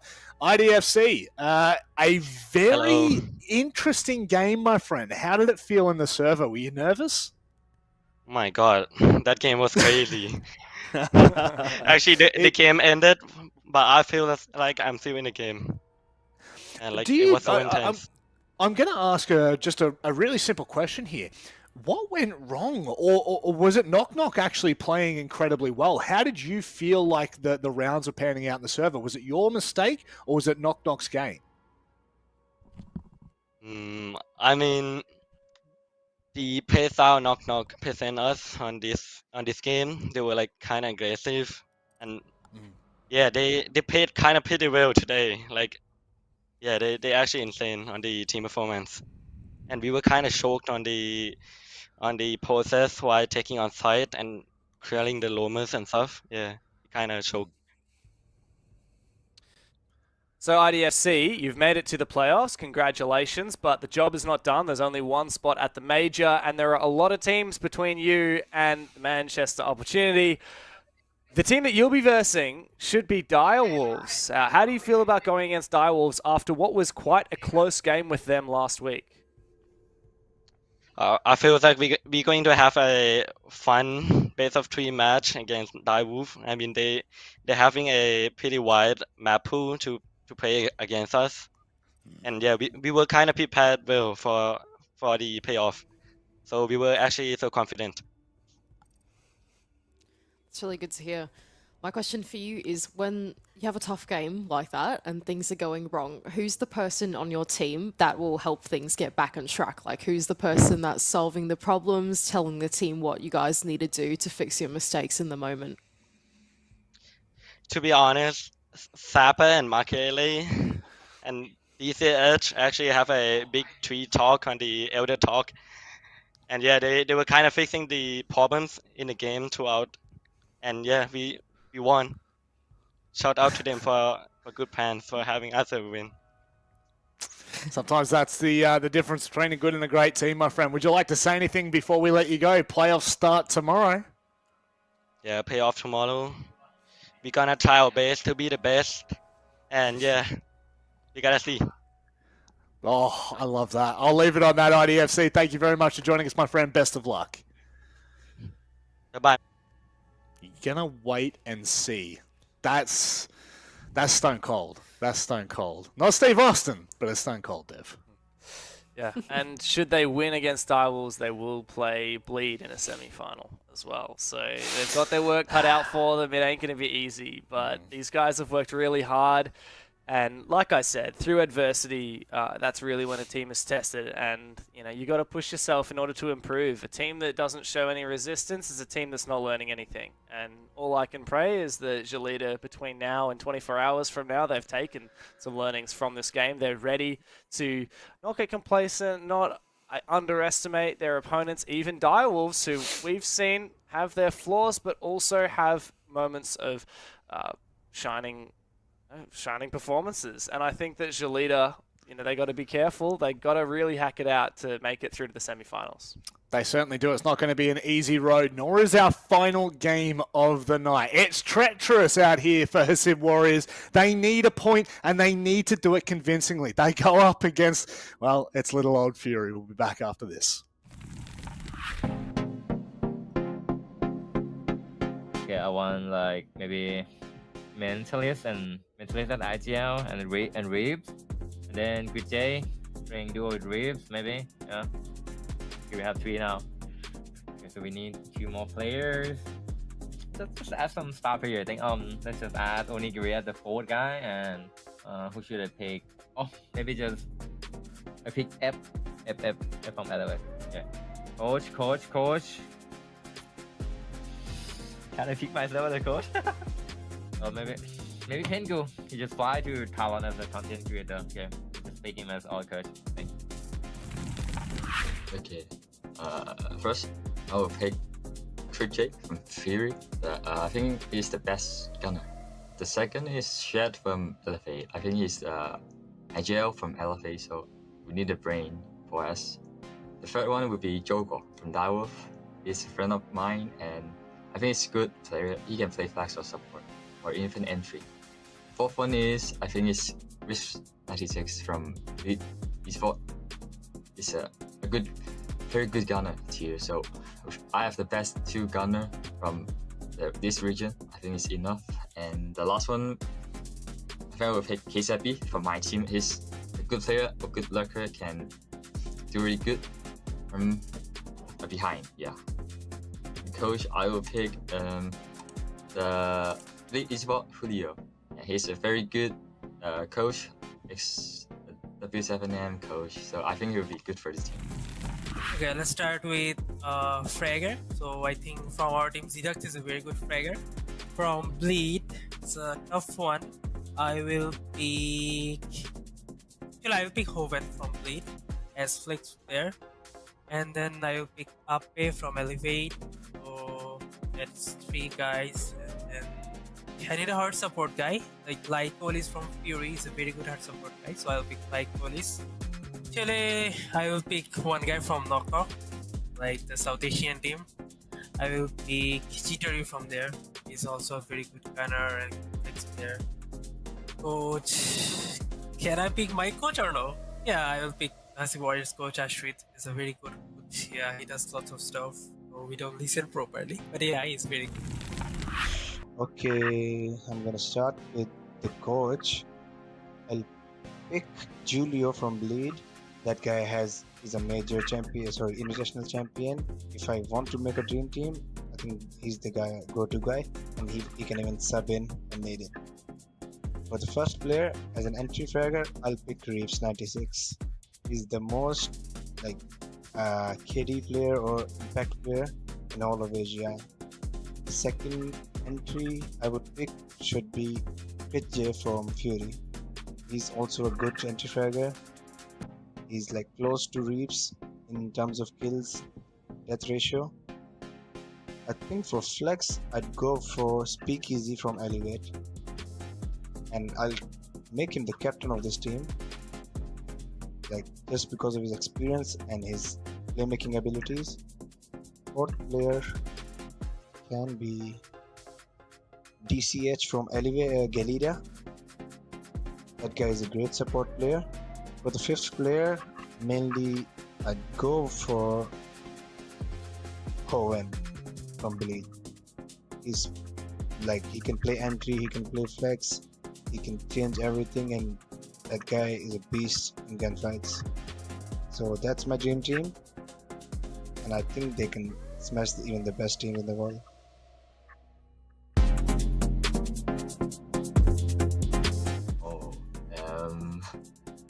I think this is in Consulate.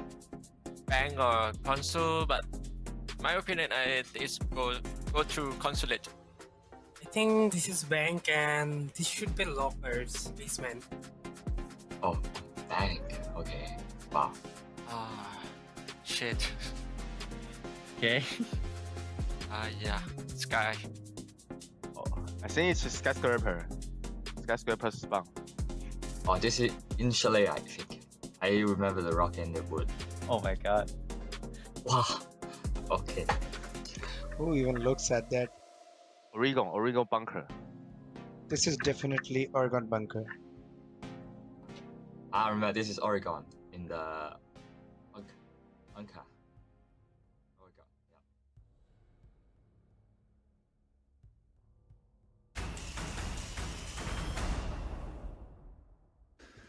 All right, it is time to get underway with our final match, not just of the night, but of the BO1 round robin. Dev, you look like you're just enjoying yourself here, mate. I'm having such a good time right now. It's a lovely warm night in Melbourne. The night is but young. It's only 40 minutes past midnight, but I'm super keen because guess what? It's the final match of the round robin phase of this stage. That's right, you heard it here first. We're about to find out who goes to the playoffs. That's it. And you know what they say? Lightning doesn't strike twice in the same place, but it's going to have to for our final game of the night.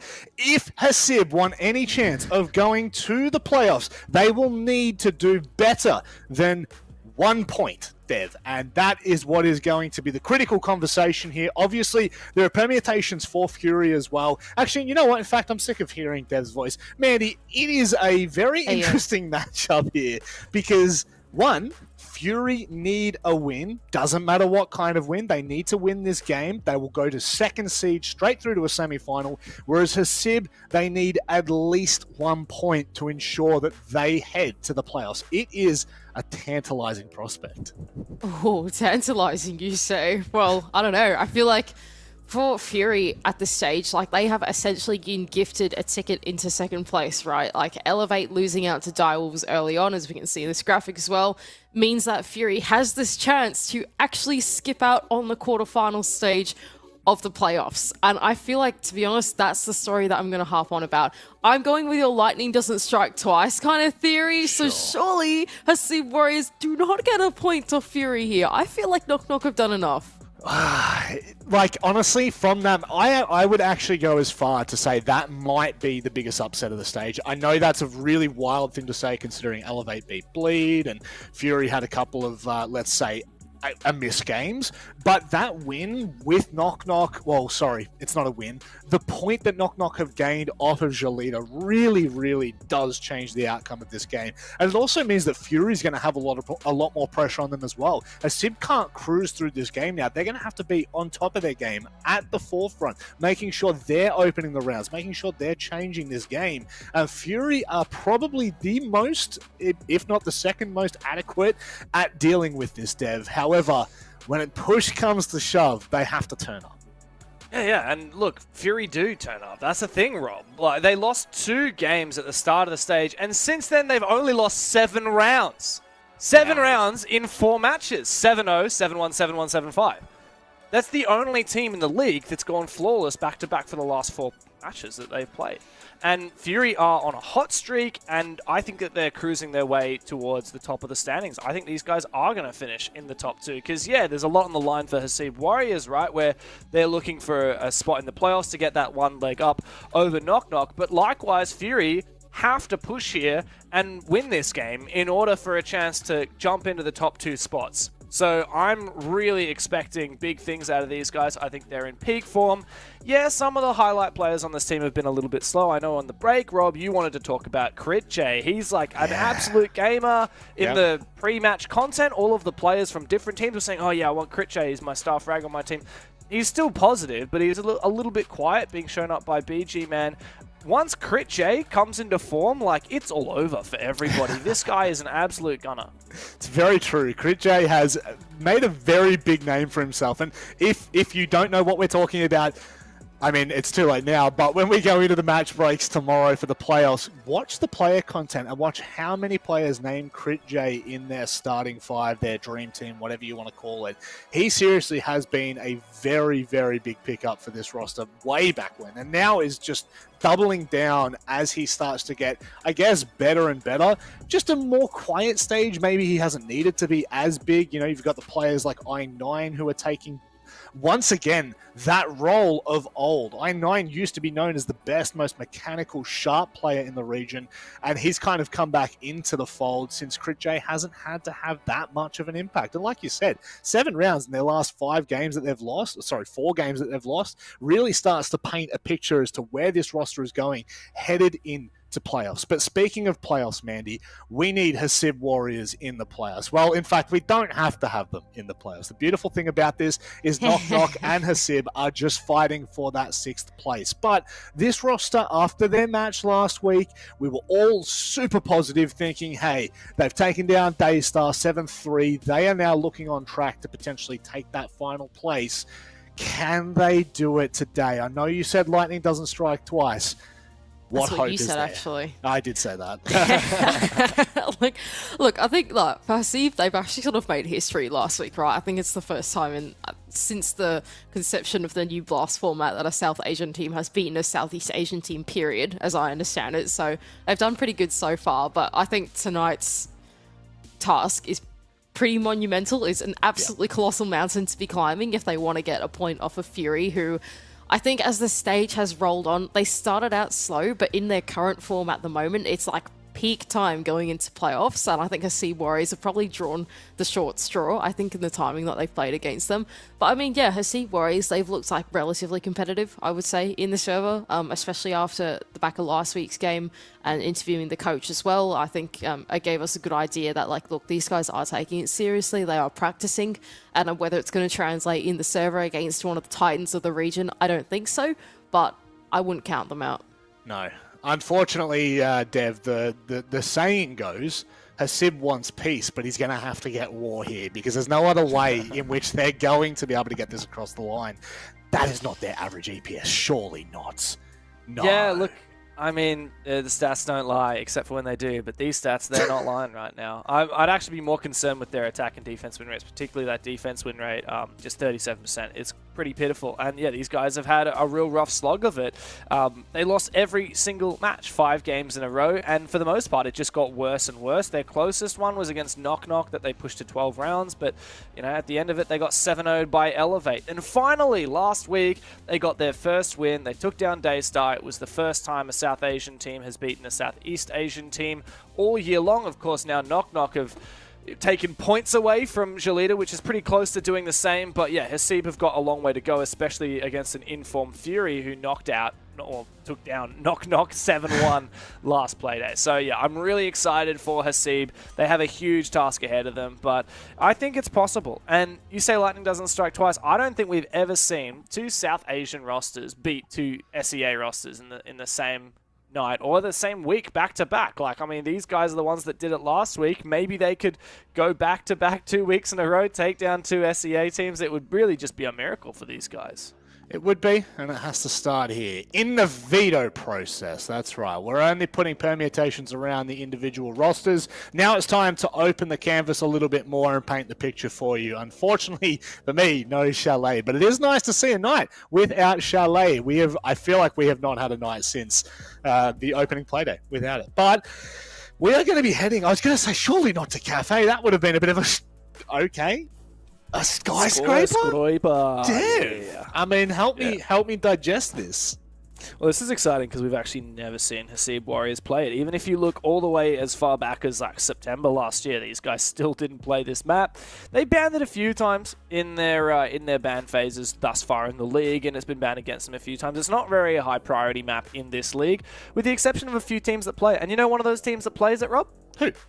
It'd be Fury. Yeah, they've actually played it twice. Yeah, they got 4 rounds off of Bleed on this map, which, to be honest, isn't great. Like, I think Fury should be getting more than 4 rounds against Bleed. But that was the old Fury. You know, that was the Fury of Playday 1 and Playday 2, the one that was really struggling. Since then, they came back and they got a little bit of a fire up, and they went and they took down Daystar 7-1 on Skyscraper. So, I've no doubt that Fury are feeling pretty confident going into this map. I just think that Hasib need to have done their VOD reviews. They need to have really analyzed Fury. They need to be confident, and they need to come in with a solid game plan and just make sure that they stick to their guns.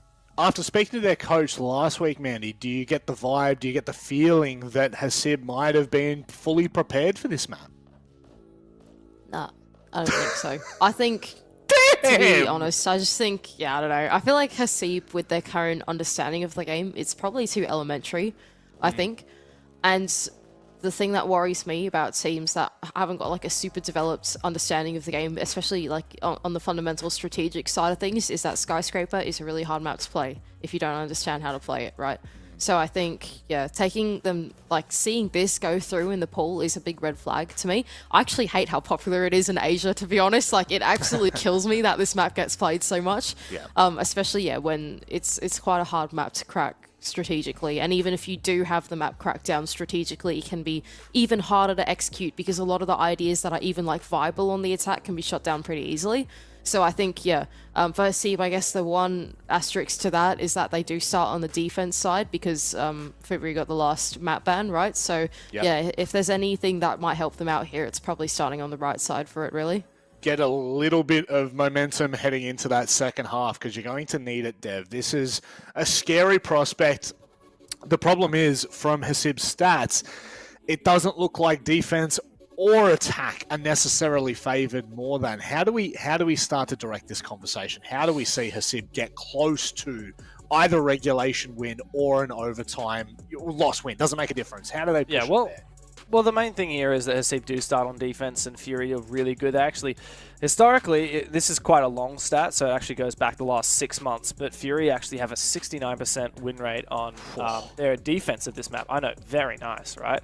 And that's just, you don't want to be going against them on defense at the start. And so thankfully, Hasib have defense to kick it off. Doesn't mean it's going to be easy, but I think that that's going to be a comfort side for them. And then they can worry about Fury's own defenses when they move into the second half. I do just want to piggyback off another point that we were discussing earlier. We were talking about CritJ, right? CritJ, the gamer, the young gunner on this roster, but it occurred to me that the one that's performing best on this team at the moment is actually BG-Man. BG-Man not only is a top-rated player on this team during this league, but if you go back to the Atlanta Major, get this, BG-Man was the 13th best player at that event. Wow. Out of 120 players, and this guy didn't even make it past Phase 2.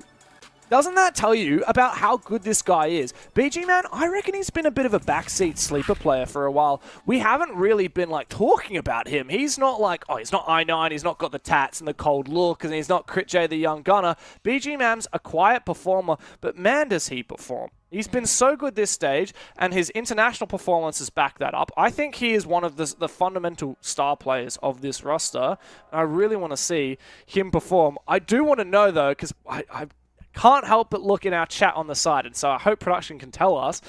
But apparently Fury are trying to get their 5th player in and struggling. And I just want to know, is that BG-Man? Because if it is BG-Man that can't connect, I don't know, I'd be very concerned. Who is it? BG-Man's all good, apparently. Okay. Thank God. I really hope BG-Man is all good because I think he's just such a big part of this team. Oh, jeez, that's rough. Well, I guess, you know, Fury... Oh, CritJ's missing. Oh, wow. Ironically. Wow, that's kind of ironic considering the conversation we've had going into this. Yeah, I guess that's going to be a little bit interesting. So, CritJ out, and it seems like the coach in for Fury. If ever there was a time for Hasib to step up, it is now. It's time for us to go to Guz and Xenox. Yes, it is, Rob. Thank you very much. And we get to see good old Mad Duck Ranger make another appearance, or Vaughn, whichever one he wants to go by. I'm actually not quite sure which one it is, but I think it's Vaughn in game. So we'll go with that one. But look, big game coming up. Hasib Warriors, we've already kind of laid it out on the table, guys, when it comes to what they need to do now. Overtime loss or better. Simple as that to get into the playoffs. For Fury, it's a matter of how much they value that bye. 2nd place versus 3rd place. The difference really is, more or less, you just don't have to play a game against one of the South Asia teams. Yeah, eager to jump into this one. It's unfortunate for Fury that they'll be playing this one with a substitute, but it actually isn't the first time they'll have to have done that in this particular stage. They did that back against Dire Wolves. It was Dark that was exchanged out for the coach that time around, and we thought that was going to make things quite difficult for them. Because way back then, Fury were also mid-pack. They did get away with that one though, 7-5, and I don't think for this matchup it should change things up all too much. But with Hasib Warriors very eager to get a result, who knows? This could be another one of those funny games. Yeah, could be. We'll see. Fury on the attack to begin as well, so defense, Skyscraper very prevalent. Hasib Warriors will definitely get every kind of opportunity to start well. Although in this particular region, admittedly only played 3 times Skyscraper, it's not exactly overwhelmingly favorites to the defense. 53% isn't really all that crazy. Certainly every chance that Fury will be able to do more than enough. Montagne banked out by Hasib Warriors. Not really too surprising. Very strong operator when it does come to Skyscraper, pushing through a lot of these chokeholds. And the Ying as well for on-site executions, Fenrir, and so far, yeah, all 3 bands have been pretty much staples to this particular map. And yeah, it is Vaughn to confirm that one. Yeah, it's going to be intriguing to see how the team of Fury look to play around CritJ not participating in this particular matchup. In terms of rating, he's been middle of the road, oddly enough. At least according to CGG, both him and Vaughn both share the same primary operators in the Dokkaebi and the Legion. So assuming that they play similar roles here on Skyscraper, that could be one saving grace, that the rest of the team doesn't then have to conform around Vaughn filling the support role or the more flex role. And so that'll be a big positive for them. Yeah, eager to jump into this one. I think irrespective of the sub, Fury should still be rather dominant. That being said, starting out here on attack, Skyscraper could be a little bit rough for them, so we'll see how they go. Yeah, it needs to be said as well that for all intents and purposes, Fury outright dead set favorites. 8.8 million channel points on Fury, just the 1.4 million on Hasib Warriors. I say Giles, that's still quite a lot actually.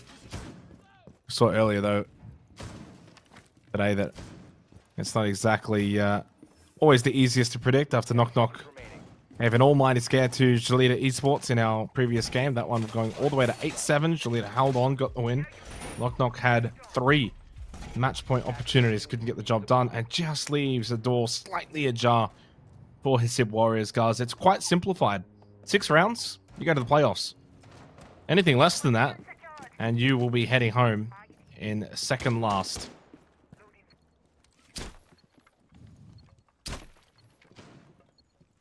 So IQ in play then for the first round, and that will be a strong counter to the lineup presented here by the defense, namely Zdux on the Valkyrie. Been a big fan of Zdux throughout the stage. He's certainly had some good moments. And it's not too surprising to see that he is one of the top-rated players on the team. One of his strengths lying in entry as well at a +3 heading into the night. From a map sweep from Fury, they'll kick things up over towards Geisha off the back of the Exothermic. Dark to take control of top black stairs, and so Zdux will be the first to be pressured.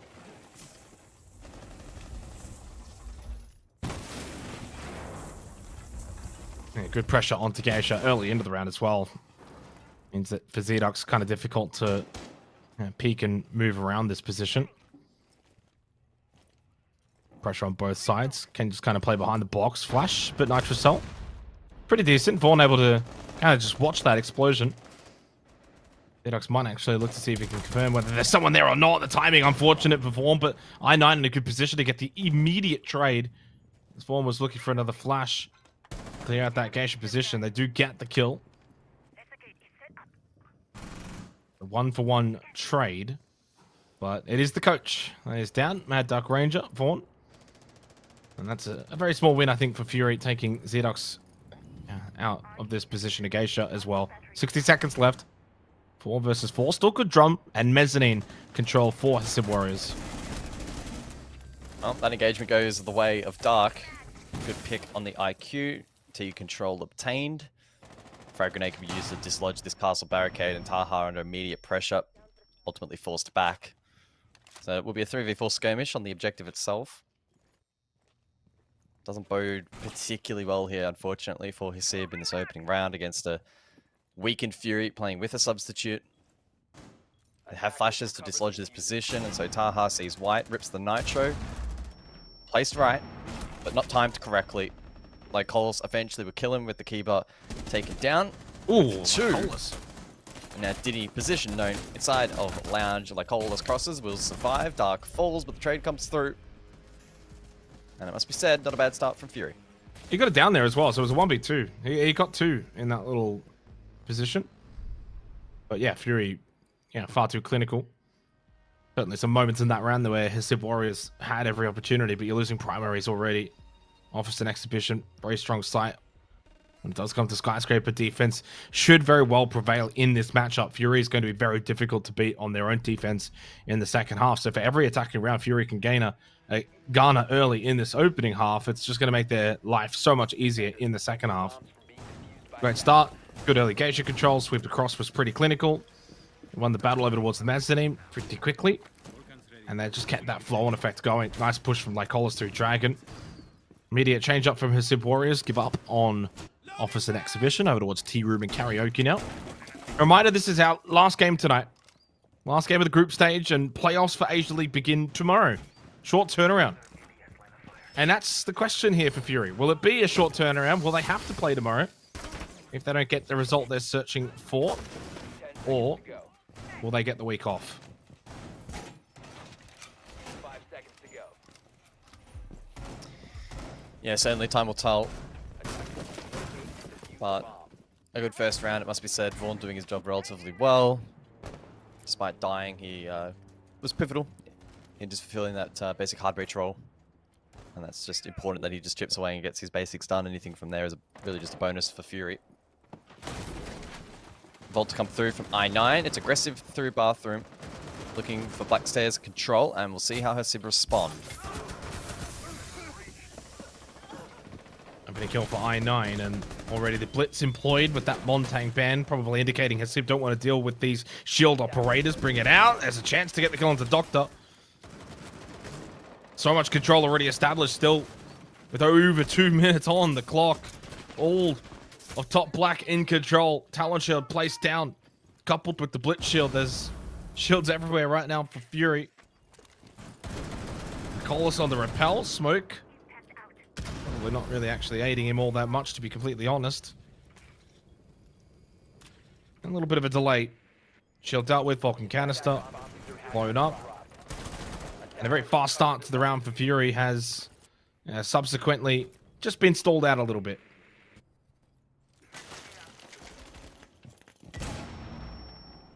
Oh, Doctor had a small window of opportunity there to maybe pluck one back for free.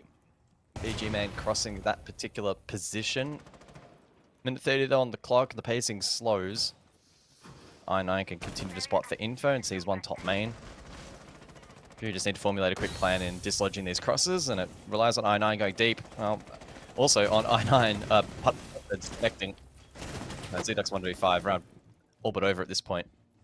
I don't think the disconnect would have had the biggest of impacts. It's really just the beginning of the round. Explosive from Fury. Good use of the Blitz. Plant will be confirmed by Lycolis. Repel already being held back to the staircase. So 2 main stairs, so ZDUX not really with any place to go. Drone comes fourth. ZDUX timed again. And with 30 seconds on that fuse. Despite winning that kill, he should not win this round. Impact to come through. I9 takes a chip of damage. Well, I9 started the round, and it looks like he'll end it. Flash comes through. Pistol shots follow. And it's back-to-back rounds for Fury. Yeah, very fast-paced round from Fury to begin, and that was enough to really overwhelm Hasib Warriors. Full Top Black control from there. Looking down the hallway, sites became very vulnerable very quickly. The opening 2 kills really gave them a significant advantage, and Fury never looked like succumbing in that round. Got stalled out momentarily, but then dealt with that and got full site control. 2 opening attack rounds here on Skyscraper, and so far business as usual for Fury, and as expected in this matchup. I9, I think he's ready for bed. Aren't we all, mate? Aren't we all? Well, he put Hasib to sleep in that round, must be said. Defense not really dealing with that shield all too effectively. Black Stairs was weakened. Technical pause now called. Fury, I'm sure, eager to jump back into the server. Good start for them. Not really looking too much like they're playing with a sub at the moment, which is a big positive for them. In some ways, Skyscraper, you can hide your sub on that hard breach roll pretty easily, and they don't have to do anything too advanced to get their basics as their job done, so... If you can find what you don't need to hide Vaughn at all. Kind of make for of it. Well, you have to a little bit. Not and that's really. No, you do. Bloke's turning 38 this year, mate. He's full of experience. He knows what he's doing, okay? He's got experience on his side. I'm not saying he's been here before. He's played before. He's been to an SI, mate. I'm not saying it in a disrespectful Not as a player, manner. but... I'm not saying it. Yeah, actually, to be fair, he went 6-9 against Star Wars, so he didn't do too bad. But you don't have to, like, super hard hide him, but No. I'm just saying that you can exemplify his strengths and just getting the basics done pretty easily on this map. Imagine he just plays Deimos and sits on top of the roof tracking people. Just calling out where they are. That's your role. That'd be interesting. I mean, we've seen Sage do it. He's getting on in age as well. So yeah, might only have a Same. couple of years in him. One more, Yep. 2 more years. Just waiting on Doctor to get back into the server so we can continue here. 2-0 start for Fury. Got to feel a little bit for Hasib Warriors. They would have been watching on. I mean, the start of the night tonight, I don't have Sprabuni's statistics. I don't know if you've got it either, guys. I'm not throwing you under the bus. If you don't have it, that's fine. But my gut feeling is that they would have been pretty highly the more favored team statistically to hold on to their 6th place spot, considering the round differential that Knock Knock had. The two teams and who they were playing against. It's why at the start of the night, I'm sitting here saying, well, it's a matter of who can lose the best. And then Knock Knock go on and force OT and get 1 point changes everything for Hasib. No longer is it a case of, hey, we just need to make sure we hold on and get to, like, say, 3 rounds. Imagine this was a situation where all Hasib need are 3 rounds. Now, not the greatest start because you're on defense to begin and you've already lost 2. So even in that world, I'd be starting to worry for them already, but far more opportunities to come back if you only need the 3 rounds. Far more possible, but hey, they need to force OT. At minimum, force OT. And not the best start. 2 defensive rounds, 2 opportunities on the primary sites, and Fury win out both comfortably. A long, long way back now for Hasib Warriors as Doctor's back into the server. We'll see if they can mount already a bit of a case that they are going to be a competitor in this match. 5 seconds to go. Attackers objective to locate bomb. Keep us secured. So into round 3 we go then, and Hasib now with full 5 players inside the lobby. We'll see if Fury look to keep up this pace. Based on the lineup, it would suggest that it will. Doesn't get much more rush heavy than this with the Deimos in combination with your more traditional rush operators. Taha down below could be a threat though. Might be another case of Fury trying to exploit through bathroom, but we actually see positionally Hasib ready for that this time. Mykolos this time on the karaoke rappel though. He'll be self-sufficient with the smokes. Solis has been targeted, so good prio there from the attack. Should force Taha out of that room below, free up some space on the staircase. And with the diffuser in the hands of BG Man, he's likely going to look to push there. Unless they look to go more direct, although that's pretty risky. I don't think they're going for it. Fast entry. So far, BG feels like he was dodging bullets for a little while there, but eventually does go down to Taha. That's Kit, by the way, so Kit in sight. And I mean, I did speak unironically about the Deimos for form, but it is I9 bringing it this round. Only 1 death mark remaining, so he's gone early on those. Still 1 EE, 1D for form. In fairness, another fast-paced round for Fury. And I9 with the Vendetta does get himself a kill on to Taha. It's all dealt with. 90 seconds left. Back to a 4 versus 4. Can make his way up Black Stairs. Dark still on the balcony. And there's going to be that final death mark. Off it goes, zipping away onto Hasib Wants Peace, who is holding towards Black Stairs. Frag thrown from I9. He still has got that ping advantage. They got the push as well from the balcony. Get the kill onto Hasib Wants Peace. Dark got traded. In fact, trade's now going the way of Hasib Warriors. Did it with a double. And all of a sudden, down to Mad Dark Ranger himself in a 1 versus 3. For the 37-year-old coach stand-in for tonight in place of Crit J. He couldn't, surely.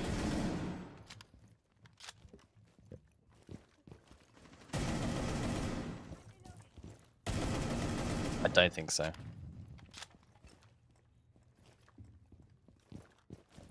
I would gasp quite loudly if he wins this. I mean, this doesn't have any info anyway to play off, so with some info becomes potential, but with these circumstances, it is unfortunately all but impossible. I believed a little bit. No, I didn't. Like, I say a little bit. I mean, like 5%. You didn't believe any percent? I believed about 0.1%. Oh, that's something. Well, big round for Hasib. Needed that. Absolutely needed that. Couldn't go 3 rounds less on the defense. They're on the board. Every round is going to matter so much, especially on this defensive half of Skyscraper over to Exi and Office. I personally don't pay too much attention to the current statistics of Skyscraper in Asia League. I know it says it's like 53% defender sided, which is not a lot. Basically says coin flip. I'm going to be completely honest, in a lot of other regions, that's not the case, and it shouldn't really play out that way when Fury go into the defense as well. So I'm not paying too much mind to that. There's always reasons you can, if you go and dig into those games, there's probably like a top team versus the bottom team, and they started attack or something like that. It skews the statistics, especially with such a small subsample. But defensive rounds are going to be so important for Hasib. 10 seconds remaining. Yeah, certainly is. I really don't think Hasib can afford to slip up too many more times here in this half. Almost looking at them having to win the next 3 straight, which would reflect a perfect rotation, include a tertiary site. So it's certainly a challenge, but they need to lay those foundations down if they want to push this game to overtime. Again, to reiterate, they are only searching for a single point towards the standings in this match. That's enough to secure top 6. 6 rounds, all they need. Unfortunately for them, though, Fury, they have every reason to gun for full 3 points in this regulation win. Gonna bump them up to 2nd, then Elevate down. Elevate, oddly enough, will actually play the 6th place team tomorrow, if that's to be the case. Map clear at the moment from Fury, as we have to see that mirror window through T facing top black stairs. Ash in response,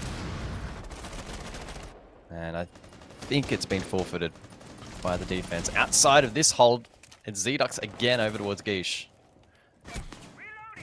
Oh, oh, he got him! Long range shot. Zedux gets the kill onto Lake Coles, at least takes 1 with him to the grave. PG Man in a good position and got the trade. 4 versus 4. These rounds have been very close. Sip wants peace. Apparently so, because he's on 0 kills. 90 seconds left. May have to give up that drum control. Never mind. He no longer wants peace. Wants bloodshed. Kill onto Dark on the Mez drop. And that's a big moment of the round for Hasib Warriors. Certainly can now just play sight. Don't have to continue this extension on the roam. I9 clears backstairs barbed wire. Vaughn still outside. And unfortunately has not been able to make an impact in this game thus far. I think you mentioned in the game against Direwolves, he dropped 6 kills, 9 deaths. So that was at least a kind of game where he had good moments. But so far, here on Skyscraper, has really struggled on the attack. Yeah, it's been rough. Can Fury try and bring this round back? 3v4, not completely unsalvageable, but again, it's going to be a bit of a rough challenge in isolating these picks. 3 flashbangs for BG Man could prove critical. But with only 3 players left, they're all likely going to be pushing from this west position. So you just need to establish angles and work together. If somebody is flashed out, BG Man is that threat. Outside main breach. As I9 has been given some space to crouch forward. This could be an important part of the round if this army falls, but I9 whiffs. Yeah, that might have been the moment that Fury had as a win condition. That is now gone. Down to just I9. Position known. Vaughn can't make entry. 0-4. Dinny gets 3 on collapsing towards site. And a 2nd round established now for Hasib Warriors. And well, a stark difference that we've seen in the last 2 rounds than what we saw in the opening 2. I'm not going to lie, guys. The opening 2 rounds of this game, it was like bully mode from Fury. Fast pace, quick entries, quick kills, total dominance and control. We got to attack pause, and on that other side, Hasib Warriors have transformed into a team that looks very strong defensively, not giving up ground without at least maybe taking 1 or 2 with them. Difficult to push over. Yeah, I mean, there's still 2 more rounds to go this half, but if they can get to like 4 defensive rounds, I'd feel very confident for them that they can maybe get a result here. Yeah, I mean, potentially, but again, it's very much a 1 round at a time approach here, and it needs to be for Hasib. If they want a 2-4 split in their favor, it's going to come down to the tertiary site, which we'll now see an appearance over towards Barbecue Kitchen, round 5. This, to me, is the most important round of the half in the context we find ourselves at the moment. Gives Hasib the opportunity for the 4-2 split. Probably then mounts, some proper pressure on Fury. who by all accounts may have came into today expecting a relatively easy win, like the majority of us and I suppose probably the community as a whole. That might not be the case, especially now with the sub in play. You're going to have to grind away at this game a little bit, especially if they want all 3 points. But it's BG Man to step up and deny the spawn peek from Taha. So good read from him. And Fury more than happy to play with this advantage, and a team that's quite reliable in playing into these advantages as well. Yeah, it's a catch-22 moment there, I think, for Taha and for Hasib Warriors. You've won a couple of rounds, you've got a bit of advantage. Look to maybe double down on that and get aggressive, but unfortunately loses. It's always easy to, reward if he hits that shot and Taha gets a kill and it's a 5-on-4. We're sitting here singing the praises of Hasib Warriors. Instead, now it looks like a round that could go the way of Fury. Still need a lot more work to be done. Gemini in through Dragon, gets rid of the Sawyer Gate. And the Yokai spotted as well, the power of the IQ scanner. Collis is trying to find out where that really is.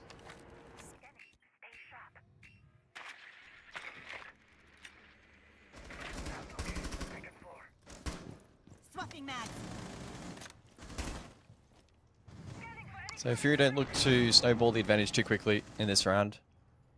Minute 40 on the clock. Geisha extension still in play. BG Man though to help flush it out. And the rest of the team now pinching over towards Drum. Doctor formulates a response though with the Nitro Cell. Oh, did I not see him? Surely saw him. The heals in towards Geish. Perhaps not initially, but Hasib now on an island. Camera though, giving information to the defense, making it tricky for him to be cleared, but like Colas finds an opening elsewhere, doubles down. Zedux can't respond fast enough to that, not his fault. Hasib looks for the trade, also delayed. Diddy now. Oh, he's good for one, but no more. Tertiary side, I said it was probably going to make or break the defense here, and maybe Hasib's chances at winning this game. Unfortunately, it does not go their way, and now places even more importance here on the final round of the half. Yeah, I don't want to be too critical, but in that moment, you got like a double stack of karaoke, one player out in the hallway. You're just far too vulnerable. Giving up way too much. No real Geisha control, no Mez control. You're just completely on an island. And like Hollis just gets a free push in. I mean, the second kill on the Zedox, he's not even looking in his direction because he's got other positions he needs to look at. And it's not a case of a misplay. I mean, he's looking at that doorway. If you got two players looking at the one doorway, that's a misplay. Like in this moment here, look at Zedox. I know it looks like he gets shot in the back, but he's looking at I9. Like he's looking at other players. If they're double looking at the same position, then I9 probably gets the kill onto Zedox anyway. So then you got to kind of question if that is the case. Then it comes down to positioning in the first place. I mean, really well done for Fury and put the pressure on early. Taha is probably kicking himself that he goes for that spawn peak, but again, as I said, it's that risk versus reward. Everyone knows it. If you hit the shot and you get that opening kill, you look like the hero. You set the round up nicely for the defense. Instead, he made them quite vulnerable. One more round to go in this half, and to be completely honest, it's must win for Hasib. Need this third round.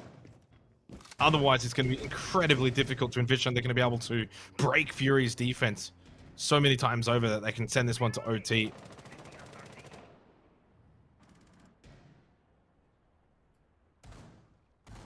Attackers have located a bomb. Oh, BG got the pick in the previous round, denying that spawn pick. It's important that Hasib don't give away anything for free here back on the primary site. The expectation being that they should win this round, but will it be enough? The Blitz is back in play. I9 will be looking for some pressure, presumably through Black Stairs. There's not a ton of utility support in the position for Hasib at the moment. So I hope they have the systems in place to support him. Otherwise, he may be forced to forfeit it. Currently rotating, as BG does actually find that pick again elsewhere. Once more on Taha, like the previous round. And with Lycolos doubling down, a 4-2 split for Fury, looking very promising.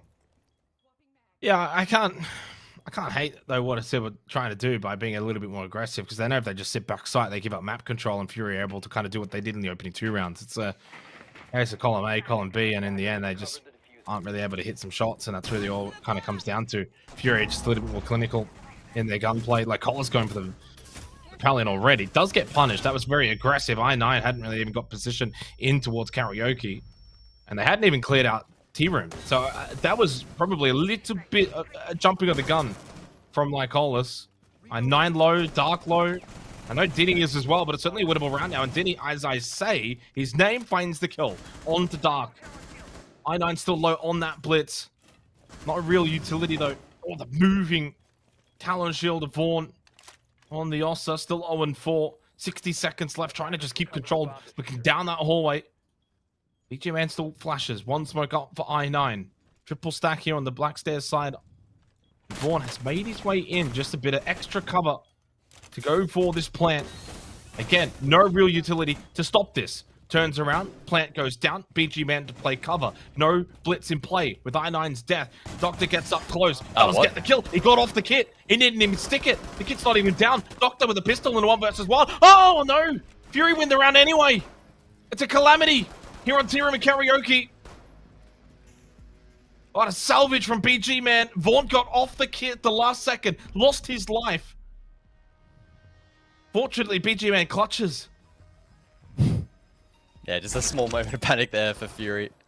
I'm almost certain the plant could have been stuck behind the shield, as he would have been protected for a little while longer. The fact that he was even allowed to be threatened whilst in that plant position was a little bit questionable from Fury, but they did all the hard work before that point in time, and then they tidied it up after that defuse was dropped anyway. So 4-2 half. Things looking good here for Fury. Every world in which now Fury 2 primary sides back-to-back have match point. And for Hasib, they're going to have to grind away. They need 4 more rounds to make top 6. Yeah, I mean, this is very difficult task now for Hasib Warriors. Nice and done for BG, man. Dev was hyping him up on the desk. 7-3 from him. Like Colas. Kind of did give away his life a little bit on that rappel. In the early portions of that last round, despite the fact they got an opening kill. 4-2 for attacking rounds from Fury. Really nicely done. And I will say this as well. I know we come into this game with full expectations Fury should win and win comfortably, but it is a danger game. Like, it's the last game of the play day. We already saw what Knock Knock were able to do in their earlier match. You cannot discredit if Hasib play at their very best and Fury, with a coach, are down 10-15%. You just don't know what kind of result you could get. They have to be switched on. Yes, Vaughn struggling to really get involved. I think he can be more impactful on the defense, a little bit easier for him to just kind of lock down, hold in position, force Hasib to push into him rather than him having to play hard breach and bring shields on the Ossa and kind of just do what he's kind of told to do. He can just hold a position, and I think that way he can get a little bit more involved and get some frags. Hasib Warriors are going to have to be really impressive here on their attack. Straight over to Office and Exhibition here into the 7th round. VIP single wall gets opened up. Salma's thrown. Taha still watching on the rappel. Vaughn deep sight. I'm in a good position here. Shouldn't really have to peek too often or too much. I don't know how aggressive he's going to be over towards main breach. Does still have the Kaid claws. I9 one in back pocket, but there is a Thatcher on the board, so not really the full defense.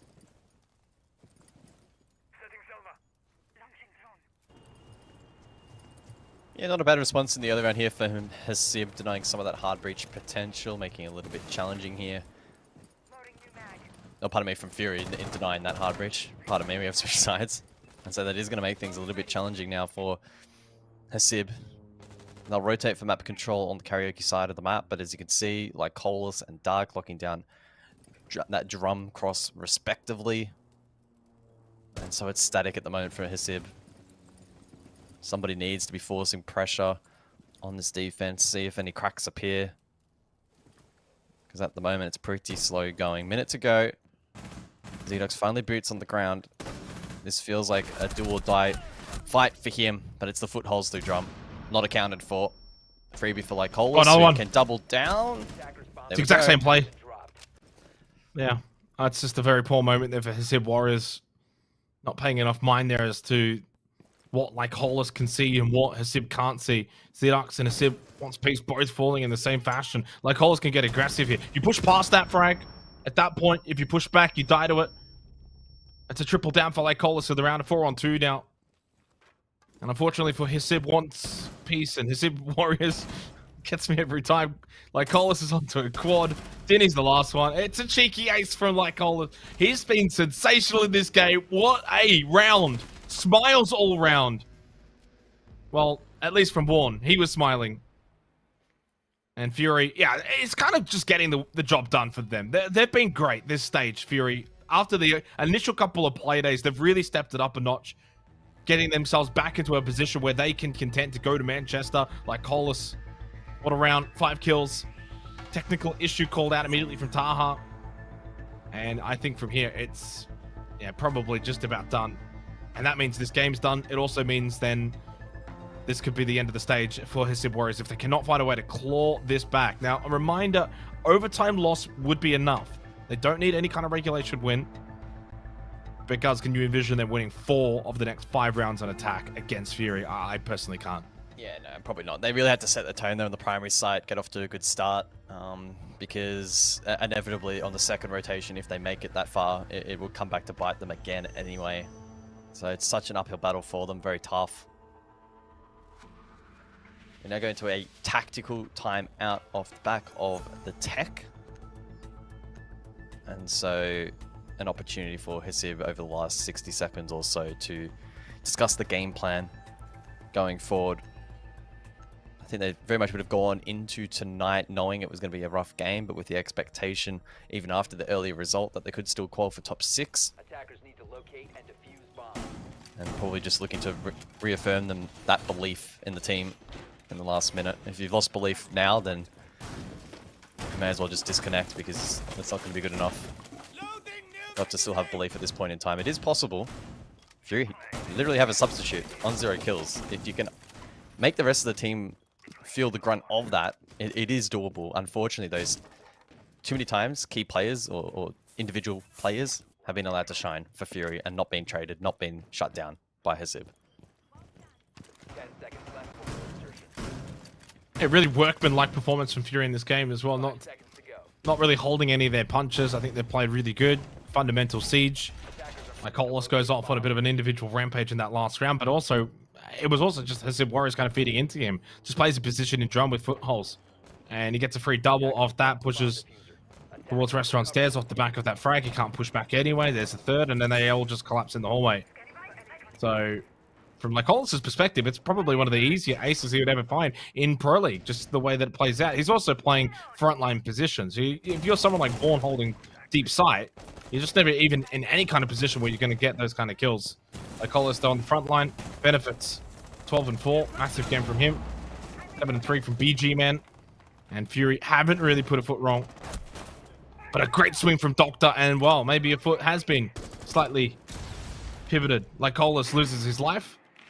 Opens up the round now for Hisib Warriors with a man advantage. What can they do from here? As long as they can hold on to this for at least the next minute or so, clear ground, get map control, move forward, clear out positions like Drum and Mezzanine. And maybe they could find success here in the 8th round. Yeah, good first early pick. Pretty opportunistic there from Hisib. Alleviates a lot of that pressure on the side of the map and the time sink that often comes with it. Quick pivot over towards Geisha. That will be opened up promptly as well. Off the back of the Thatcher EMP. And that exothermic charge. Solid groundwork. Again, it comes down to the late round here from Hisib. Are they able to isolate these players? If I'm them and I identify Thorn inside of Guiche, I am just absolutely going all in on that. Isolate him, get it to a 3v5, and then the rest of the round should unravel for Fury. So we'll see if that's what they do. Double repel, but it's actually Taha elsewhere to unlock the round. Vaughn does fall in the meantime as BG finds 1. Now it's just himself and Dark. Oh, that angle from BG Man was good, but he gets offered at the last moment, finds no kill, and loses his only teammate remaining in Dark. Shot in the back, and that's a really solid round from Hisib Warriors. Well worked, start to finish, on a Tea Room and Karaoke site, the main primary site when it comes to Skyscraper, and that was arguably one of their best team effort rounds. They've already won a couple of rounds back on their defense in the first half, but that round there, I think is very easy to say was their best round that we've seen so far, and a very pivotal one. Denies Fury match point, gives them a 3rd round, keeps that scoreboard ticking over, and it keeps it close. And Fury, instead of opting for a repeat, go to the tertiary barbecue and kitchen. Massive chance and opportunity now for Hisib. They can double down, get a second attacking round in a row, 5-4, clear out the tertiary site. They get a bit closer. I mean, as it stands, you're 3 rounds away from playoffs. That is a very achievable feat to do against a very difficult team, but it's only 3 rounds. Yeah, I think it's also really important that his Sib were able to convert off the back of the tactical as well. They got some good value from that. Don't know how much of that had necessarily been strategy or if it was really just mental. And ensuring that belief was still instilled in the roster. Because it is doable. Again, Vaughn is 0-6. If I'm them, my entire game plan is revolved around just absolutely punishing him out of position. And then playing with the advantage. And if you can, as we saw in the last round, find advantages elsewhere, they're just bonus ticks on the checklist. So fundamentals need to be strong here, continue to be strong from Hasib. This objective for Fury will break. It'll break the camel's back if they win it though. So I know we keep saying these rounds in isolation continue to be important, but there's another important one on the cards here. For Hasib especially. Someone on the wall. Over towards Exhibition. An office. I9 looking to peel back. Inevitably will want to play above the objective inside of Guiche, I assume. But just looking to stall out this push.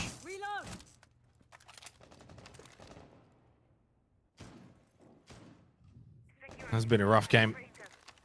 Vaughn just has to stay locked in, and his moment could come deep into this game. And it could be a difference maker. 5-3. Sib Warriors fighting tooth and nail to get into the playoffs. I'm not sure if it was mentioned on the desk. It may have. But if his Sib Warriors actually do manage to beat Fury here, or to get the result they're looking for, they would play Fury again tomorrow night in a best of 3. So that must instill some kind of confidence. If you can beat them, maybe you can do it again. Battle here from Lycolis is just won pretty comfortably though from BIP. But at the same time, Dark had found a kill. That's an aggressive push from Diddy, trying to maybe just retake this position. 4 versus 2 now, and despite the opening kill going the way of his Sib Warriors in this round, a very quick fire back from Fury has seen them take a 2-player advantage. And even on this tertiary site, Barbecue and Kitchen, Fury are looking very strong. Whoa. I feel like he almost accidentally fell down the hatch.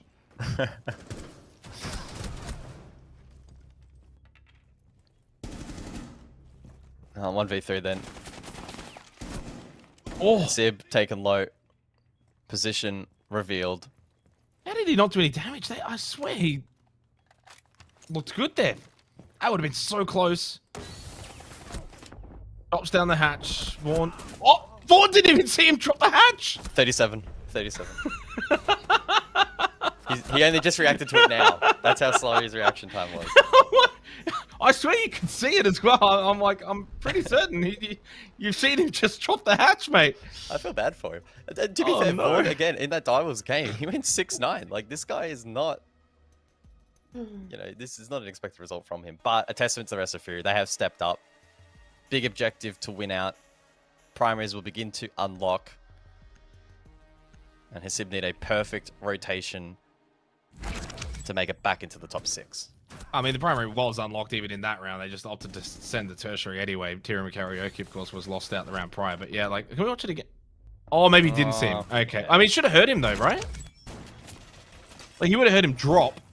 And at that point could have readjusted. But I guess the reaction time on that... It was forgivable.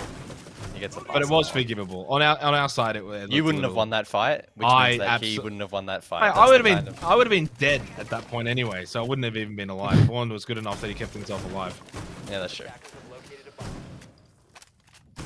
Oh, 3 match points now for Fury. It does mean for Hasib Warriors they're going to win 3 rounds in a row without failure. If they can do that, then they get into the playoffs, then they'll play Fury again tomorrow night. If not, then they're out. And Fury will also, if they win it in regulation, go into 2nd place, which would put Elevate down into 3rd. Elevate would then be taking on Knock Knock tomorrow night in the quarterfinal.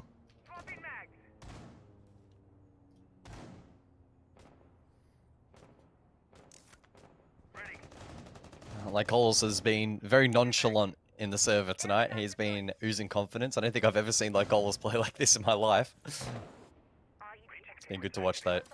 14 kills so far. See how many more he may be able to find in this match, which is unlikely to go on for all too much longer. Looking for something outside on this Geisha Rappel with the rest of the attack working in towards the objective. Oh, it's a free kill. Yeah. Ah, that's a shame. And it's Taha again. Taha has had a rough game so far tonight. He's been on the receiving end of the entry now 3 times. That said, at least the first 2 times in which he did die first. Actually, no, sorry. I was going to say it wasn't converted, but it was converted. So it's actually a bad precedent for Sid Warriors. And BG won the back-to-back entries against him. Fury went on to win the round. And if that trend continues, this match will be over in the next minute or so. Yeah, I don't really care about anything you just said, guys. All I want to see is Vaughn get a kill here before this round is over. But you might be waiting a while. Well, I hope not. You won't be waiting too long, but it's not going to happen. Well, yeah, there's not 90 seconds left, so I'm not waiting that long. But I just want to see Vaughn swing something, go for a kill. The problem here, right? And other people are going to look, oh, he's 0-7. He's also playing sight on defense, and he was playing hard breach on attack. He's not. You said it. Yeah, he's not throwing. Like, if he wants to start swinging things and starts dying early in rounds, it opens up potential for the attack to take good position. And Fury on the defense have not really lost, you know, too many of these contact positions. Like Collis is getting aces. There's no one left for Vaughn to even kill. And no one's even getting close to sight that he gets involved. But I want to see him get a kill. Come on. He has to probably put... He needs to push off sight because... Based on what I'm seeing here, they're not making it to sight. Yeah, they're not going to get to sight. I know with the flank up black stairs, he should get another one here. Not quite. But that player in Dinny is very much pinched. One player left, Doctor. Come on, Vaughn, send it! Or maybe Doctor just run into the side. Vaughn! Oh, here we go, here we go, here we go. Move, BG! BG, move! No! Yes! No! Oh, no! I've just gone through 1,000 emotions. I think BG Man was like, trade me, just trade me. And Vaughn couldn't trade him. Look at him, look at BG Man. Oh, well, Fury get the win. Second place. It feels like a bit of a warm-up performance for them heading into the playoffs, but not a warm-up that was required because they get the bye now. They do not have to play tomorrow. They get a week off, a week's break. Into second place they will go. It means we've got a confirmation. Knock Knock have made the playoffs in 6th place. They'll take on Elevate, though, a daunting task tomorrow night for sure. Commiserations to Hasib Warriors. You know, not the worst performance ever, but just completely outclassed by a Fury team that is peaking at the right time. And I cannot wait to see what they can do in the playoffs. Congratulations to Fury. Commiserations, of course, again to Hasib Warriors. And we'll go to the desk. Commiserations to Xenox's poor little hair strands that aren't keeping with the rest of them there underneath that headset. But look, it's a somber note to end on for Hasib. They did give it a fair crack, Dev, but at the end of the day, we went into this knowing full well what the consequences of this game were going to be. For sure, Hasib, they had a bit of a bad game, but can we just be excited for Fury for a second? They made top 2. Everyone was saying that Elevate with the new kids on the block, the new roster was going to come through, Bleeder in peak form, but Fury were the back-to-back champions last year. One of my personal favorite teams. I've got a soft spot for the Thai teams, and they've made it on through. They've made it in 2nd seed. They get a bye tomorrow. And I'm just really happy for them. And to do that while playing 2 of the matches they won with a substitute, and a substitute that, how do I put this kindly, is not at the, not quite at the caliber of the rest of the roster. Wow. That's quite impressive. And it just means that Lycolis has an excuse to pop off. And I think that's bloody awesome. It's pretty crazy that like Vaughn and Xenox have 2 things in common. They're both old and they both can't play. But Mandy, you don't need to play when the rest of your team is doing what Fury's doing. It's a really good look for Fury heading into playoffs. You know, even a 7-3. I mean, you've got to say that that's probably for us in terms of competitiveness. I know this sounds brutal, but that is the pass mark for Hasib. Fury is the 2nd best team in Asia. Yeah, I think that's exactly right. I mean, Hasib, they started out on the defense first half. They got their 3 rounds, but as soon as they tried to make their attack attempts, it was just, Absolutely abysmal. Unfortunately, Fury just really took over from there on out. And yeah, I mean, Hasib, they gave it a crack on a map that's pretty hard to crack into. So yeah, they tried their best. I think I wouldn't advise going back to Skyscraper, to be honest, if I'm a team like that, trying to get your fundamentals down, that type of thing. But they gave it a go. You said, elementary from, the game, I guess, mechanics and knowledge, elementary from Hasib versus Fury coming into this. Sorry, I'm absolutely dying. I had a small bit of mineral water before we came back, and it was the worst idea I could have had.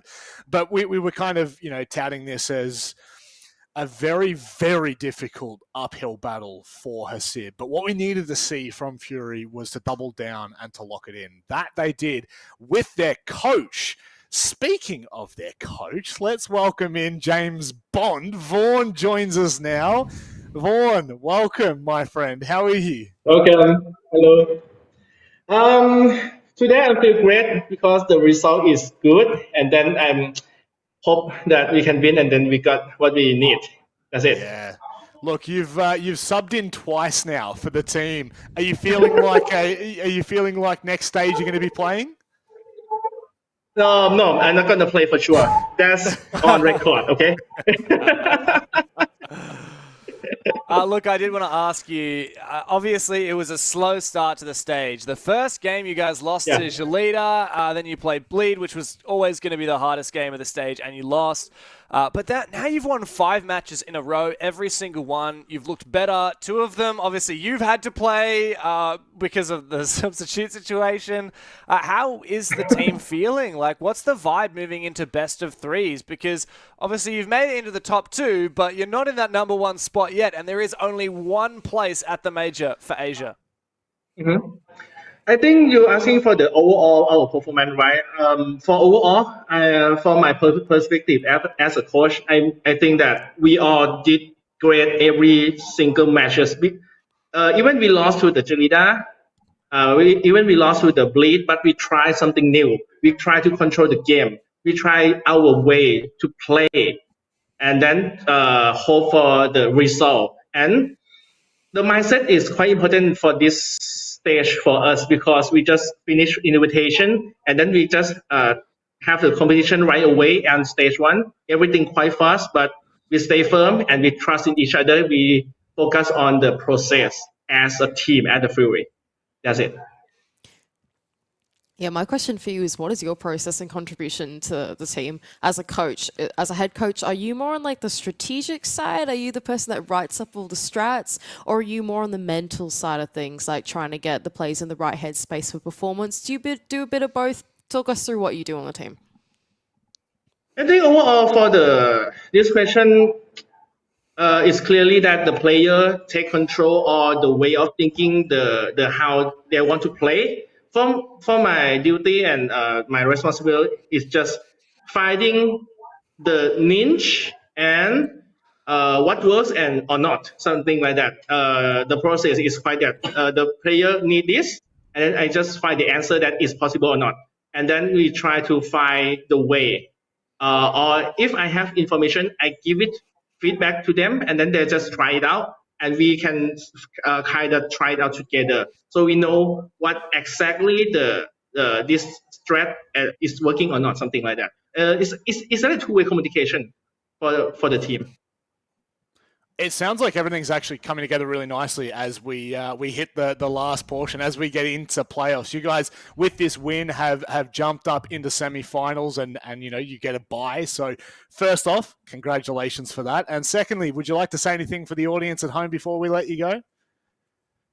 Can I say it in Thai? Please, go for it. เราทำสำเร็จครับขอบคุณที่เชียร์และเจอกันนะครับผมกับรอบ playoff ครับผม I say that thank you for the cheering and then just hope for the best for us in the playoff. That's it. Vaughn, very wholesome, my friend. Congratulations on a great stage, and we're keen to watch the performance of Fury heading into playoffs. Take care, mate. Thank you. See you. Very well spoken, and it truly, truly does go to show that there is a process hidden and driven behind Fury that we are unaware of, Dev. It's kind of scary to think that this is where, I guess, the ultimate form of Fury is going. You know, they accept defeat against the better teams, but they're trying different things. Yeah, and these guys have actually been around the block for quite some time now. I remember back a few years ago, these guys were kind of like the Daystar of Apex South. They were right at the bottom. They started, I think it was Stage 1 in 2022, I'm going to say. They were dead last in the league. They were completely winless. And then by Stage 3 that same year, they made it to the Sweden Major, the Jönköping Major. This is a bit unfortunate showing Vaughn's stats, but... Wow, you can't do that. You can't do it. But the guy was a like mad that. lad. And also, I got something to say about Vaughn. So it turns out, after 6 Invitational, after these guys were knocked out, you know, obviously the teams always fly home the next day, sometimes the same night that they get eliminated. It's really ruthless. But Vaughn and Lycolis, I bumped into them at one point, like the day of the finals, and they just stayed the whole time. They wanted to go and experience the whole event. They were spending that extra time, like, networking, obviously, like, getting connections with these other teams that they will likely be scrimming if they manage to do boot camps overseas in the future.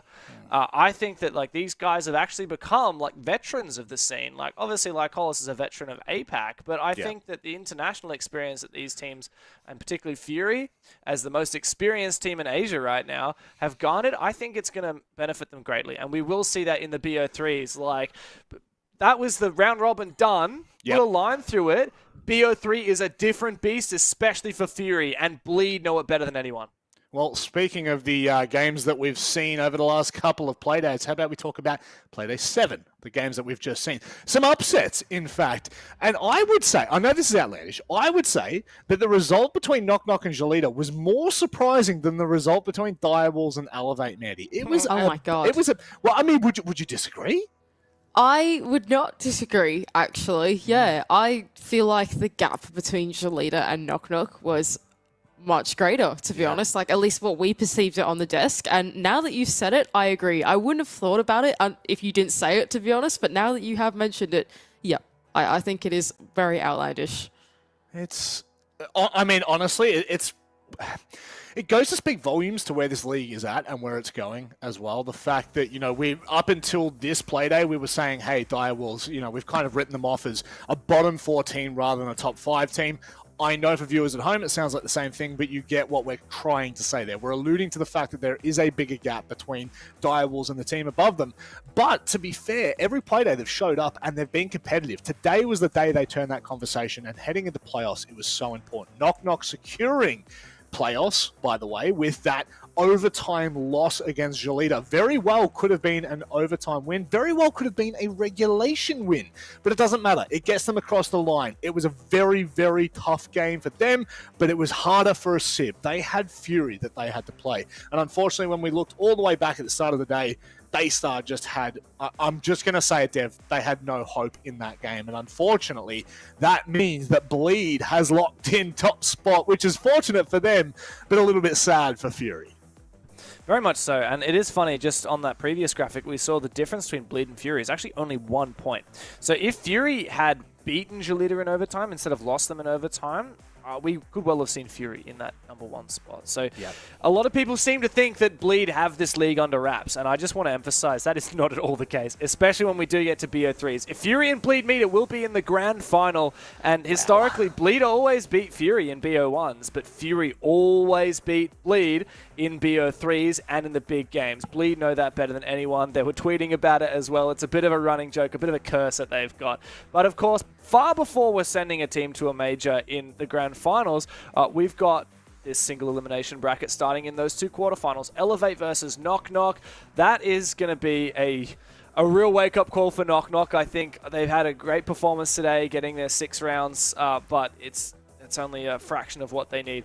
And of course, Direwolves versus Jolita is a really exciting one as well. Direwolves obviously got a bit of an upset win over Elevate today. Let's see if they can do the same against Jolita. And then, of course, it's not double Elian. We've got the losers matches to determine 3rd and 5th places. Yeah, Mandy, what's your game of the day for tomorrow? tomorrow, definitely the second one. I mean, Elevate. Oh, yeah, look. I trick think question, Rob? Elevate. No, come on, you know. I think, yeah, Elevate Knock Knock will be pretty rough, hey? So I think the second one, Jolita and Direwolves, especially after what we saw from Direwolves today, like, damn, you know, there's a real possibility that one could go the distance. Even today, Jolita struggling a bit against Knock Knock makes me think that second game is going to be a barn burner. I think it has all of the great makings of a quarterfinal, and the fact of the matter is, the winner of that does have to go play Bleed. So, you know, there's no easy game in this. Elevate's game against Knock Knock, you could probably look at that and go, yeah, Elevate should have their number, but you know, you got to remember, Elevate are coming into their finals bracket run with a loss under their belt, whereas Knock Knock are coming in a little bit inspired. I'm trying to sell it. I can't sell it. It's too hard for me. But Dev, are there any final thoughts on how the round robin stage has panned out? No, just that it was good. I really enjoyed it. I'm just so glad we got playoffs. I'm just going to say, I love the new format we've got. Like last year we had in this region, we had like the 2 leagues and then they fed into an LCQ, but the LCQ was a bit weird because it's like, why have we done this whole tournament round robin just to seed into an LCQ? It's not really an LCQ, it's the only chance qualifier.